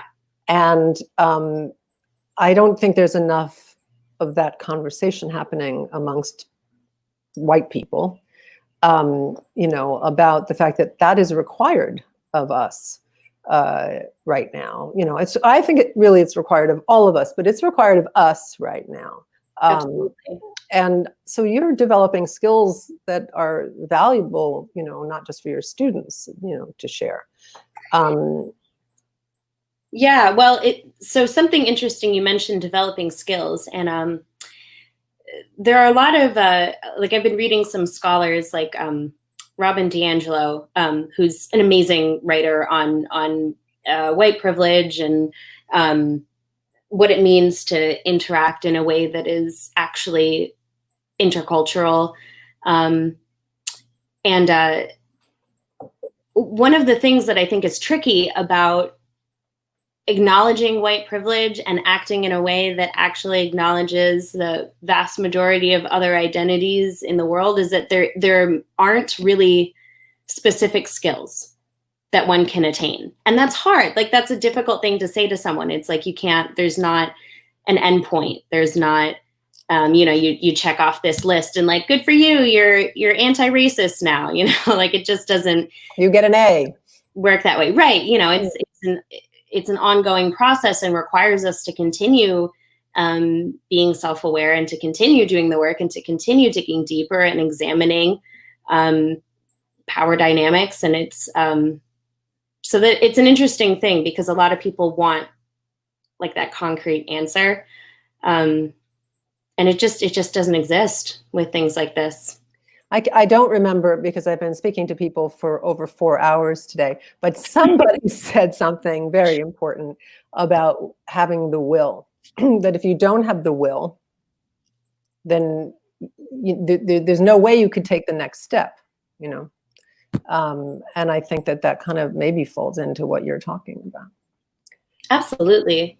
Well, I wonder, Barry, if that's in a sense, if that's really what we're protesting about right now, you know, if what really is happening in the world right now is that we are saying we have to push back against this culture of racism, and we need people to develop the will now, you know, and that's what it's really about. Maybe is obviously we want that to lead to sweeping systemic changes and new legislation that leads to protection and, you know, all of that. But like, you're right, the first step is just getting people inspired and moving. And I think it's been really beautiful to see how how all of the protests and all of the people having the conversation, even if it's just online, has like radicalized people and moved people over the course of a couple weeks. There are so many more people now who are having these conversations than there were a month ago. Yeah.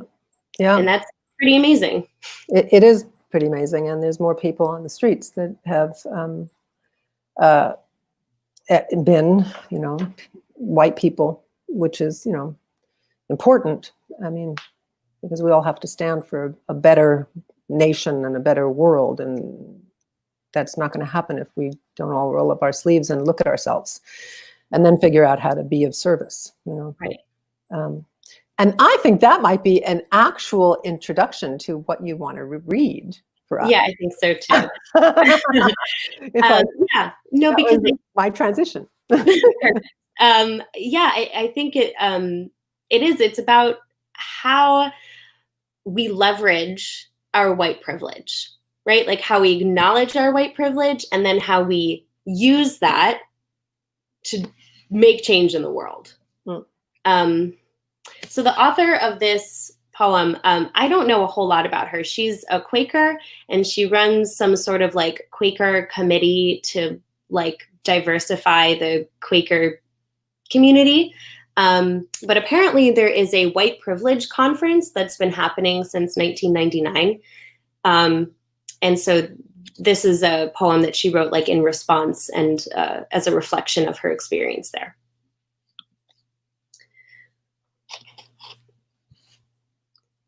It's about breathing, remembering, responding to the past devastation, slavery, its brutality, inhumanity, cruelty, imperialist conquest, its presumptions, wars, brutality.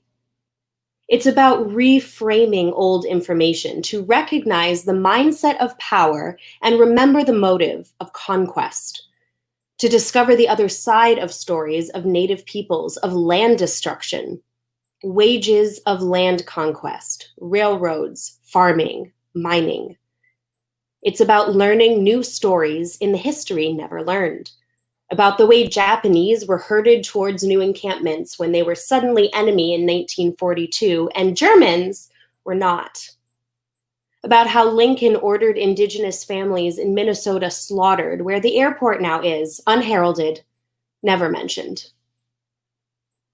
It's about understanding how many stories we do not know, and remembering how we learned the stories of conquest as times of joy and pride, considering how our conversations do not acknowledge power around us today or yesterday, not thinking how we give power today with our dollars, our allegiance, resolving more openness to new frames of history, not denial, not turning away, learning about internalized oppressions, lessons learned that restrict facing hard assessments. I think of white internalized superiority as an oppression which oppresses both white and others. It's about being tender at the intersections of race and class, places where there are more lessons to learn about oppression.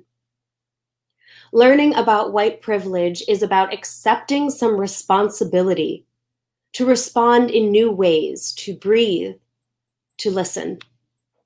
It's about doing the seeming impossible, to help deinstitutionalize, deconstruct, deorganize the organized way power continues to show up and slaughter, maim, in corporate jails, dysfunctioning schools, destructive employment practices, in methodologies that blame others, uphold hierarchy, reward the top, the well-meaning who work towards outcomes in diversity trainings that do not have as their intention to dismantle the institutionalized practices that keep the system in place and render their work worthless.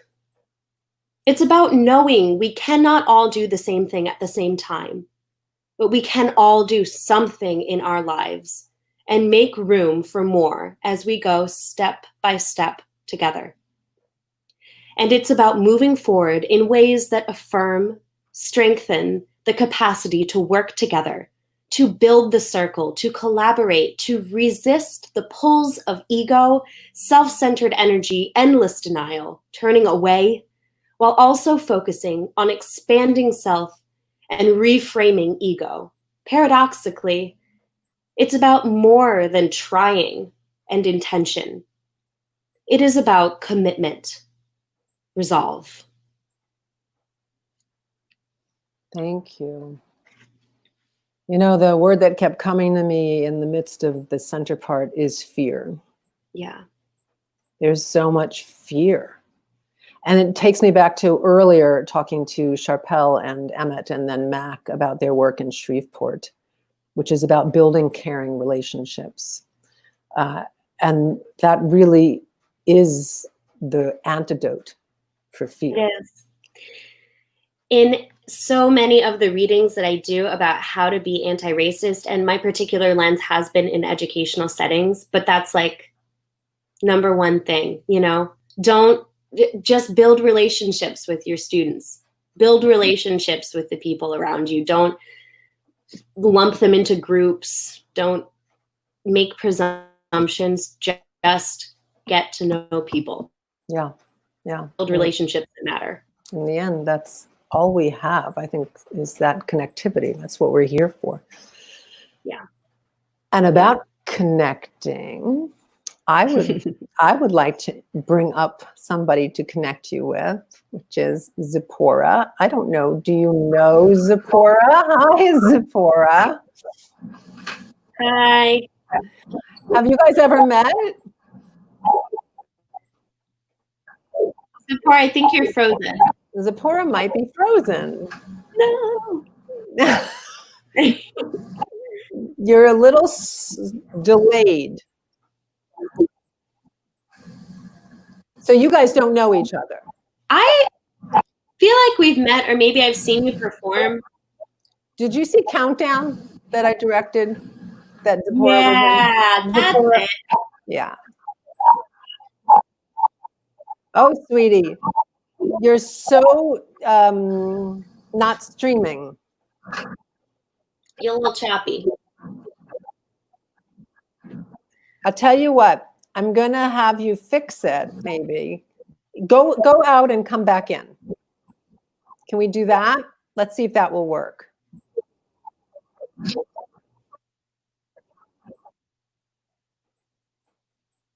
has been an intense day for you, Barry.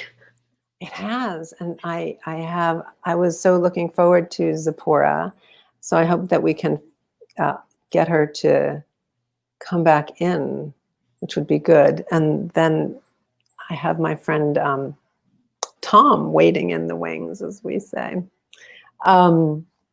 So maybe I will bring Tom, and then when Zipporah comes back, you know, you can meet Tom. Tom. Hello. My goodness, thank you for your patience. Sure, no problem. I so appreciate I it. mean, it's COVID time. There's not much to do except wait. Well, I was hoping I wasn't going to get up to your cocktail hour time. I don't know what time that starts in Los Angeles. That moves. That's a sliding scale. Mine is going to start as soon as we're done. Martha, this is Tom, Martha. Hello, Martha. Two wonderful people. Martha, honey, I'm going to spend my time with Tom, and thank you so much for the conversation and for contributing to this essential part of what we have to be doing right now. Thank you for organizing. And I'll see you soon, I hope. Yes, please. Oh, I'll email you, but I'm starting a book club. I'd love for you to be in it. I would love to be in a book club. All right, good. Sounds like fun. Bye, Martha. Bye, baby. Tom. Yes, Barry. Oh my God. How are you? I'm good. I'm good. I haven't seen you in a trillion years. A trillion years. I know. It's been a really long time. What better occasion than Juneteenth to sort of make a connection or reconnection? Exactly. I know. It's been kind of wonderful to bring people in from Los Angeles that I haven't been there in a long time. So that's been very special to reconnect on that level too. Yeah, no, I'm really glad that you reached out, because it made me think about this date and what it means in a very different way. You know, and which led me to searching the National Archives and thinking of Juneteenth. If that is the day that slaves were set free, then I wanted to hear from a voice of an individual who actually had been let free on that day. And see what it means to them. And I probably read 60 or 70 different accounts, and I came up with one that kind of struck my fancy. I found one. I'm glad. Yeah. You know, I was reading, where was I? I was reading, well, a lot. And I started this event today by saying that there's something that I do connect to in terms of celebrating slavery to freedom, because as a Jew, we do that every year. Right. And we think about that, and we're asked to think about it as if we were there, you know. But the detail of the truth of what happens when a people are freed, you know, the messiness and the ugliness of it, it's not just like, oh, now they're free. That's when a lot of internal stuff, but then external societal, it was not a. It's not a clean process, you know. I mean, like, and that's why what struck me was this life of a guy named Lewis Charlton, because, you know, through reading his account, I realized that just because the metal chains of bondage have been thrown off doesn't mean there aren't more ghostly, more ephemeral, ethereal chains of bondage that have to be broken. And you know, freedom doesn't happen overnight. I believe it's a process, and it's sometimes a slow process and sometimes it's fast, but nobody can ever think for a minute that it's over. You know, I mean, in my estimation. No, I felt the same way when I was reading the first paragraph of the Proclamation of Emancipation, right? You know, which I'll share again with you later, because it just strikes me that there is a demand in there that has not been met. There's no question. So anyway, I want to read this. Yes, please, of course. Yeah, and it's from a guy named Lewis Charlton, who was born in Frederick County, Maryland, in the year of 1814, and his master actually lent him to the Confederate Army to serve as a cook during the war. And so I'll just read. So that's as much background as you really probably need to know. After the death of my master, I remained his cook for the company until November 1863, when at Blue Springs, Tennessee, Union Generals Thomas and Burnside routed Hood and Forrest after a short contest. And in the retreat, I, with many others, was captured. I was with the Cook's Brigade. It was about 50 of us, and each one was riding one of those long-eared fellows, you know, that lean against the fence and say, I have no one to love me. In the retreat, we had quite a deep ditch or gully to cross. My animal was heavily loaded with camp kettles, tin pans, kitchen utensils, and stuff like that. When the cavalry got to this ditch, They commanded their horses to mount, and the horses leaped over. But I suspect in the excitement, I forgot to give the necessary commands for my long-eared friend's forefeet reached the other shore safely, but his hind feet fell short of the mark, and down in the ditch we went. Such a scramble you never saw. But I found that there were many rebel soldiers in there who were tired of the Yankee lead and wanted to be captured. I was scrambling to get out, but they told me, lie still. And in a few moments, Yankee soldiers, both cavalry and infantry, seemed to have popped up out of the earth. While some pursued the fleeing rebels, others took us to the general's headquarters. The rebels were sent to northern prisons, and the cooks and colored servants that had been captured were next brought before General Thomas and disposed of.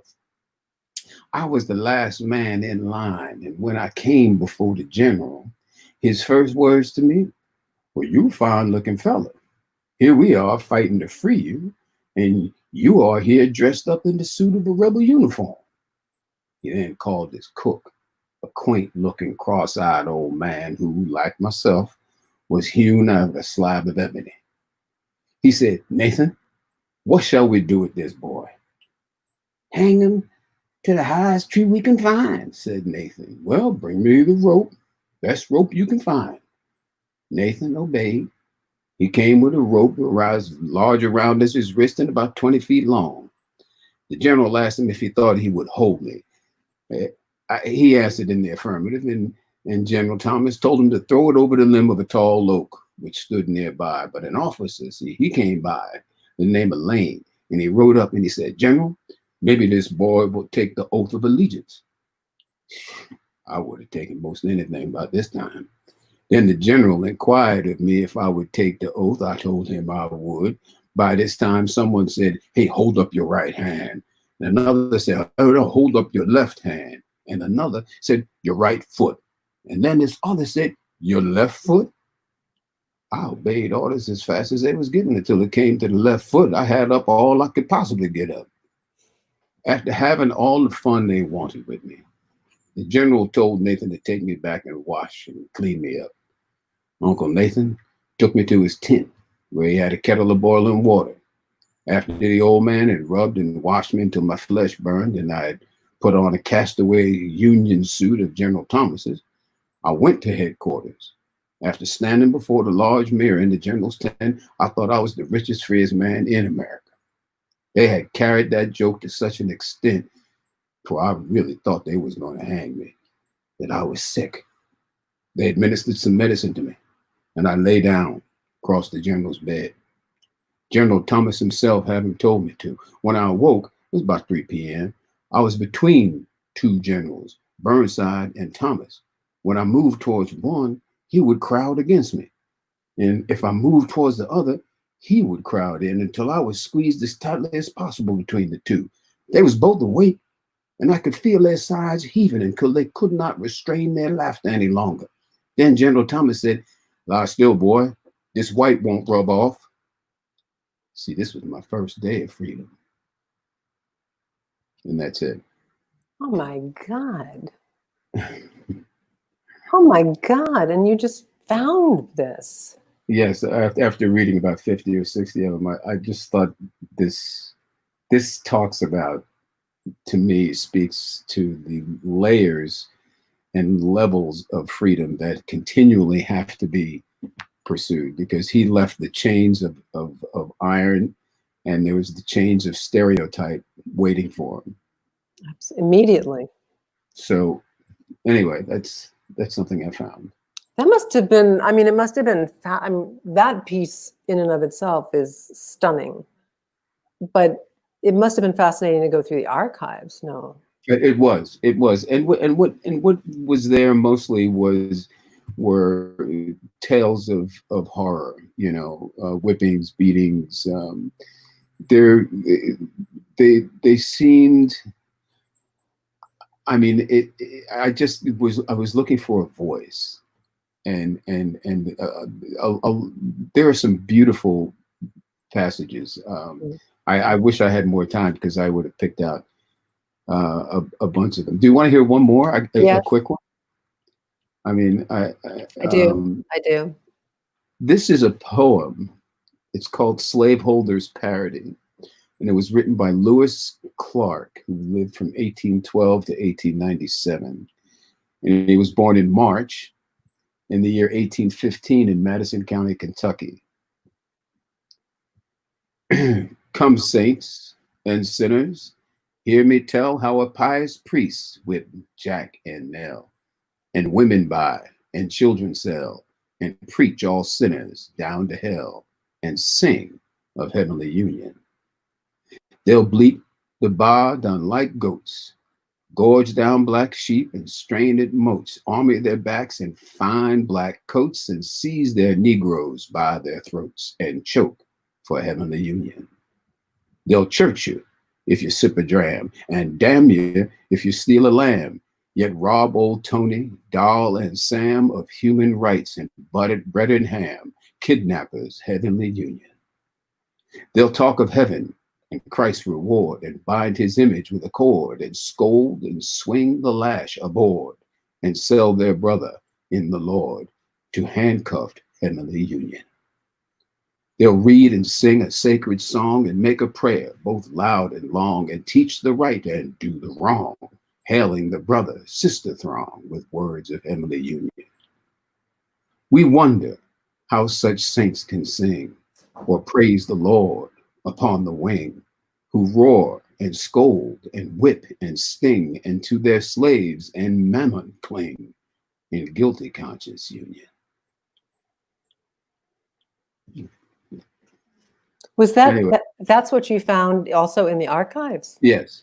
Can you send that to me so I could share it with other people? Yeah, I can. I mean, I just read half of it because I get too worked up. There's more, but I couldn't. I couldn't. I can't read all of it. No, it's so stunning. It's so stunning. We'll have to figure out what we have to share that. I think we have to share that next year somehow. Yeah, I'm thinking of that going through these archives and pulling these narratives and forming them into some sort of evening of readings. That's kind of what this beckons for. It does, Tom. It does. It's these voices need to be heard. I think so. Yes, my God. Thank you. You're welcome. Thank you. I'm glad to be a part of it. Oh my goodness. My goodness. Let me try to bring Zipporah on and see if this will work. I think she's still streaming slowly, but let's see. Hey, Zipporah. Hi. Oh, yeah. Okay, how about now? Did she come in? You're still streaming very poorly, baby. You're like really behind. You're frozen. Actually, you're frozen, man. Okay, I'm going to just close out of here. Just pull it up on my phone. I'm going to pull it up on my phone. Okay, I'll take you out then. You pull it up on your phone. See if that is better. So yeah, Barry. There are many accounts of people's experiences under slavery, and there was one really interesting piece that went on for quite long about a guy who escaped to Canada, and how he decided his work with the Underground Railroad would be to learn as much as he could about the process of getting to Canada and how to use the whatever government assistance you could get in Canada. And then he would come back down in the South and share that with, and he actually allowed himself to be captured. And he would tell one story to the slave masters and tell a different story to the slaves. Because his real purpose was there to educate them and tell them, look, this is how you do it. Wow. This is what you need to know, and this is how you go about it. And to his masters, he'd be saying, "Oh, they don't treat you good up there, master." No, they don't. You know, so there are lots of different interesting stories. I wonder if that story is because, you know, earlier Bernard Addison was doing a piece from August Wilson's play, and and that sounded. Let me see. I have the name of it. My brain's a little fried. Sounds like Joe Turner's Come and Gone. No, Gem of the Ocean. Oh, okay. I know that piece. Yeah. Yeah, and he talks about this. A former slave talking about having gone to Canada and not being able to stay there. He had to go back and help, so he joined the underground. I bet you it's the same guy. It could be who did research and found that same gentleman. Interesting. Huh. Really interesting. Well, Barry, this is a terrific thing you've done. Oh, you know, I mean, it's a marathon, and a testament to your stamina and your commitment to doing good work that you've hung in there and done this for this long. Wow.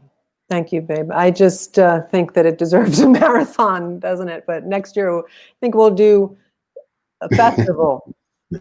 I hope to God I'm not staring at a screen, because that's the part I don't like. But I love that we've connected. That's awesome. And congratulations on the theater. I think it's great. I don't know much about. I haven't looked it up or done any research at all. But I'm sure you're really in love with what you're doing. You must be. I feel very blessed. You know, yeah, I do. I feel very blessed, and I'll show you why. Because I think we can actually see Zipporah this time, and you'll get to meet her. There. Does it work? Yay! Is this better? That's better. Sure is. Tom, this is one of the most fabulous young women that I have had the pleasure to work with. Oh, it's true. And Tom and I met years ago, Zipporah, in Los Angeles, where he lives, because we did this stage reading of a play that never was produced, and I really think was beautiful play. It is a great play. Yeah, Red Path Filler. I still have the script here, you know. I have it. It's in my library. Well, we should do it. What is it about, Tom? You know, that is a really excellent question, because let me describe this play as it's about the last carrier pigeon, let's say. But if you think of the anatomical skeletal structure of a very small hummingbird, that's what this play was like in our hands, because it could go one way, it could go the other way, and it was, if you squeezed too hard, you'd crush it, and if you didn't hold on just tightly enough, it would fly away and you wouldn't be able to get it again. So I will say that working with Barry, we found a couple of magical readings from time to time it's I don't want to tell you what the play was about, but it's about a lot of things. Yeah, yeah, no, I mean, that the hummingbird is the perfect statement, and it's so funny, Zipporah, because it was just a play reading that we did, but clearly Tom had the same impact as me, and it stayed with us all these years. I mean, this had to be 10 years or more ago that we did this reading, and this play is just about life and moving on and letting go and growing up and leaving and coming and about the need, the absolute certainty with which human beings need to search out other human beings. Yeah. Regardless of background or prior circumstance, sometimes you just need to meet somebody. Yeah, that's basically the truth. I mean, that is it. That's what Martha and I were discussing. Just, you need to connect. So, well, I'm gonna take off, and it is now officially cocktail time in Los Angeles. Have one for me. And thank you, Tom, for bringing the voices of people that, if you hadn't done it, I know that we at least in this environment never would have heard of. And you're very welcome. Call me anytime, Harry. Zipporah, nice to meet you. And I hope to not only see your work, but work with you one day. Absolutely. Yes, you That was too. It's brilliant. nice to meet you, Tom. Okay. Take care, Tom. See ya. Thank you. Bye. Bye. Well, hello, beauty. My gosh, we Hi, made Grace. it. We made it. You are the final Yes, we did. contestant on the Juneteenth celebration. You look gorgeous. It's so thank you for sticking it out with me and being the final beautiful effort here. Oh, you're welcome. I know that we're gonna listen to some Maya Angelou, which is probably a great way to end this day. I think. Yes. Yeah, I think it is. But I just wanted to say, I mean, I know you've been hanging out in the backstage area, and I just want to give you, if you have thoughts or that you want to share, or anything you want to say, or if you want to just go in and do your piece, whatever you'd like. Yeah, I've been really enjoying just like this collective celebration with, different voices commemorating what this day means. There's so many different layers, and I feel like a lot of it was covered today. Mm-hmm. So I'm going to pull my chair back and give you space. In fact, I think I'm going to pop out because your picture is a little smaller, and that way you'll have all the space and you will fill it with your beauty. All right? What did you say? Uh-oh.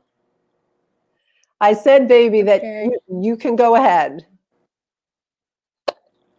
Can you hear me? I'm sorry, you broke up a little bit.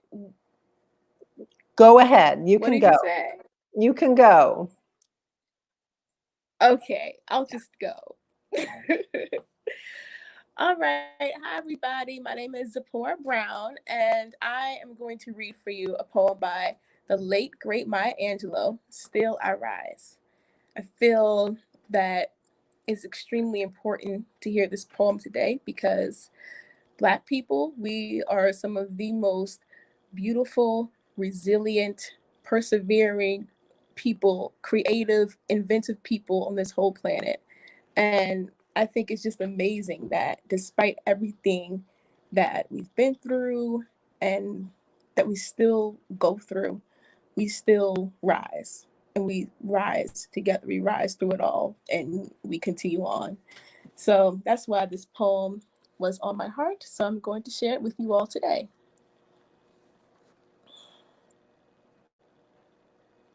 You may write me down in history with your bitter, twisted lies. You may trod me in the very dirt, but still, like air, I rise. Does my sassiness upset you? Why are you beset with gloom? 'Cause I walk like I've got oil wells pumping in my living room. Just like moons and like suns, with the certainty of tides. Just like hope springing high, still I rise. Did you want to see me both broken? Bowed head and lowered eyes, shoulders falling down like teardrops, weakened by my soulful cries? Does my haughtiness offend you? Don't you take it awful hard, 'cause I laugh like I got gold mines digging in my backyard. You may shoot me with your words, you may cut me with your eyes, you may kill me with your hatefulness, but still, like air, I'll rise. Does my sexiness upset you? Does it come as a surprise that I dance like I've got diamonds at the meeting of my thighs? Out of the huts of history's shame, I rise. Up from a past that's rooted in pain, I rise. I'm a black ocean, leaping and wide, welling and swelling, I bear the tide. Leaving behind nights of terror and fear, I rise. Into a daybreak that's wondrously clear, I rise. Bringing the gifts that my ancestors gave. I am the dream and the hope of the slave. I rise, I rise, I rise.